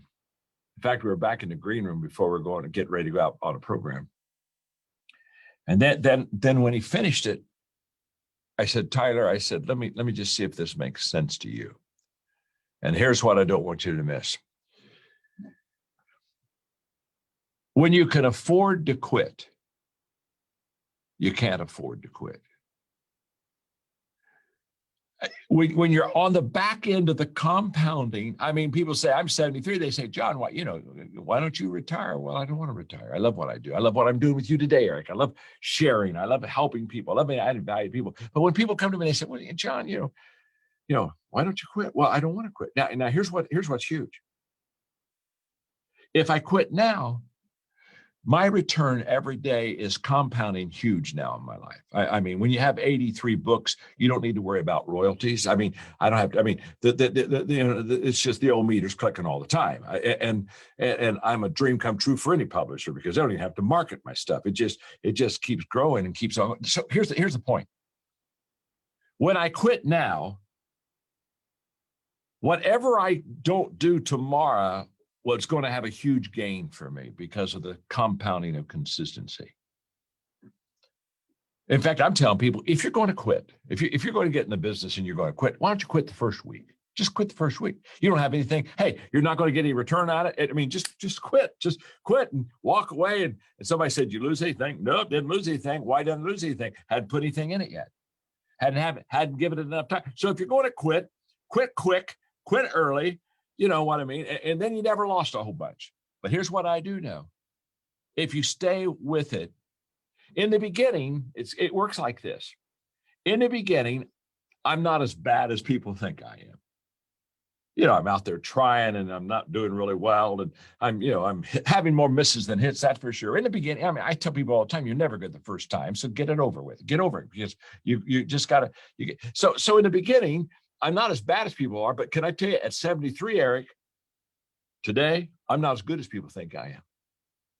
I mean, I'm just clipping coupons. Everybody's going around getting amazed and just saying, dear God, John, look at all the things you're getting accomplished in your 7 companies and your enterprise and the whole. Can I tell you something?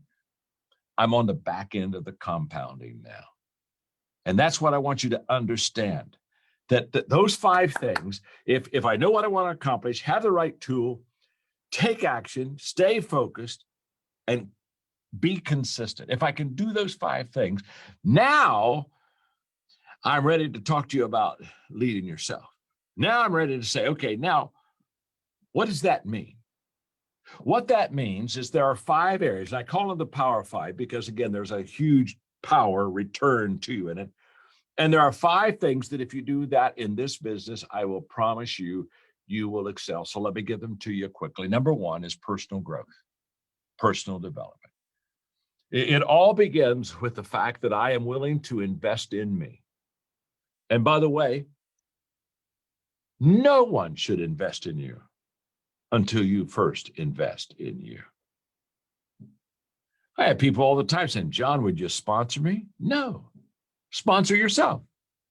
Now, let me tell you something. The moment that I see you're serious and you're able to put money into the game and you're able to put some skin in the game, I'll come right alongside of you. But I have no interest at all, no interest in getting you started. You got to bet on yourself. And this whole process of personal growth is the greatest investment that you will ever make in your life. One of the things I love about direct marketing organizations is their emphasis on personal growth and development. You know what? Everywhere I travel the world, whether the people are in that business or out of that business, when I see somebody that's in personal growth, I can promise you 90% of the time they'll say, I got started in a direct marketing company. And they got me reading the right books and they began to get me the right resources and the digital products. And all of a sudden I took off. And so what I'm saying to you is, okay, here's what you got to understand. The only way you can grow your organization is to grow yourself. You cannot give what you do not have. And it's never happened in the history of mankind where somebody grew a business bigger than them. You know that when I teach the laws of leadership, it's the law of the lid. And whatever my lid is, that's going to be the potential of my growth. Well, the only way that I can move that lid up is to continually, consistently, intentionally develop and grow. So I'm saying to you, very simple. Every day you've got to invest in yourself. My father just passed away on July 4th of this year. He was 98. In fact, next week he would have been 99. And he was an amazing, amazing man. And literally up until 95, every day, he worked full time up through 95. But he was constantly learning, constantly growing, constantly. We'd get together and say, now, John, here's what, and he was just like a new kid. He was just like a kid. Now what I'm just saying to you, every one of you, is that whatever your limitation is, that'll become the limitation of your people. Wherever you stop, that's where the people stop. So they need an example. Talk about leaders. They need an example. They need a model of personal growth and personal development. That's one. So lead yourself by intentionally, personally growing every day. I'm 73. I'm growing more than I ever have personally. I thrive on growth and development of myself. I love the learning, and I still am curious about how can I improve myself and how can I get better. I'm still asking questions. Okay.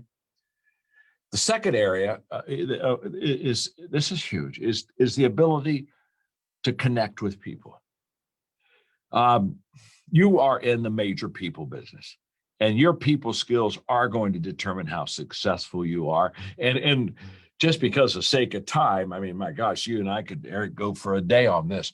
But on connecting with people, don't miss this one. So let me just simplify it. Okay, my name's John. I'm your friend. I try to make it easy. Try to simplify. It's because I need it for myself. I'm not very smart. Okay, here's how this works. Don't miss this.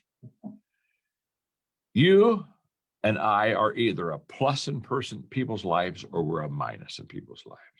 It's just that simple. Every day, I'm either adding value to people, or, to be honest with you, I'm kind of taking value from people. I'm either a giver or a receiver. And people with great people skills, when people say, well, what kind of personality I need to have and what kind of set of relational skills do I started saying, let me explain something right now. Very simple. Every day, intentionally add value to people every day. If you will just do that, your people skills will go through the top. Trust me, because people migrate to people that add value to them. I do, you do, we all do.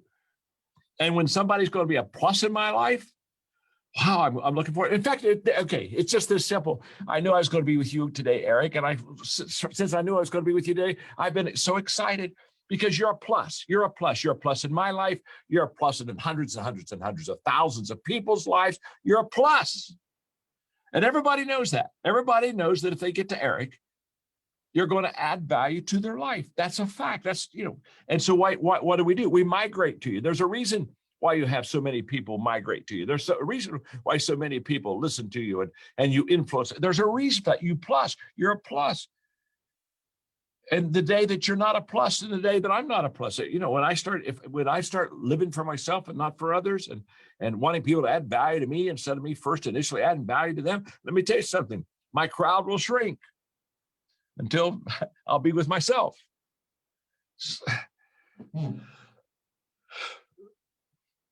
The ability to lead yourself in personal growth, the ability to lead yourself in intentionally connecting and adding value to people. Number three is mindset. It's now we're talking about how I think.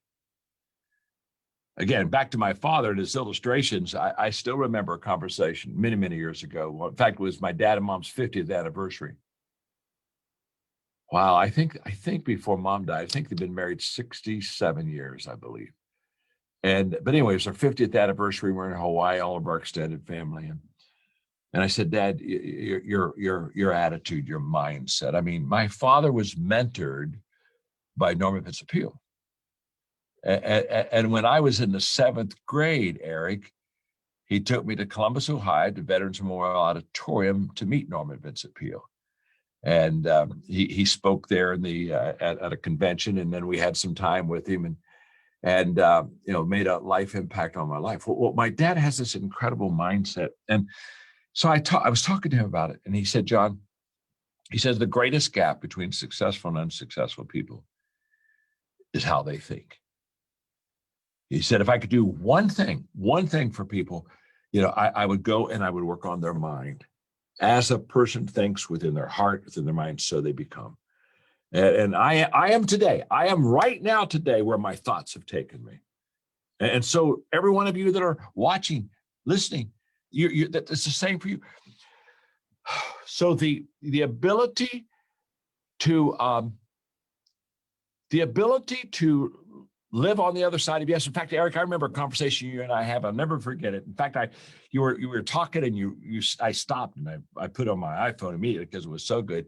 You were talking about, because you live on the other side of yes. Okay. You got this mindset, this opportunity mindset. And we were talking one time and you said to me, John, I've stolen it, by the way. I have stolen this and this really works. He said, what I do is I say yes, tell the world, and then figure it out. And I mean, I'm going, yeah, say yes, you know, tell the world, this is where I'm going, this is what I'm going to do. And then I got to say, oh my gosh, now, how am I going to make this happen? Well, I tell people all the time, you've got to live on the other side of yes, because that's where all the possibilities are. And again, and this is huge. During COVID-19, 5 years from now, the question I would want to ask people more than the other question is, what did you do in COVID-19 to improve your life and improve the life of others? And I will promise you, the great divider right now are the people that have just basically become victims of this situation that we're in and said, oh my gosh, and I think I need to watch Netflix, and you know, where are the potato chips, and oh my gosh, and the people who say, okay, this isn't what I like. This isn't what I expected. But I got to figure it out now. I will promise you, these days make us or break us. And it's our spirit, our mindset, our attitude that does it. COVID-19 doesn't make you or break you. I cannot control what happens to me, but I can control what happens within me. And it's the mindset. So when we're thinking about the power of 5, okay, you know, my growth matters, my ability to connect people matters, my mindset matters, and of course, number 4. I mean, you know, I'm going to say this: leading matters. Leading matters. And by the way, every one of you that are with me, you're leaders, and this is what I try to help people understand. If you influence people, you lead people, because that's what leadership is. It's influence. It's nothing more and it's nothing less. And so your goal in life is to increase your influence with people.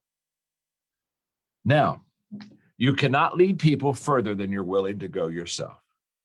And so the question is, you know, can I, which is my ability, and will I, which is my attitude, how much will I commit myself to development and personal growth?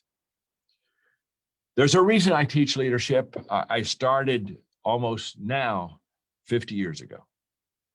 And the reason, that's a long time, isn't it? Gosh. And the reason I started was very simple. I came to the conclusion in my early 20s that everything rises and falls on leadership. I bought into that hook, line, and sinker, that leadership makes a difference. Good leadership tilts the scale positively, bad leadership tilts the scale negatively, but everything rises and falls on leadership.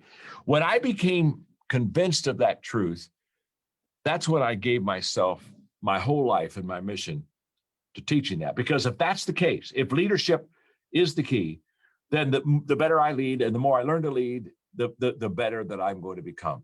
And I heard Earl Nightingale say that if you'll spend 1 hour a day, every day, on the same subject for 5 years, you'll become an expert on the subject. And I was in my 20s and I said, I want to be an expert in leadership. And so I literally spent 1 hour a day, every day, on the subject of leadership. Sometimes I was practicing leadership. Sometimes I was asking leadership questions. Sometimes I was talking to leaders. Sometimes I was doing some leadership experiments, but leading every day. Now, here's what's interesting. Because Earl Nightingale said 5 years I could become an expert, and I thought, okay, in 5 years I'm going to become a leadership expert. Now, that did not happen. Okay. That's why I'm still in the leadership. I discovered something, but let me tell you that in a moment. So I started off my 5 years, an hour every day on leadership, and I'm like Cape Canaveral. Okay, year one's done 5, 4, 3. I'm kind of doing a countdown. Oh, wow, I'm getting closer. Experts coming, expert day. And about halfway through that, Eric, there was a change within me. I was now beginning to really love and learn and develop my leadership skills, and I was getting good. I was getting really good. And here's what happens. The moment your growth allows you to get good, you stop asking the question, how long will it take? That no longer is an interest to you at all. And you start asking the question, how far can I go? How far can I go? And I started saying, in this leadership stuff, how far can I go? Now, what's interesting is, I don't know. I've not arrived there yet. I'm still learning about leadership. The reason I've written 80-some books is because when I wrote my first leadership book, Eric, I thought, okay, I wrote my leadership book. I'm done with that. Put that to bed. Now what will I do? And then I kept leading. I thought, oh my, I didn't realize this. And oh, wow, this is a topic on leadership I've got to explore. And see, the more you know you don't know. And the more you know you don't know, the more you want to know what you don't know. So it's never, and so there's no finish line. In fact, I have a list of books I'm going to write. Literally, I already have, if I get all of them written, it'll be over 100. I mean, because I got my list. And one of the books I want to write is a book I'm going to call, Is There a Finish Line? And the thesis of the book is, for some people, the answer is yes. And for some people, the answer is no. And for those who say, yes, there's a finish line, I'm going to retire when I'm 65 or whatever, they cross their line. Now, the problem is when you cross your finish line, this is kind of like an IQ test after a while. The problem is once I cross the finish line, I'm finished. What's so great about that? I know all kinds of people, they're finished. They still have possibilities and good years and they're finished. And I just look at them and think, wow, they're already dead. They just haven't made it official. You see, I don't think there is a finish line. I don't. I think that we were created to grow and add value and get better and expand and reach our potential. And I believe that we just keep doing that. I think the ideal death is that you were still running. You're still running. Yeah. I don't even have a desire to cross a finish line. I play an infinite game, not a finite game. By the way, Simon Sinek wrote a great book. He's a good friend of mine, called The Infinite Game. Fabulous book. Now, enough of that. So if I've got to close this out. Okay. I've got to be growing personally. I've got to be connecting with people. I've got to have the right mindset. I've got to be expanding my leadership. And number 5 is significance. I have to get beyond success to significance. Now, by the way, I'm all for success. So, you cannot give what you do not have. So get successful. In fact, the credibility of a leader is success. I mean, when you think about it for a moment, who wants to follow somebody that's a failure? I mean, no one ever got out and said, man, if I could just get on a team with a loser, I could really do good. No. My success gives me the credibility and people the appetite to follow my leadership.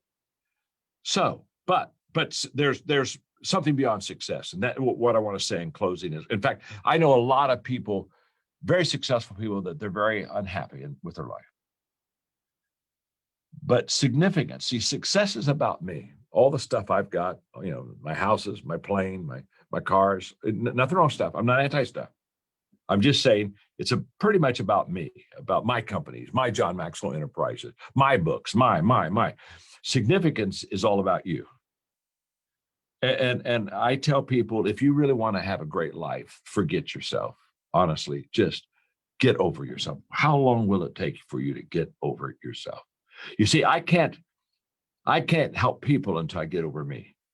But the moment that I say, okay, I'm proud of my successes, I'm very grateful for them. But now I've got to add value to people. I've got to intentionally make a difference in people's life. I've met a lot of successful people that were unhappy, but I've never one time met a person of significance that was unhappy. Not one time have I ever met that person. In fact, you and I were talking earlier, Eric. I have a book that'll come out the end of January called Change Your World. And it's when you say how many books have I written, 80 some, but I can tell you that book, that's me. I can die now. I can die now because that book is who John Maxwell is and who I believe people want to become. I think we all want to make a difference and change our world, but that's for another day. Perhaps we can do that some other time together. If we can, that'd be great. But the point being, if you could do those 5, that's the power of 5, the ability to personally grow, the ability to connect with other people, the ability to have the right mindset, think right, lead well, and grow as a leader and live a life of significance. Those are the everyday essentials, I think, that make a person successful. And I hope I've helped. That's why I came to be with you. John, come on, you help all the time. Here, let me say a couple things. First of all, the Change Your World comes out in January, and let's, as a community, let's help John get that onto the bestseller list faster than ever before. We know already it's going to be a bestseller, but there's a link that we'll put up on the screen, cywbook.com. You can go and pre-order that book. I believe him when he says it's going to be the one of the big defining books of his career. And also the Power of 5 is another book that I would recommend that you get of John's. Go to Amazon.com and get that Power of 5 book. That will help you grow your network marketing business. Now, John, I got to ask you a question. You know about the GoPro event that we do. We're hosting this for the first time virtually in this crazy studio that we built in Las Vegas. Spent $20 million building this spaceship of a studio to deliver this event December 11, 12, and 13. Why should, and you've been really nice to offer this free mentors guide for people who get a ticket, but why should somebody invest in themselves and attend that event? And then tell them about the mentors guide that you're going to give them if they do decide to register. Well, the mentoring guide is a free guide that you're offering them that we have done on how to build your business. And it's just the stuff that your people want to know. I've got a business. How do I build it bigger? How do I start my business? How do I build a business? And we did that for people just to help them do that. And that's my understanding is for everybody that gets a ticket to Go Pro, you're giving that to them. So that's what I think $2.99 dollar resource that you're giving to people who get the ticket. So first of all, let's just forget everything else. That's kind of an IQ test, isn't it? I mean, you get the how to build your business just by getting a ticket to Go Pro. Now, Here's what I know. I had a mentor of mine when I was young called Lon Woodrum, and here's what Lon taught me. He said, John, if you want to be great, you've got to go to great places, great events, and be with great people. He said, you understand big people will make you feel bigger and be bigger. Small people will make you feel smaller and you'll become smaller. So when you say, why should I go to GoPro? It's very simple. Because GoPro is going to offer, again, all kind of teaching, resources, added value stuff that you won't get if you're not at GoPro. And my whole thing is, why would you miss an opportunity to grow yourself and get better? I mean, first of all, just stop for a moment.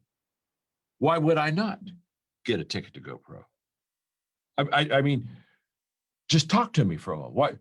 Why would you say, you know what? I just think I just don't think I want to grow anymore, develop anymore. No. You see, it's to me, it's kind of like when I am with you, Eric, I'm going to become better and I'm going to become bigger. And I'm going to become bigger on the inside, so I can get bigger on the outside. I'm going to become better on the inside, so I can get better on the outside. And so GoPro offers the resources and the teachers, the lessons that you're not going to get anywhere else. You're not, and one of the things, you're committed to this industry, you're committed to this business. And so there ain't anybody that knows it like you know it. And so it's kind of like, why not go to the pro and learn and get the stuff that you need to get better? So, honestly, I think it's an IQ test if you don't get a ticket, don't you? I do, actually. I don't want to say that, but I can't, that's my belief. Well, if you want to be serious, if you want to be serious, you just don't want to be a tourist in network marketing. You need to attend GoPro. And thank you for offering this mentorship guide to help people build their businesses for people who do get a ticket, just to give them one extra reason. And if people bought a ticket prior, we'll make sure that you get this resource also. But John, thank you for your belief in us, your belief in network marketing, your encouragement to help us stretch into a better version of ourselves, and the tools and resources to be able to do it. Not just the belief, but the guidance and the wisdom. We really, really appreciate it. And we really, really appreciate you. Thank you, friend. I always love being with you. You too, my friend. And I'll see you down the road sometime soon. Eric and Raina are kind of family for us, and I feel a kinship with all of you. I'm excited to be here, seeing so many of you that have traveled from all over the world. Who came from outside the United States to be here? Wow. How many Americans in the audience out there? I'm just curious. All of you in this room, I have such respect for you. I've never met you personally. I've met about 100 people beforehand. You picked a very different path than the vast majority of human beings do, right? You didn't take the last path of least resistance. You took the one with strongest resistance, right? You picked yourself a profession where your raise becomes effective when you do. You picked a profession where you can get in for a couple $100s, but you can make millions of dollars a year. You can be in business for yourself, but not by yourself, as we all know. All that sounds really wonderful. And then there's the reality of business. There's the reality of dealing with people. There's the realities of rejection. There's the reality of all things you face. If you can master those realities, then the gifts are beyond imagination. Where you've been has nothing to do with where you're going unless you spend your time looking in the rearview mirror. If you're trying to move forward, look in the rearview mirror, you're going to crash. We all come up with a reason why our life is the way it is, and we tend to look backwards at something that happened to us, but we've all had happenings. Who's had horrible, terrible things happen in your life here? Raise your hand, say, I. How many insights do you need to change your business tonight for the rest of your life? How many do you need? How many? One that you actually make happen. The most powerful thing in life, and the reason I came by today to be with you, is to remind you what you already know. You're more than enough. This business is not complex. It may look complex at times, anything does when you're new at it. What this really comes down to is learning to get absolutely clear on what your goals and presence are, having your daily action items, and then it's really about total presence. Because if you have that presence, people will feel you differently than anyone else they've ever met, and they will remember. And there'll be a time, if you don't get them now, where you're going to get them. They're going to come to you. You're going to see it. It's going to be there. Because it's so rare to have somebody be really there. I want you to be filled today, not some other day. It takes trading your expectations for appreciation. And your whole life will change like that.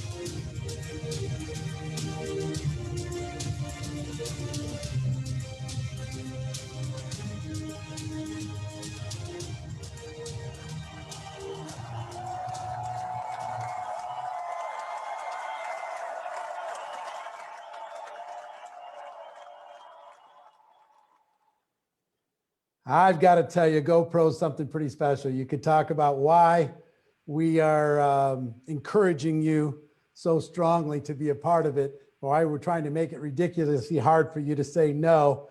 It's just magical if you're involved in the network marketing profession.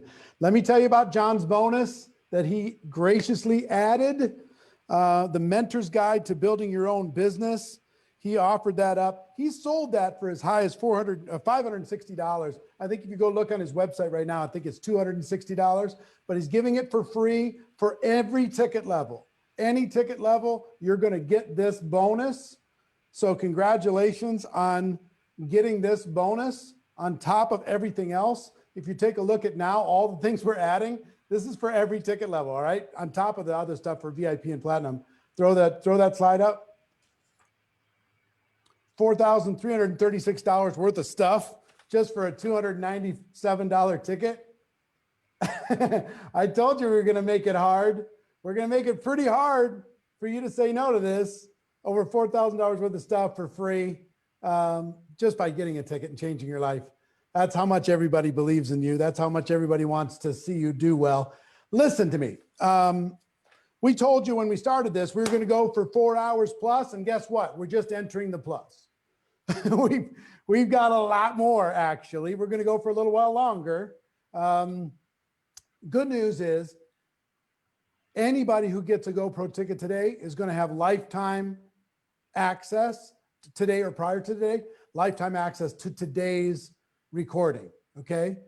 In addition, the replay of today will be up for 24 hours until 11 a.m. tomorrow, and then it's going to go away.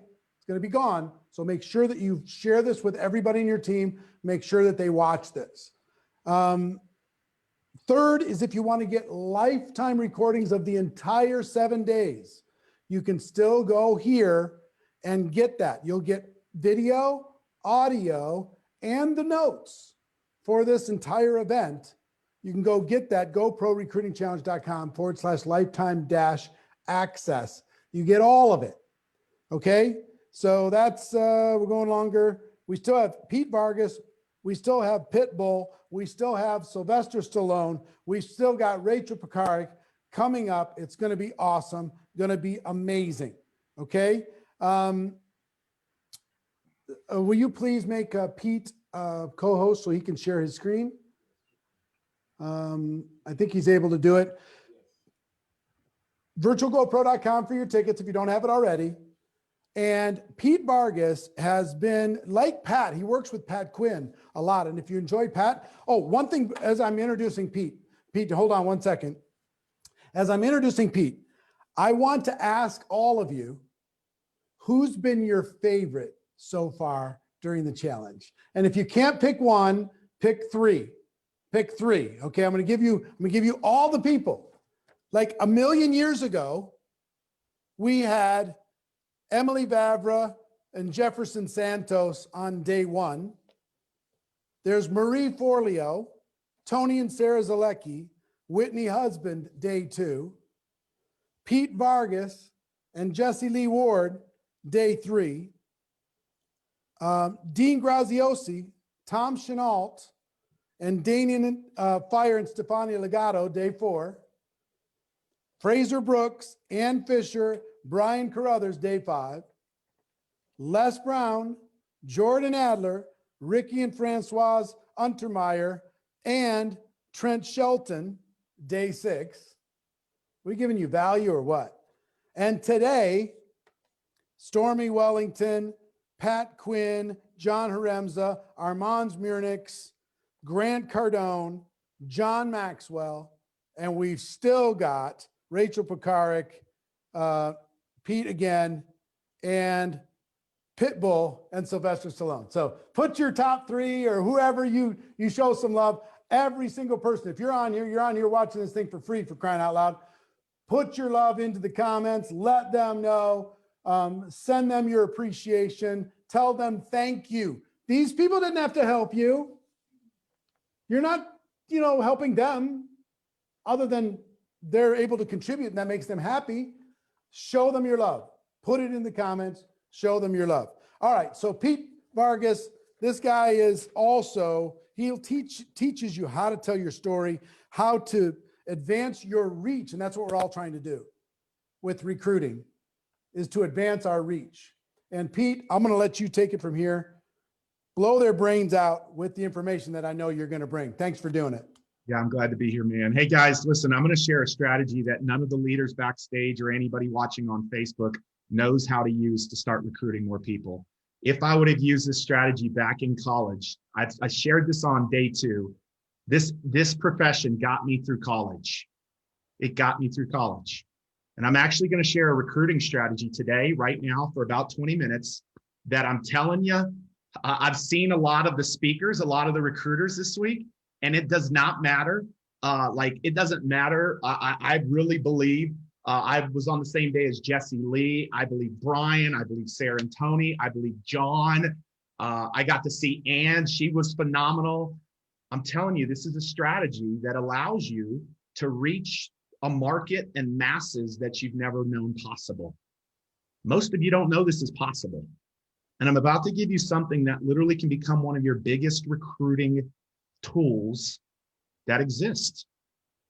And 99.9% of people in this profession aren't using it today. Does that sound good? Does that sound good? Cool. Hey guys, backstage, I see you on Facebook. I see all of you here. I'm excited to be here with you. Let me tell you something that separates you from a lot of people. Like, I know it's been a long day, but a lot of people never make it to the 4th quarter. You guys realize that we're in the 4th quarter right now? We're in the 4th quarter. I see the leaders who are back here still learning. They're still learning. They don't have to be here. You realize most people never get out of the bench, off the sidelines? Like, most people sit in the crowd. A few people make it down to the field to even play in the game. A lot of people go into halftime saying, I'm calling it quits for today. I'm not feeling too good. And right now we're in the 4th quarter. And you guys are in the 4th quarter with us. And I want to commend you because that says something about you. I don't know about you, but I got 4 kids upstairs right now running around in between things. And so do all of you at home. A lot of you have kiddos or puppies or dogs or pets or, a spouse who's like having another kid. I know that because I'm like my wife's 5th kid. But you're in the 4th quarter here. And we're going to finish this day strong today.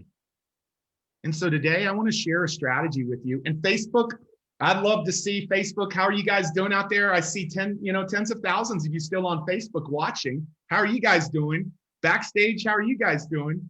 I want to share something today that is a strategy that I am so stoked about. And I'm going to share my screen. Got like 6 slides for you, and that's it. I ain't going to be long, but I'm telling you, a lot of you guys are going to be like, wow, why am I not doing that in my business? And I'm going to talk about this thing called the power of stages. Can I see some of y'all backstage? Can y'all see my screen? Can y'all see my screen? I want to talk about the power of stages. There is this idea of putting your message on stages outside of the industry. I'm not talking about MLM network marketing events. I'm not talking about the profession events, okay? If this is the profession events out here, my hand, the amount of events that exist out here in the entrepreneur space, the female empowerment space, the personal growth space, the so on and so forth. If there are millions of events in the network marketing industry, there are hundreds of millions of events that exist outside of the industry in the profession. And guess who needs to have their messages on those stages? You. I'm telling you, I saw Stormy today. I saw John today. I saw Jordan the other day. I saw Ann the other day. I saw Jesse Lee the other day. Like, what they're sharing was not company or product specific. So why would they not take that to somebody else's stage and attract a whole lot of customers and distributors? And that's not just for them, that's for every single one of you listening today. This concept and this idea, I'm going to get to scratch the surface enough to help you go get a win today. However, I'll talk about it deeper at GoPro Virtual. I will go into the depths of this, of how this can become one of the biggest strategies for you in 2021. How do I know? I have booked 25,000 stages across the world. And a lot of you might might not know this, but these are our clients. These are our clients right here. Some of them, most of them active today. Most of them are current clients. Eric and Marina, a client of ours. Why? Because of the fact that they're wanting to even get their message out there bigger. But here's what I'm most proud of. I'm most proud of the everyday entrepreneurs who you wouldn't know. How many of you did not know Pat Quinn today? Say yes or no. Did you know Pat? Yes, Pat, or no, Pat? Guess what? I call him a best kept secret. And I think a lot of you are best kept secrets. You might be known in your industry, or you might not be known in your industry and profession.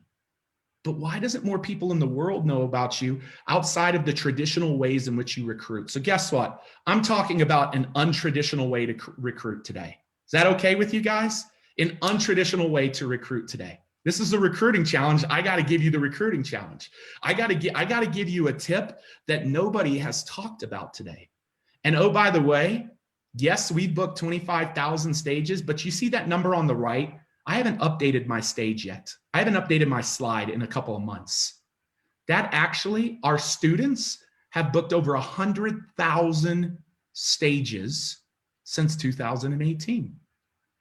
And the people that I'm most proud that we represent are everyday entrepreneurs who you wouldn't know. Who you wouldn't know. People who are making a difference in the world. Don't worry, I'm going to help you understand. I'm going to connect the dots.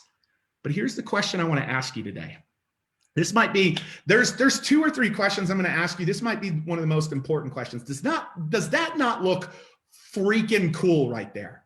Does anybody else does that look cool? Like, I'm going to be on that stage. It's going to be the biggest stage of my life.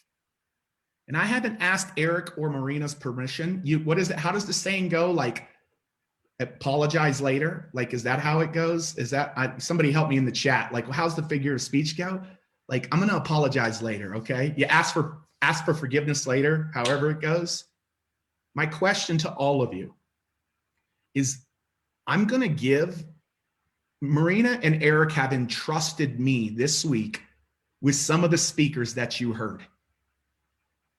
Do you know who we were responsible for bringing in this week?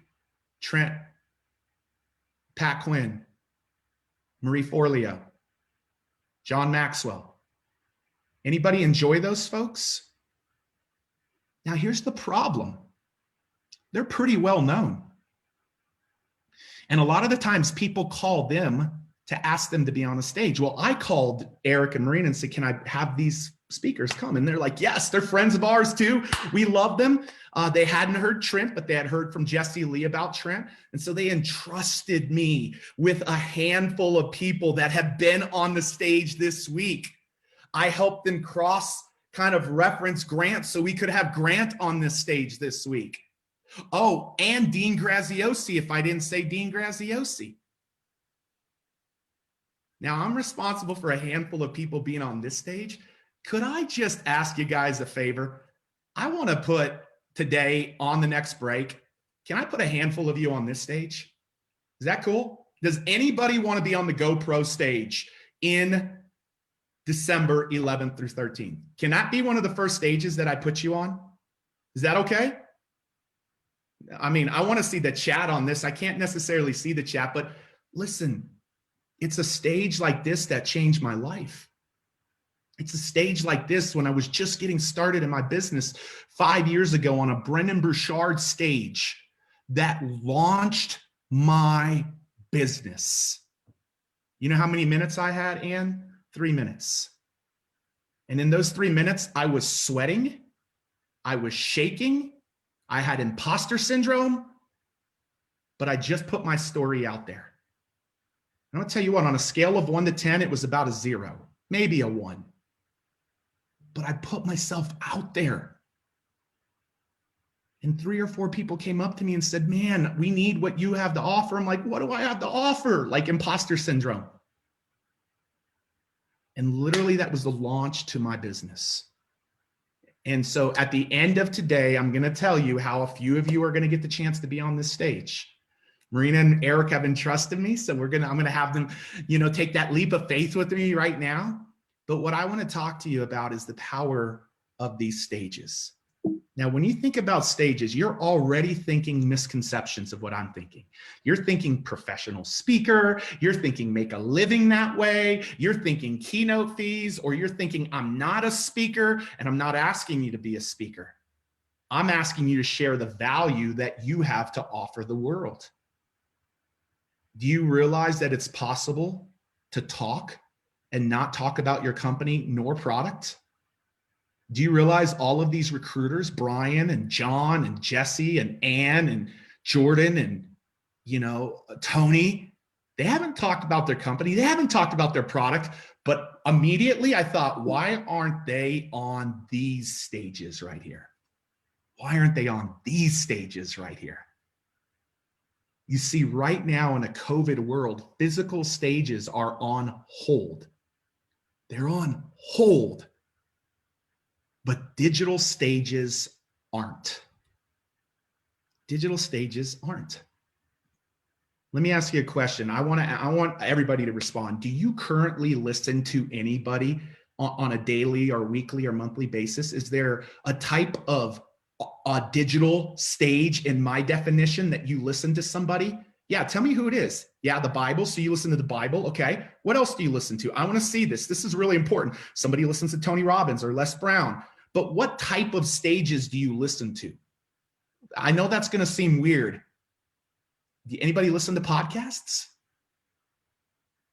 Anybody listen to anyone's stories or lives on social media?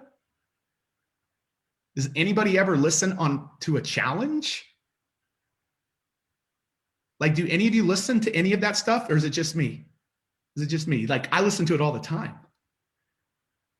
And do you realize that when I listen to it, and if that person's in my ear enough, Brian talked about a book the other day that's powerful. I'm going to talk about the fact of you being in somebody's ear on a third-party validated stage, that you just shared a powerful message and they heard you. What begins to happen is they all of a sudden connect with you a lot faster than almost anything else could do for you. Sarah and Tony, I know you guys have been on some as well. And so listen, what I want to encourage you today, this is a strategy that's going to be a little bit new. And I don't care if you're just getting started in the profession, if you have a business that falls into one of those buckets that Eric talked about, stuck, or how Grant tackled that, or if you're a very successful leader on here. Does not matter what bucket you fall into. I want to encourage you. I'm going to give you the what, the why, and the how, and I'm going to be done. These are what I'm talking about when I'm talking about stages. What? And I'm not talking about in the industry and profession. Please hear me. There's a whole world. There was a lady a couple of years ago that said, Pete, I just want to be in front of females, but I can't find any stages. And all of a sudden we did a little Google search, and 5 minutes later, we found thousands and thousands of stages that she could be on just like that. So there's social media lives. There's challenges like we're in today. There's other people's webinars. There's associations out there that host trainings all the time. There's podcasts. There's summits. There's YouTube channels. There's online media. There's other people's courses and membership sites. There's virtual masterminds going out in the world. And there's virtual events going on out in the world right now, all in the world, everywhere around you, outside of the profession. I cannot stress that enough. I'm talking about outside of the profession. Those are the types of stages that are happening, and there's tens of millions of them. And if I can tell you a secret, my wife is one of the most introverted people that you will ever meet. One of the most kindest, compassionate people you ever meet. She doesn't have the energy of me, or maybe some of the people you saw. You know what I loved about Brian the other day? Good old guy, just humble, not like charismatic. And I don't mean that in disrespect, Brian. I mean that in like, yeah, that's powerful, but yet Eric had him on this stage. And that's what my wife loves about this. As an introvert, she can talk on a podcast all day long. And every time my wife speaks on a podcast, it brings more people into her world. It brings more people into her world. And I want to tell you that every time you go out and share a message on one of these stages, and I'm going to help you understand how to get on these and why they would even want you. But all of a sudden, people connect with you and they're going to come and want to follow you and work with you and become a customer with you or a distributor. If you will do what Pat Quinn taught you at the front end of the day, you cannot come and just promote a company or a product. You share your story. Why would they want you on their stage? I'm going to give you the why and the how. Let me give you two whys. Can I give you two whys today? Why they would want you on their stage? They would want you on their stage because you have a powerful story that can serve their audience. And they're gonna bring you in on one of two ways. Do you realize one of the most searched things on Google right now? You know what one of the most searched things on Google right now is? Anybody out there on the chat want to take a shot at this? How do I start a home-based business? How do I begin to work from home? I could take a lot of variances of it, and reposition it. Do you know what thought leaders and people out in the world are looking for? Someone to come and say, how do I start a home-based business? Or what does it look like to be successful in a home-based business? Or what are the steps that you take to deciding on a home-based business? Why aren't you the ones throwing that down? Why aren't you guys the ones throwing that down on these tens of millions of stages? Okay, that's the distributor side. Do you see how that could connect recruits back to you instantly? Do you see that? I'm going to give away one of my stages at the end. I have a stage with 151,000 people. I have a stage that the Tony Robbins and the Eric Worres and many others have been on. I'm going to give that stage away at the end. I'm going to talk about that at the end. That just occurred to me. So we'll talk about that. But then there's the product side. There's the product side. Let's say you have anything with health and wellness at all. You want to know one of the other things that people are asking and requesting for content providers to provide on their digital stages? How do I stay healthy in the midst of COVID? Or take whatever it is that you do, and they're searching for that type of content. So now you could go talk about that. Would you embed your product? Would you talk about, yeah, a little bit. For those of you that heard Pat Quinn earlier, like I'm telling you, the guy is a machine. A lot of the recruiters who have spoken back here, he has worked with one-on-one. And so there's this opportunity of why they would want you on stages. Let me share this with you. Why do I want you on them?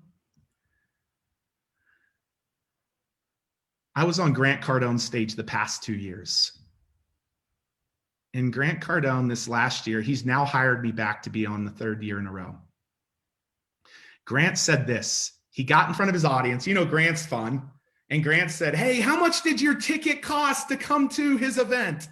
And people were like, 500 or 10,000. I'm like, 10,000. Whoa, 20,000. I'm like, wow. I'm just listening in the background. I'm like, where's he going with this? And then Grant said this, how much do you think it cost me for my ticket? And he said, $8 million. And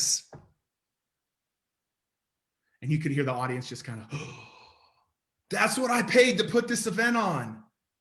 And I'm thinking, that's the hard cost. He's not talking about his team, his time, the resources. That's the hard cost. And I had this epiphany. You saw the title of what I call this, Other People's Stages. I got up there when I talked about these 11 digital stages. This was pre-COVID, 3 weeks before COVID. So I was also talking about physical stages. And I said, guys, you know the power of being on other people's stages? I said, how much do you think this stage costs me to be on? And everybody started saying, 5,000, 10,000, 20,000. I said, zero.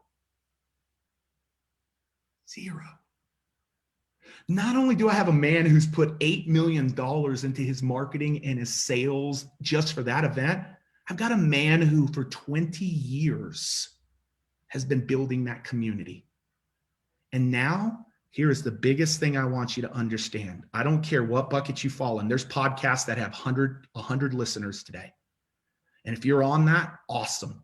There's some of these leaders back here that I'm telling you, there's podcasts that got hundreds of thousands of listeners today. And why aren't you on them? But here's what I want to tell you. The reason they'll want you on there is not to recruit.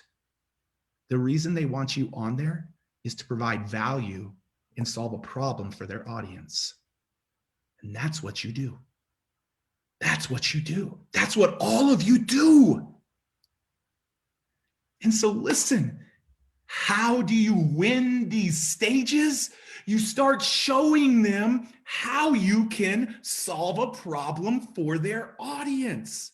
Oh, I've got a framework that will help people understand how to launch a home-based business. If people buy into that talk, who do you think they're going to buy into to be their upline? You. Or I've got a great talk on how to really maintain your health in a post-COVID world. Yeah, guys, the power of other people's stages is so huge. And so what I want to encourage you to do, this is what I want to encourage you to do. I want you to pick one of these categories. I don't think I'm sharing my screen anymore, am I? I want you to pick one of these categories, and I really want you to make a determination to say, you know what? Do low stakes, practice low stakes. Go back and listen to Pat in the next 24 hours before this comes down. Go back and listen to Pat and pick one of these and go search it. Women's podcasts, women's entrepreneur podcasts, women's small business podcasts, podcasts from male entrepreneurs or general entrepreneurs. Like, you can look and there is an abundance. And in 30 minutes, in 15 minutes, in 5 minutes, in 3 minutes, you will begin to see yourself land more recruits and more distributors than ever. This is what I want to say to you is I want to break through a little bit of mindset here for a lot of you guys, because a lot of you probably didn't know me. This was 2 years ago when I was on a stage of 30,000 people right here. My wife was in the stadium, and do you realize that Mexican down there on the far right bottom felt like an imposter? I felt like an imposter because you probably before today could name most of the others. How many do you recognize on that picture right there? How many do you recognize?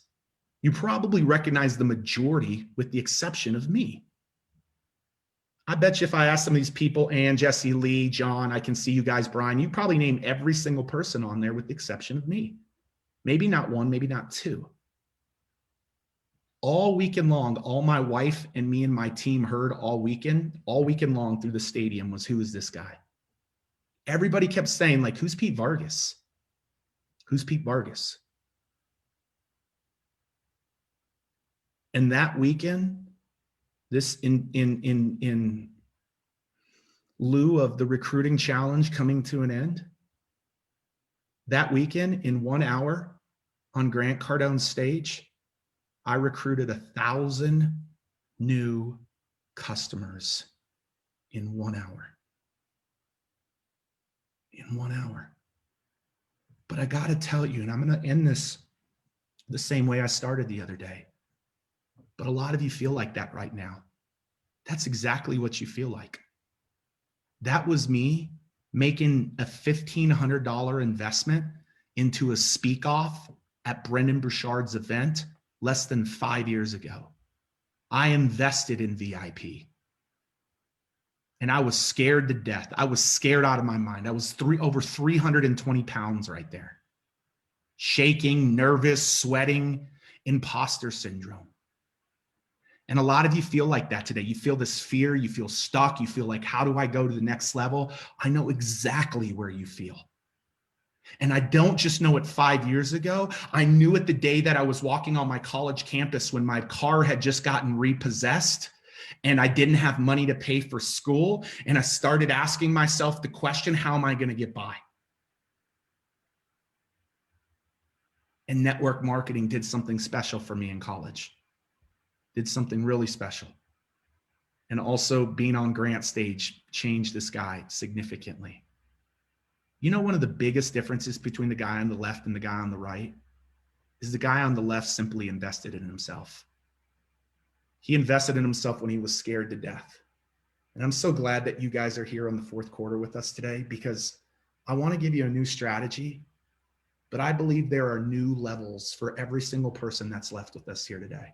Like every tens of thousands, there is a new level that you are intended to go in 2021 to impact a significant amount of people's lives. And not only do I want you to have a new strategy to recruit more people, I want you to have the mindset that it doesn't matter if folks don't know who you are right now. Do not let that stop you from recruiting people. And so, Eric, that is, man, that's what I want to share with them today. And man, I gotta maintain with the party here. I want to make it pretty dang irresistible, Eric. But that speak off at Brendon Burchard's event changed my life. It's the reason why I pitched you and Marina on doing the first annual GoPro speak off. And so, Eric, I have a course that literally is how to win 31 digital stages in 31 days. It's how I did it the month after COVID. I literally, the month after COVID, after losing a lot of money, and Eric, you know the story, I told my team we're gonna go get on 31 digital stages because my physical stage business was shot. And I got on 31 stages and it generated a significant amount of new recruits for us. And so that is a course, and I'm gonna state this loud and clear because Grant didn't. I want people in VIP because I want me and Pat to get to work with them in their stories in the workshop and in the speak off and all of that. And so this is one of those courses. Is it VIP or platinum only? Which one? This is for VIP and platinum. That course will be VIP and platinum, because the slide I have says only platinum. So No. all right, cool. VIP as well. So that's what I want to do for VIP as well. And Eric, So, can you take me off for a second and put Pete back on so you can show the slides. Pete, just walk through this. This is the course that you're giving for VIPs and platinums, right? yeah, it's VIPs and platinums. And the one that we're given actually has to do with winning digital stages, because that's what's relevant to COVID. It's our brand new course that we shot in May after doing it. And yeah, man, we're actually going to help them understand how to go find and win digital stages to grow their network marketing businesses. Love it, love it, love it. Thank you so much. Everybody, if you want to upgrade, go to virtualgopro.com or get your ticket. If you haven't got your ticket, go to virtualgopro.com. That's where you go. We're going to take one more break. And when we come back, we have Pitbull, we have Rachel Pekarik, and we have Sylvester Stallone to kind of close out the day. But I also want to tell you about tomorrow and about Thursday before I go to the break. Tomorrow, we're going to come back and have a bonus day. One bonus day, 90 minutes. The top network marketing recruiting trainers are going to come back with me, 11 a.m. Pacific time, and give you their final thoughts on this challenge. And then on Thursday, bonus day number 2, I'm going to go through the 7-day recruiting challenge Cliff Notes, just kind of summarize everything because I know it's been a lot. Summarize everything over the course of about 90 minutes. We're going to do that on Thursday. All of the speaker bonuses are available until the end of the day on Monday, and then they go away forever. They're gone. So people who take action today, obviously during the break here, anybody who's purchased, we're going to be doing some more drawings for more prizes. Anybody who purchases today or prior gets all the recording of today. And yeah, I think that's it. So 5 minutes, we'll be right back. Amazing superstars coming up in just a few minutes. Talk to you then.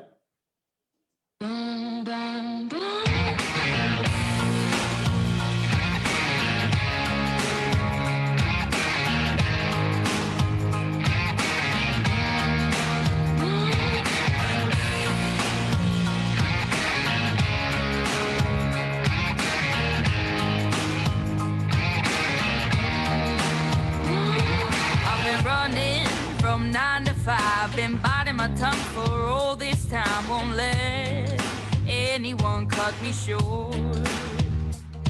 I was thinking this was the way to go, and you put up your puppet show. I say cheers to life. No, I'll be no good man's wife. Just leave me alone. I'm running the show. I'm telling you, it's my time to rise up. Live the life I'm proud of. No, you better go home. I'm telling you, it's my time to rise up.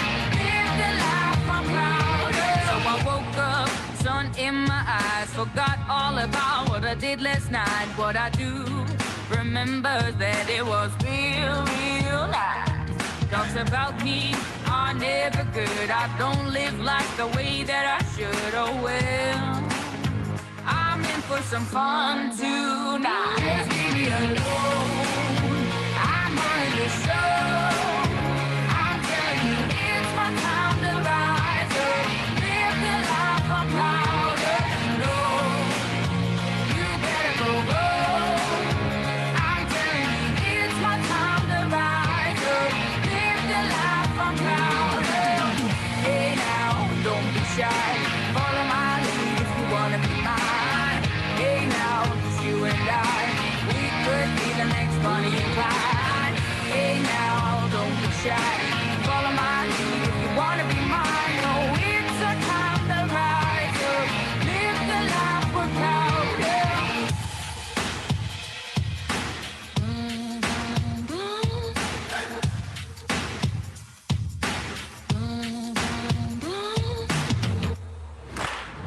Just leave me alone. I'm running the show. I'm telling you, it's my time to rise up. Live the life I'm proud of. No, you better go home. I'm telling you, it's my time to rise up. Live the life I'm proud of. Hey now, don't be shy. Follow my lead if you wanna be mine. Hey now, it's you and I. We could be the next Bonnie and Clyde. Hey now, don't be shy. Follow my lead if you wanna be mine. Oh, it's a time to rise up. Live the life we're proud of.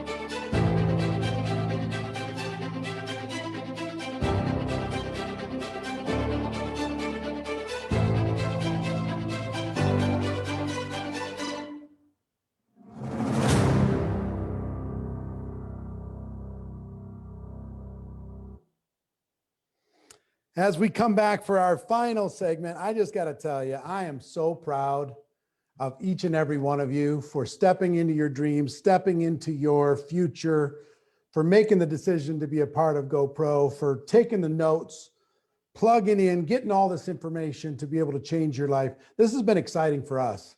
I know all the trainers have enjoyed being a part of it. Celebrities also enjoyed being a part of it.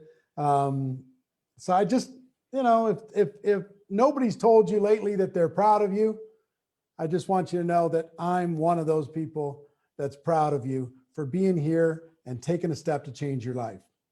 So before we go to our first trainer, Pete told me during the break that he forgot something at the end of his presentation. So Pete, why don't you fill in the blanks? Yeah, I just saw the comments. I promised stages, and then some of you backstage didn't even call me out on that, man. Like, I was trying to give away stages and you guys didn't call me out, but I saw it all over Facebook. So, hey, Eric, this is what I want to do. I think, you asked for forgiveness later. So I really didn't have this conversation with Eric. So this is what I want. Anybody who takes action in the general admission ticket, because I know that's the reality for some of you guys today. I'm gonna make sure that Eric and them upgrade 5 of you to VIP. We're gonna randomly pick 5 people at the end of the day from general admission to be in the VIP, which then puts you in the speak off. And let me tell you, the speak off, for you to share your story or learn how to share your story, yeah, it'll be really cool in the GoPro speak off. And it might be cool for those of you 10 that advance to the finals of that. But the real power in that is when you go take it out into recruiting and prospecting. That's when it's game changer.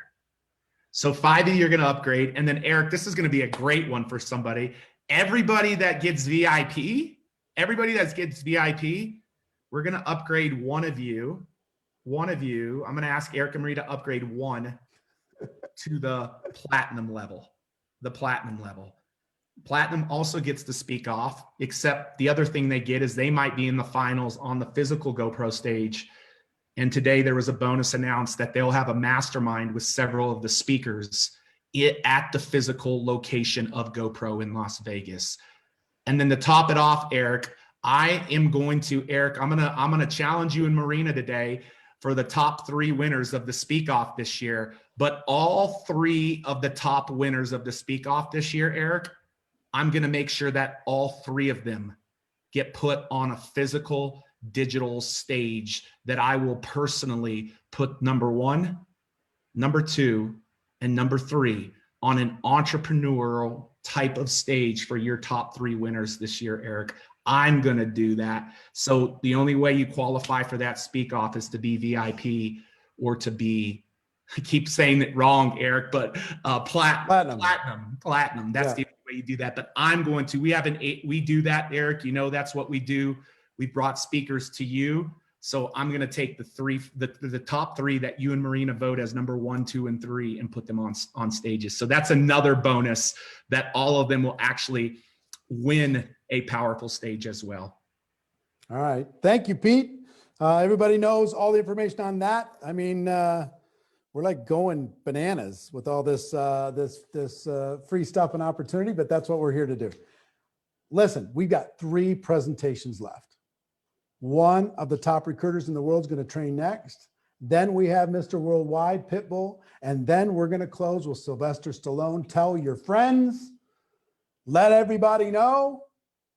If they're here before, come on back. We're heading into the final stretch. Our next presenter has over 1,000 personal recruits in her business, over 300,000 distributors on her team.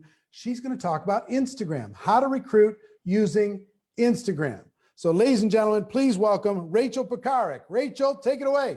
Thank you so much, Eric. I'm so excited to finally be here today to wrap up this challenge. For some of you guys have gotten huge mindset shifts.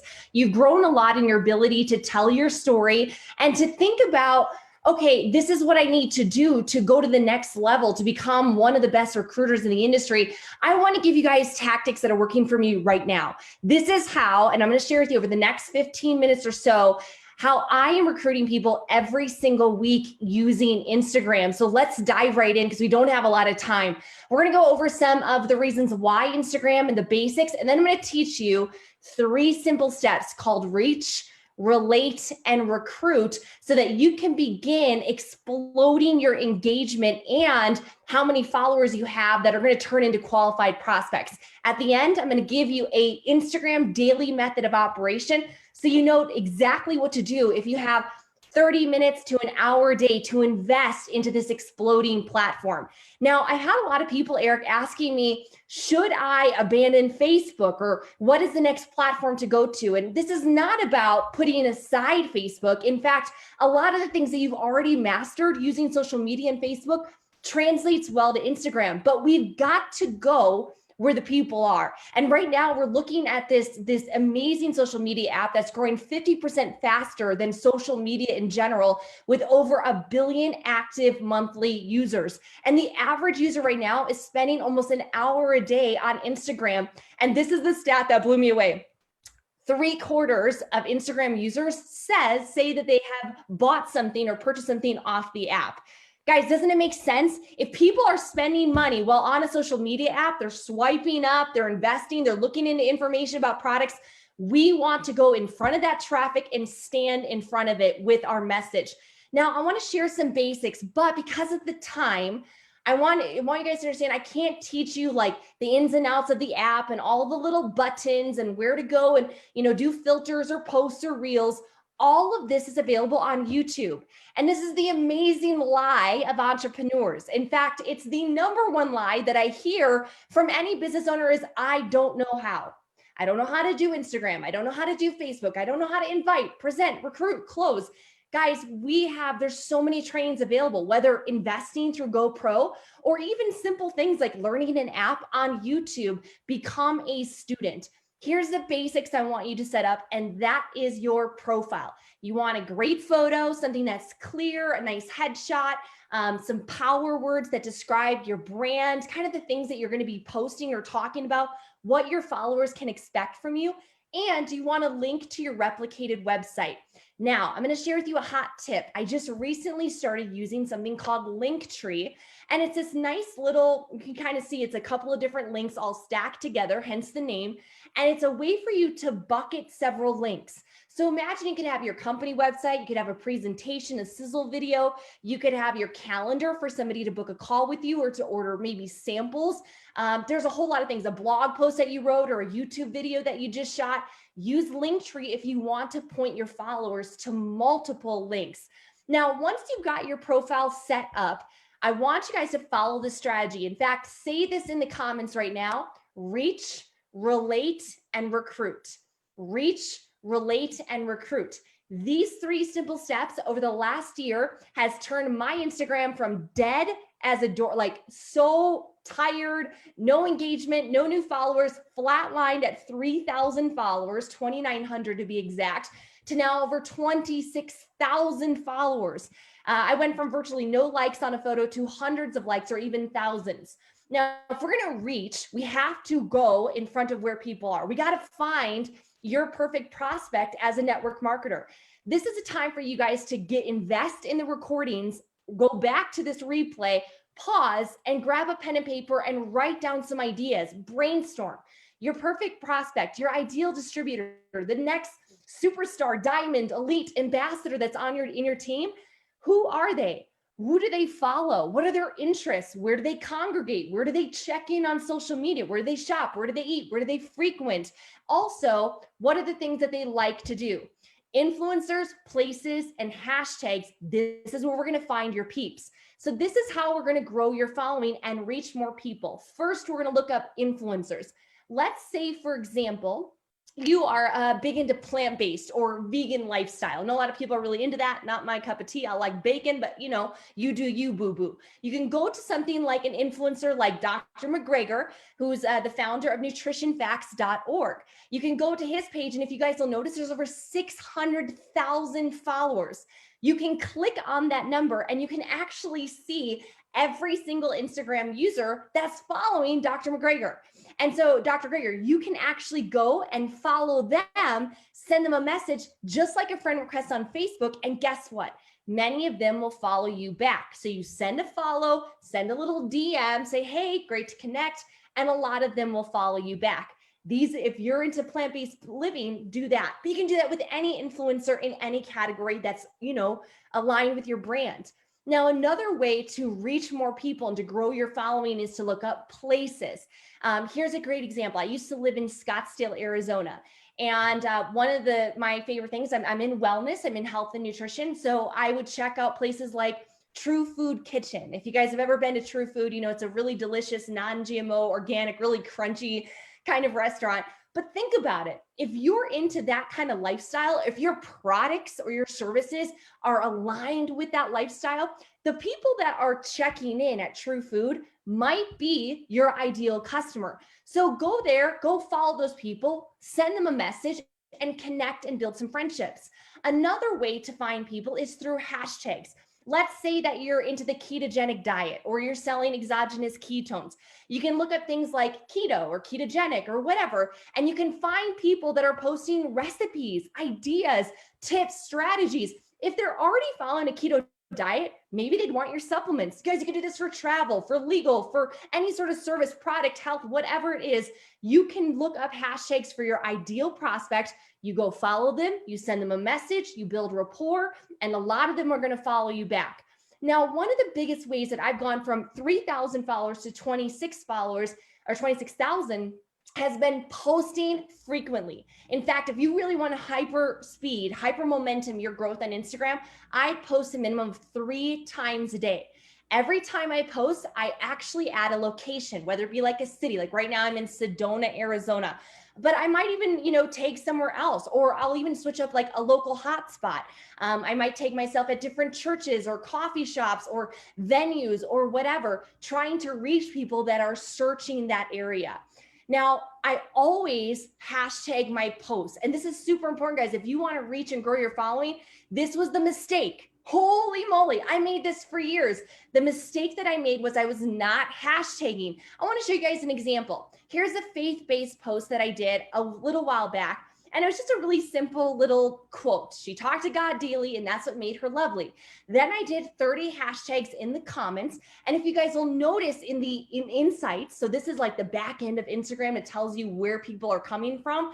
It looks like here that over, 1,600 people of the 3,000 that it reached, 1,600 came from the hashtags. So these are people, 55% of the people that saw this post were not already following me. So they found me through that hashtag. Here's another one. This was actually just a week ago, and I posted a political meme. This reached over 30,000 people. And this has been very effective for me to post relevant information of things that are happening in the world today. Guys, look at this. Over 30,000 accounts it reached, but over 20,000 of them came from the hashtags. So guys, what's your big takeaway from reaching more people? Hashtags. You got to hashtag every single post, and you got to vary it up every single time. Now, the next step after reaching people is to build rapport, and we do that by relating. We relate through being vulnerable. A lot of people will make the mistake of thinking, I can't recruit somebody because I'm not successful yet. Ultimately, guys, you got to start where you are with what you have. Bring people on the journey with you. Nobody wants to see somebody go from 0 to 0 to 0, but show them from you going from 0 to hero. You want to add value, become a thought leader in your space. And I would encourage you, if it's your cup of tea, to be a bit polarizing. I have always been a little bit polarizing, meaning a little out of the box thinking in my beliefs, in my posts, in my brand. I shout Jesus from the rooftops, and that has attracted a lot of like-minded people inside of my organization and of course inside of my following. And also I build rapport through using my Instagram stories as a reality show. It's my behind the scenes aspect of my life with my husband and my traveling and my dogs. Now, because of the time limits here today, I don't have the amount necessary to teach you guys exactly how to build this unshakable rapport. But I talked to Eric today and I said, listen, I'd love to record. I have a very special training. It's $197 value that I'm going to put inside for those of you guys who are purchasing Virtual Go Pro. You can get access to this content creation so that you never wonder what to post, that you're focused, that you're on brand. If you guys can get excited about this, drop a 1 in the comments below. This is going to be your exclusive bonus. And I'll share with you guys how I've used this content creation strategy to garnish 350,000 total followers on Facebook and Instagram. Now let's talk about recruiting. Let's recruit using stories. This is my #1 lead generator right now, is I start a conversation. So I might start a conversation amongst one of our product lines, hair care, anti-aging. Think about whatever product that you have right now. Start a conversation or ask a question. Then I'll post a lot of before and afters or social proof or stories, and then end with a call to action. Hey, who wants more information? Drop your cell phone in the comment below and I'll text you details. And what happens?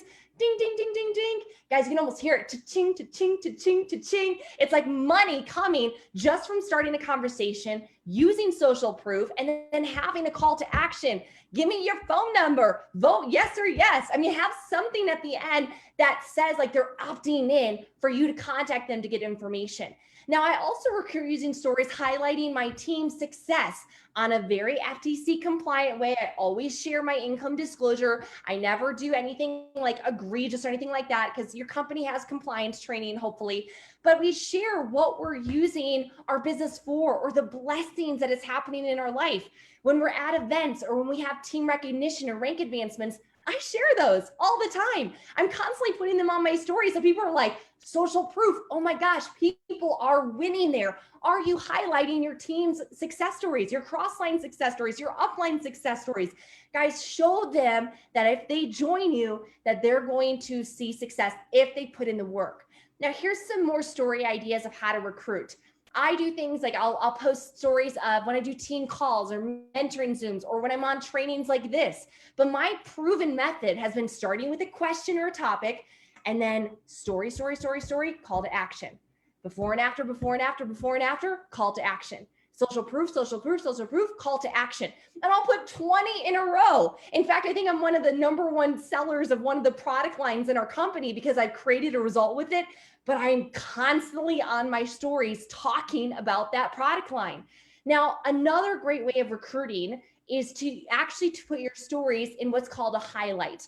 These highlights are little bucketed archive stories. So they're from days ago or weeks ago or even years ago. And I created different highlights for my different product lines. I want you guys to think about what you could do on your Instagram today to highlight your different product lines, services, or opportunity. And guys, there's great tutorials that teach you how to set this up, but it's pretty simple. And I have sales come in all the time on my Instagram. People saw like my weight loss highlight 18 months ago. So it just is a way for you to get some evergreen sales happening. And lastly, recruit doing posts. About once a week, I curate a post that has a story and a strong call to action. Something either about the product or the business. And I always choose a really great photo with a really compelling storyline, right? And I always say, hey, drop the word info, drop the emoji or drop the word video, and then you follow up and you get them to a presentation.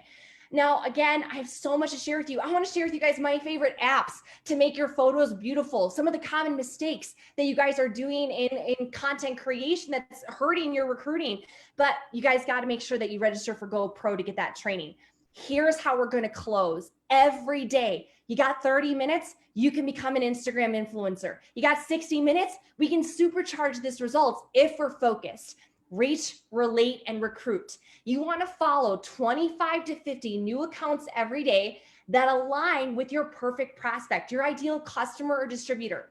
Post at least 3 times a day with 30 hashtags maximum in the caption under every single post. This is and you always want to change it up every day. Don't use the same hashtags over and over.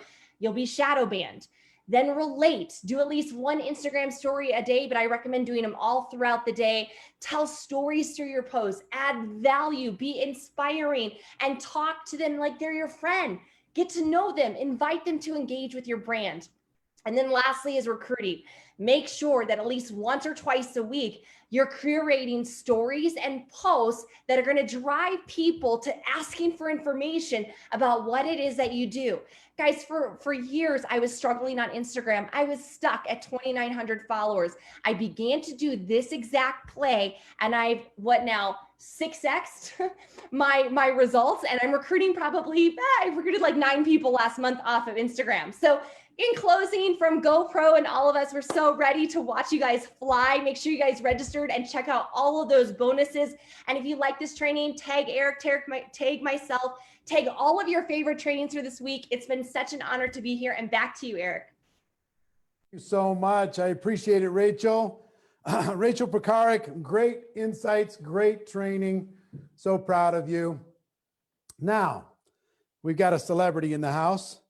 And to introduce my good friend, Armando, we've got a quick little video. So check it out. Armando Christian Perez. Armando! Mr. Worldwide, Mr. 305. I want you to give me everything you got.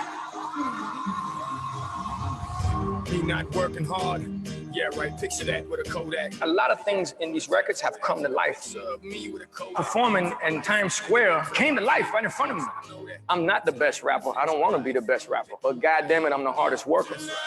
And more than anything, being a Miami boy, first generation Cuban American, I love the fact that I grew up an underdog. Didn't graduate high school, hardly went to school, but it was a teacher that changed my life. She thought it was a fight going on, and when she broke through it, she seen that we were rapping, and she said, "You have talent." My first major concert. Luke said, "Get this on stage." The more I heard no, the more I was like, I gotta fight for this. I believe in this. My happy is to get up every day and look life in the face and go, "Please, what you got, baby? Come on." I always tell people, look, there's no losing, only learning. There's no failure, only opportunities. And there's no problems, only solutions. It all depends on how you want to switch. You're gonna sit up there with somebody that looks at you and says, "I don't think that's a hit there, bitch." Music talks to everybody, and it's a universal language. We created a new name. It's called Total Market. We all bleed the same blood, breathe the same air, and put our pants on one leg at a time. How I feel about the Latin community, I don't ever leverage it. You know, I am it. Put it on my life, baby. We went back to one of my old neighborhoods, Little Havana in Miami, and we opened a school called Slam. It means the world to me because you see these kids and you see you. This isn't a gimmick. This isn't propaganda. I'm up here because it works. I live it every day of my life. And that, folks, is how you take a negative and turn it into a positive. It was all a dream. Now I just wake up and live it, thinking that the sky was the limit until I figured out there's footprints on the moon. Now I'm like, get out the way, bitch, move.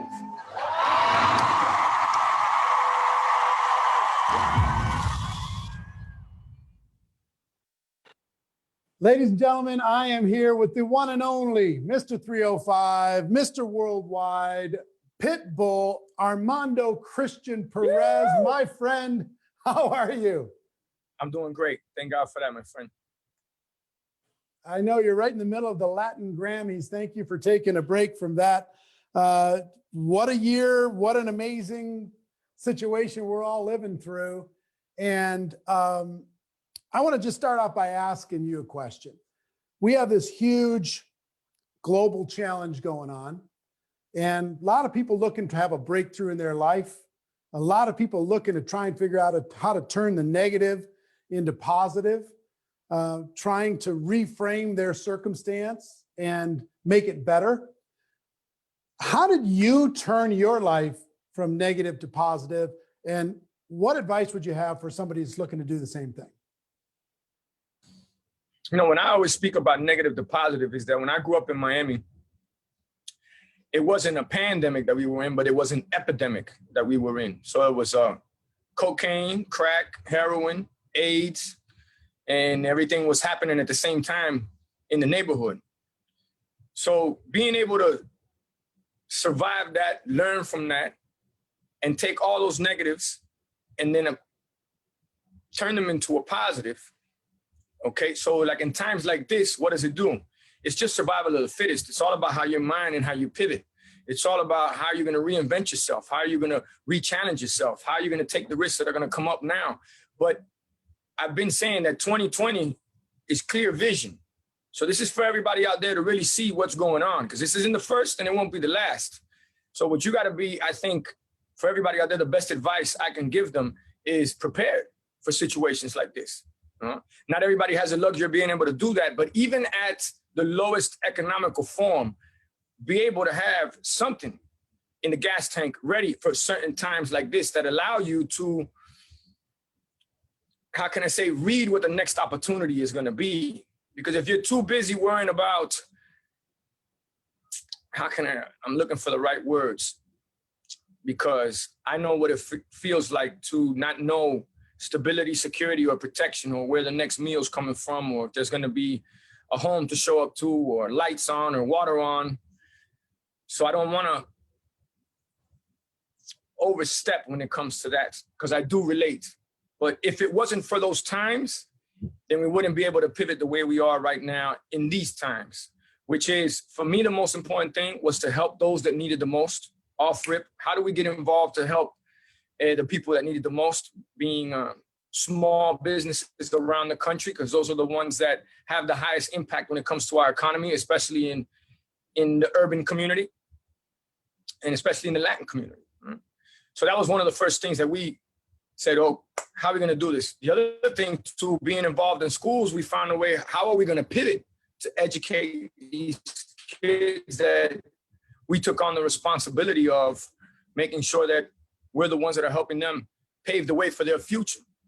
And number 3 was giving them what I know how to do best, which is music to inspire them, motivate them, which is the true universal language, which is what unites, doesn't divide. And we're literally living in times right now of divide and conquer. And people fear what they don't understand and hate what they can't conquer. And people hate what they don't understand and fear what they can't conquer. So, well, can I ask you a question? Well, let me just ask you a quick question. Yeah, real quick, Eric. Yeah, at some point, there was some sort of a defining moment that when you changed everything. What was the moment that caused you to change your life? The moment that caused me to change my life was I would say when I was about 5, 6 years old. You know, I got tired of moving around so much. I got tired of the instability, the security, the insecurity, and having no protection. So at that age, it wasn't for me about money. My mother always told me money's a passport, allows you to come and go, but it doesn't make you. It was about, for people that I love in my life, I wanted to create another world for them. And at a young age, all I thought was security, stability, protection. How do I get my hands on that? Now, clearly, money is a part of that, but you make money. Money don't make you. And in these times, you see the guys with the most money in the world that are the ones helping the least, if you ask me. And me, somebody that I sell a product, which is music. Music sells everything but itself. And my music gets stolen all the time. I got 20 billion views on YouTube. If I had $1 for each view, I'd have $20 billion. So I literally do this because I love to do it. And with the record that we put out, we said, hey, here's 100% of the proceeds to help whatever we can possibly help with, you know, in real organizations and charities that we know that are transparent, and the money's going to get to the people that need it the most, right? But I mean, you have these multi-billionaires that are just in these times bragging about how their companies are worth trillions of dollars at this point. And I don't see them showing up like that. So it just goes to show you, it doesn't matter how much money you have to have a good heart, to be humble enough to understand what people that don't have anything are going through in these times. And the reason that I understand is because I've been there before. So the people out there, bottom line, hey, when the going gets tough, the tough get going. This is survival of the fittest. This is when you really figure out who you are and how you're built. And as humans, we are resilient and we're fighters. And this is the time where we should take this situation around the world and unite and come together. That to me is the most powerful thing that we could possibly do right now. And they're finding ways to try to divide and conquer. They really are. But let me tell you something. That's why I'm so proud to be a part of music, because music is something that speaks to everybody. And I'll say it again, music unites, it doesn't divide. And that's what we need in this time. Let me ask you one. I also know that you just started a podcast, Turn Your Life from Negative to Positive. And people can go find that podcast from negative to podcast, negative to positive. And that's, I guess it's branded with Pitbull, or is it your name, Armando Christopher Perez? Or? No, it's Pitbull negative to positive. All right, Yeah. Pitbull negative to positive. Everybody go there, subscribe to that, download that. I know that's going to be amazing. Also, I mean, it's been great. Go ahead. We have a little lag here. No, I said it's been great, and exactly what I'm telling folks out there. You know, that was something that when God closes the door, He opens a window, and we pivoted. We said, "Oh, look, man, we're having speaking engagements around the world with yourself and with Tony, with other folks, and I love to speak to people to let them know that, hey, man, there's no secret sauce, there's no magic formula. It's all hard work. The harder I work, the luckier I get. But what you got to be able to do is the biggest risk you take is not taking one. So the podcast is all about that. I've already had Little John on there, Luther Campbell, Flo Rida. We have Fat Joe coming up, Emilio Stefan. So it's going to be from entrepreneurs, artists, philanthropists, comedians. Everybody is going to be on the podcast, but it's going to be the same message. How did you take your negative and make it into a positive? And everybody will tell you, hard work, bottom line, pays off. Well, last question for you. I want one of my favorite moments at GoPro is when you were on stage and the translation for Spanish was not working, and people in the back were whistling, and we can't hear, we can't understand, and they were all like, you know, kind of not happy. And you just said, hold on. And you just ripped it in Spanish, and they all went bananas. So I would like you to answer one question in English, but then also in Spanish for the whole Spanish speaking community worldwide. And it's a huge one watching this. I'd love for you to give them one piece of advice if they're an entrepreneur to make this next year the best year of their life. Give it to them in English, and then also give it to them in Spanish to close it up. One or two entrepreneurs all around the world. This is the perfect time to test yourself, because what is entrepreneurship all about? It's about failing. It's about losing. It's about falling. It's about slipping, but it's about getting back up, learning, living, giving, teaching others. That's what entrepreneurship is all about. Entrepreneurship is about being an underdog.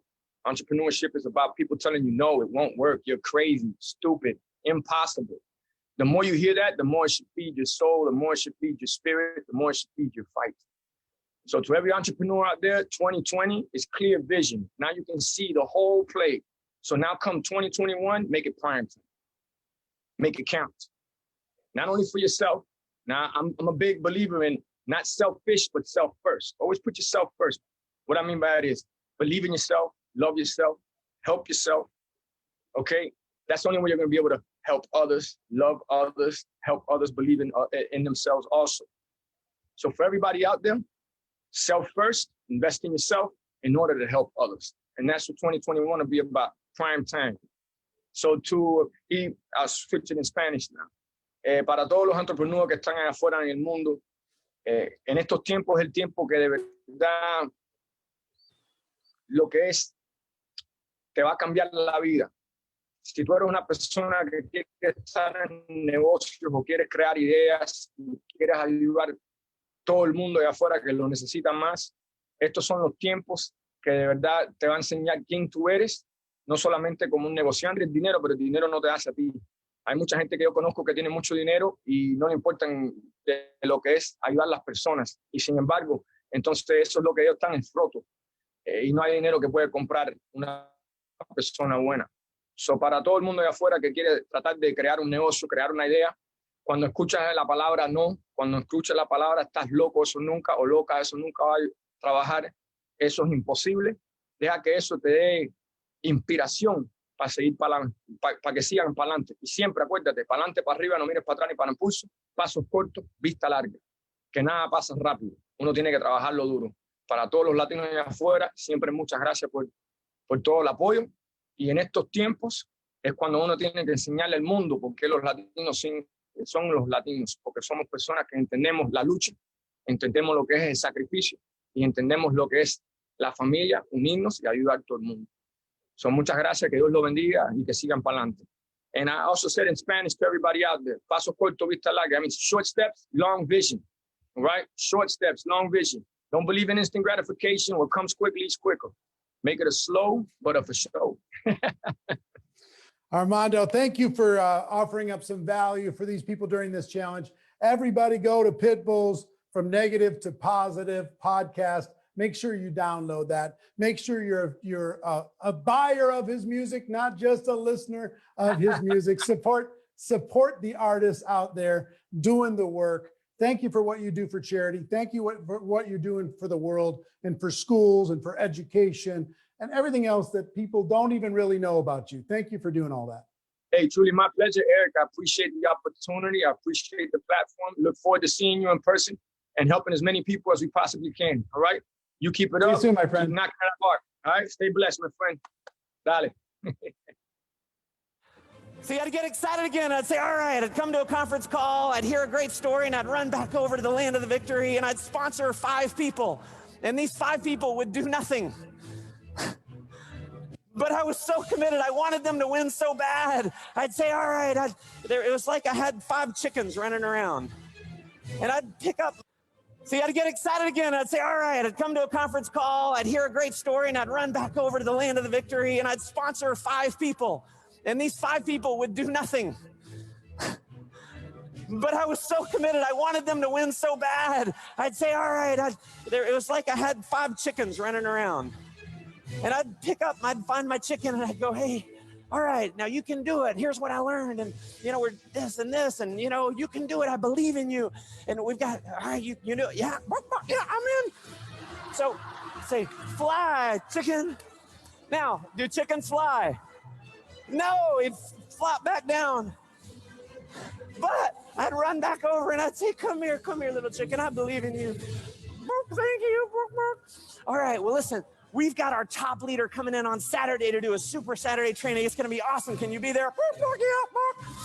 I say, all right, I'll see you there. Now do chickens fly? No, straight back down. But I'd run back over and I'd pick up my chicken. And here's the challenge. I had 5 of them. And so I'm fly, and I'm running around, and I'm just constantly fly.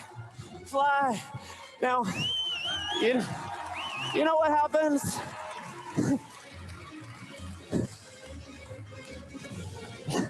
You know what happens when you constantly try to make chickens fly? You end up with chicken shit all over you. So here's the lesson. There's chickens and there are eagles. Our job is to sort through the chickens to find the eagles. You got to decide that you're going to be an eagle. And here's what made all the difference.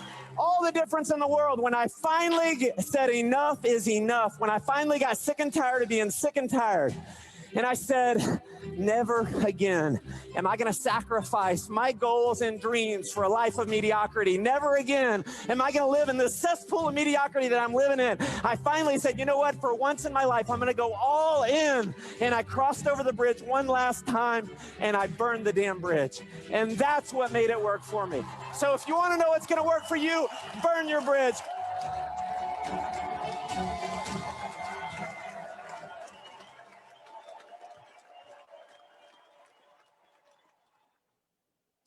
Well, ladies and gentlemen, we are up to the final speaker of our 70. You knew he was going to be last, right? You had to hold Stallone to the end, but I've got to tell you, but before I introduce him, we have 7 winners from the last break. I just have to tell you the winners first, and then I want to tell you about Mr. Stallone. Bibi Aziz, Christopher Rios, Megan Roloff, Allison Margaritas. So I'd like to have a Margaritas at this point.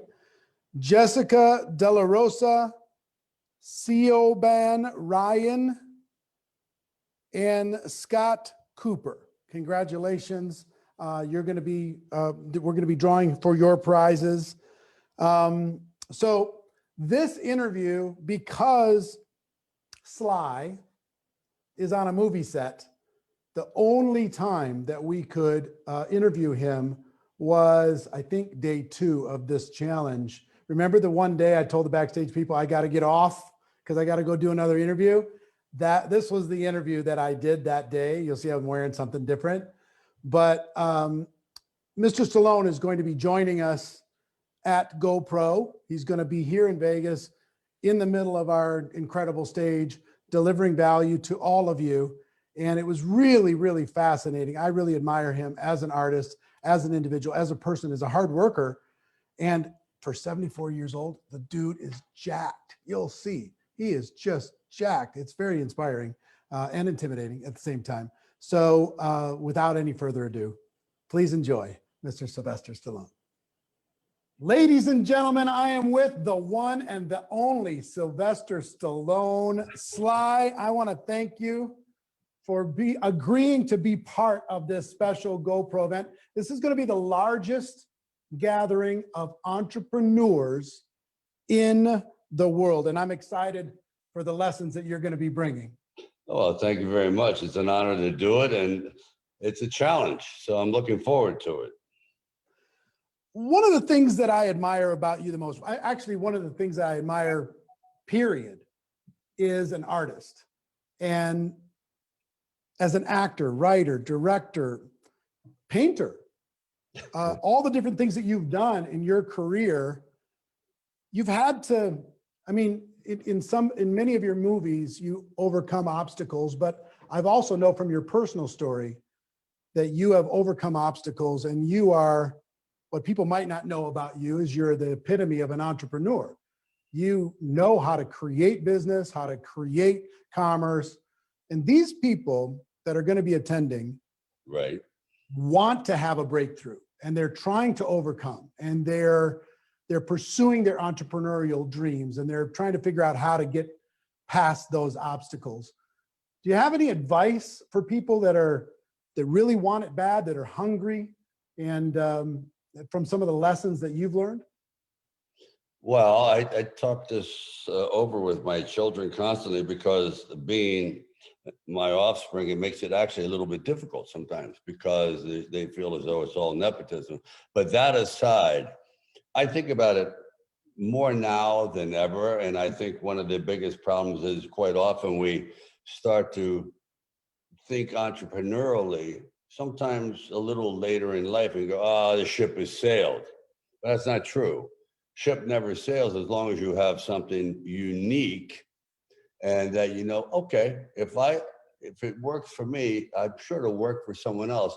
And that's one of the common connective tissues, that you can't just think, oh, well, I like it, but no one else will. You have to say, when I did Rocky, everyone thought it was the worst idea possible.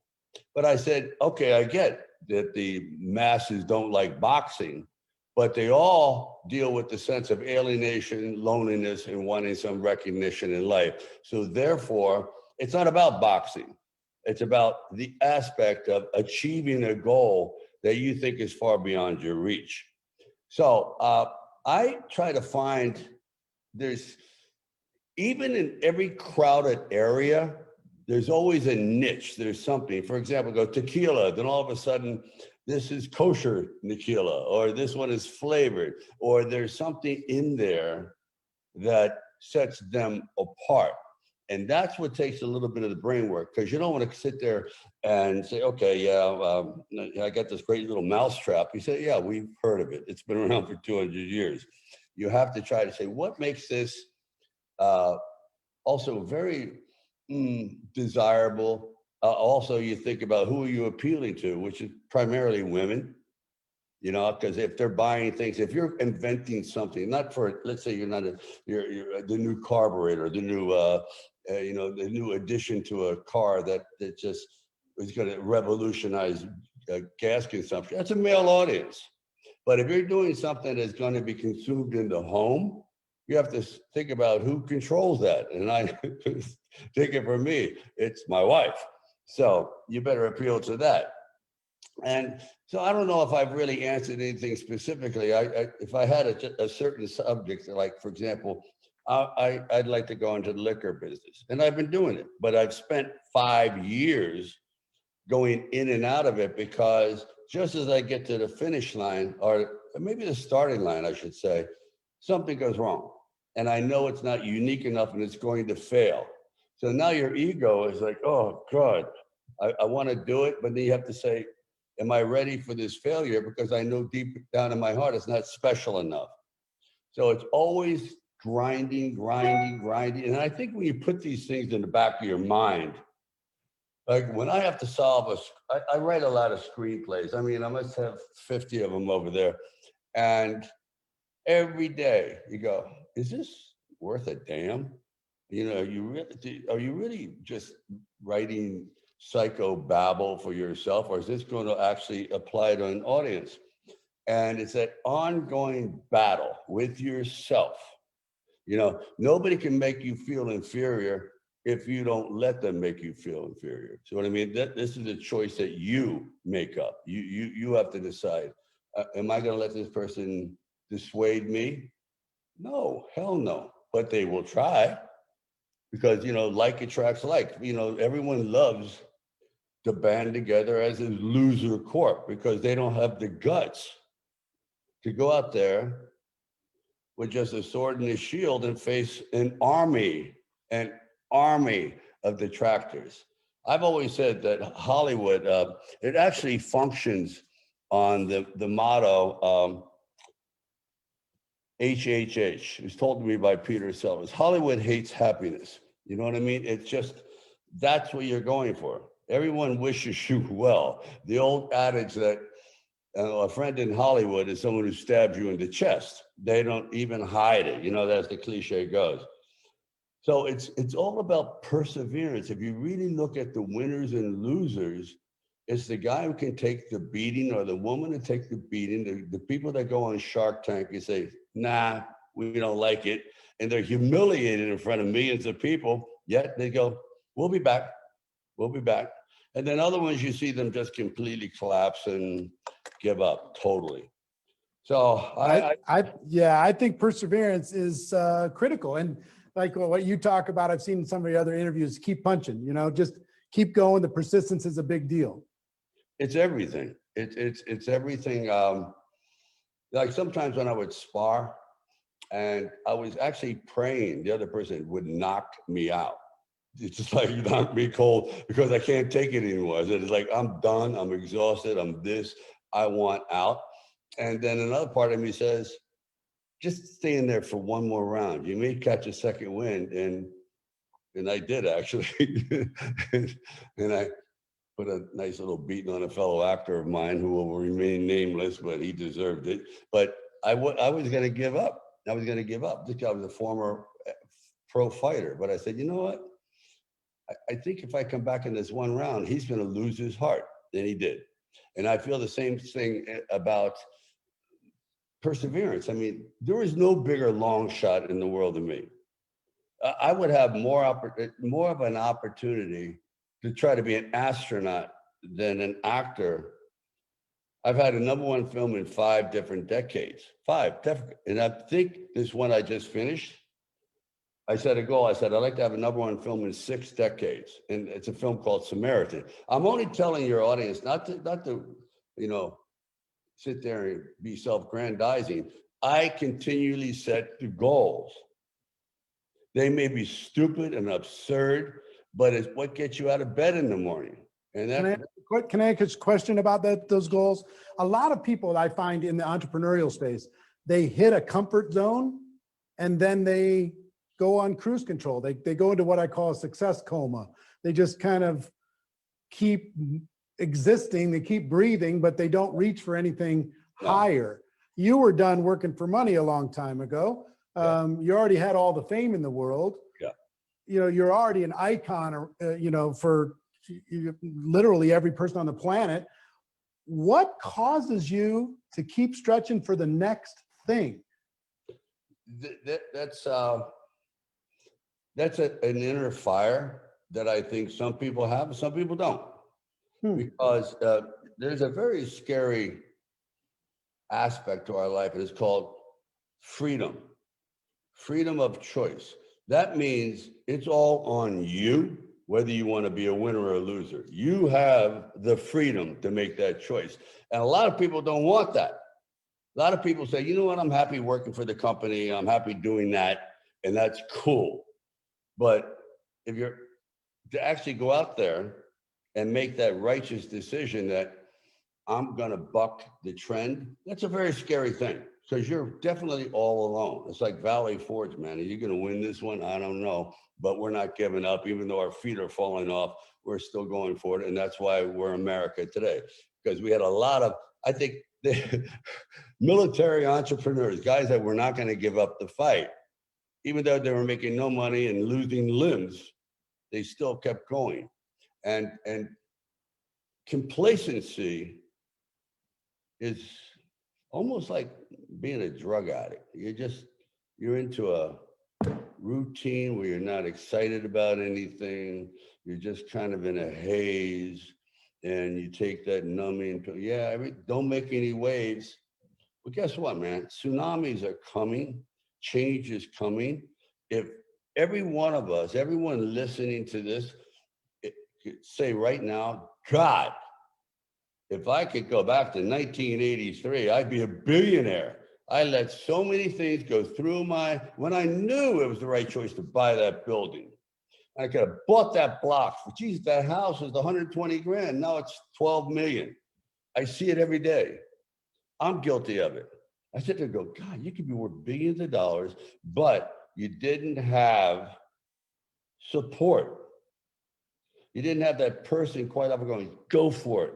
Actually, you had people saying, you know what that's going to cost, man? Look at this shit neighborhood. There's never going to be any. Don't you think people, the real rich people, if it was any good, would have bought it themselves?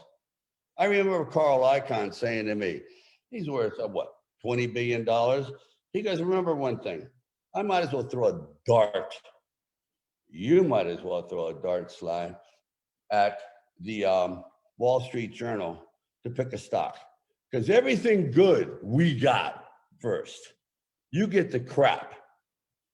The big fish, us, we know everything. And I said, you know what? You're right. That's their business. So why would you get into that business with them? Because they're going to kill you. So you got to find your niche. Say, this is what makes me happy. Like I feel good about real estate, or I feel good about automotive parts, or maybe I want to build an art gallery and things like that. And say, this is something I would do for free. You know, I've always said that. I know it's kind of stupid, but it's fun. If you're doing something out there just grinding 18 hours a day, you're going nowhere, and I'm like, yeah, I want to build a boxing gym. I go, why? There's no money in it. You know, what you want to do is build equipment, maybe, not a gym. Be the machine, not a wheel in the machine, not a cog in the machine. Be the machine. But that takes major commitment. That's why I think all good businessmen are a little crazy. At least they're called crazy, but they're not. They're obsessed. They're obsessed. And those are the ones that are never complacent. I have been complacent. And I let other people do my thinking. I delegated. And literally I had a 8 years, I didn't work. Until finally I said, you know what? I'm gonna go over there and start writing all these screenplays. Let me show you.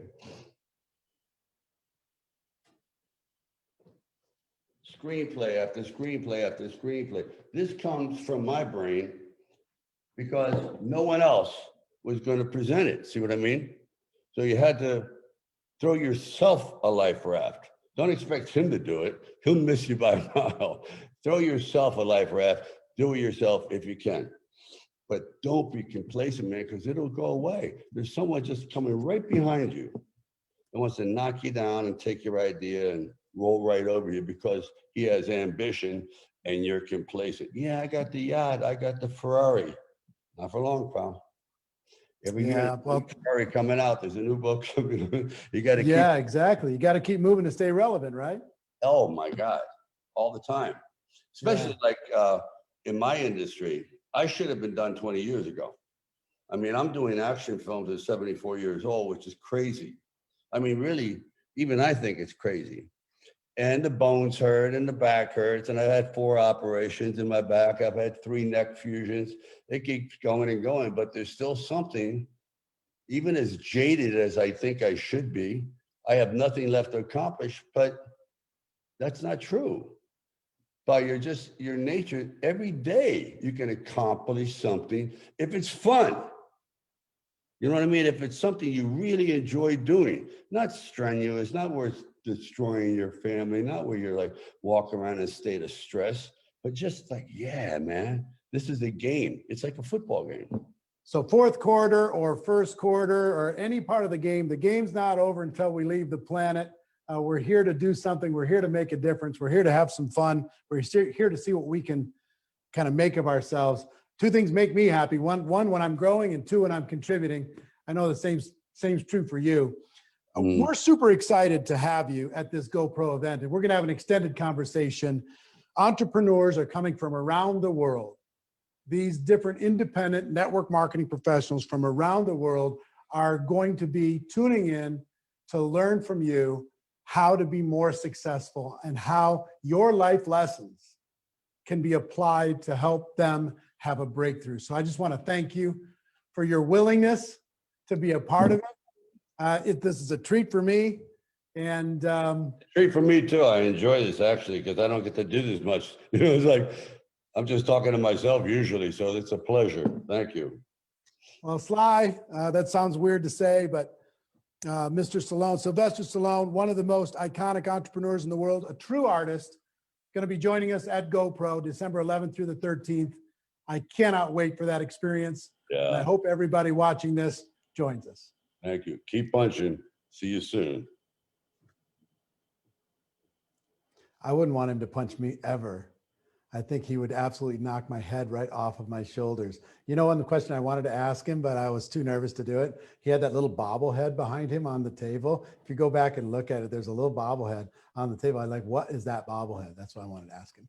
So I cannot wait until GoPro when I get an hour with them to ask all the questions. And guess where I'm going to get the questions? From all of you.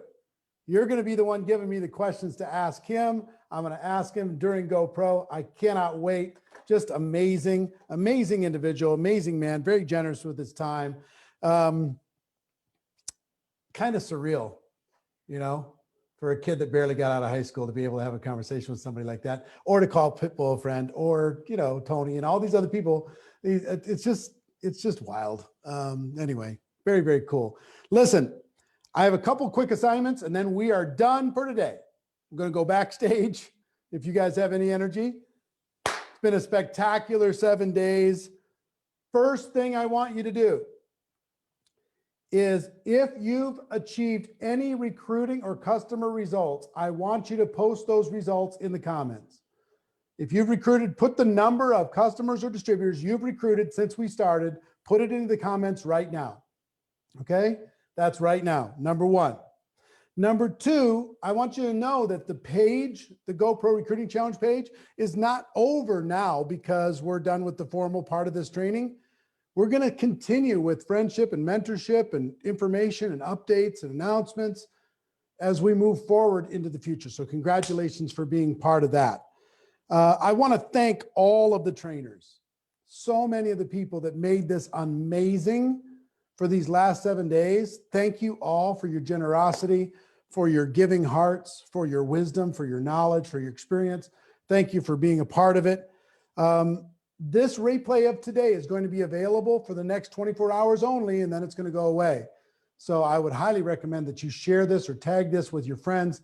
Let them see all these different incredible trainers over the last, what has it been? 5 hours and 46 minutes. Okay. Lot of value in this.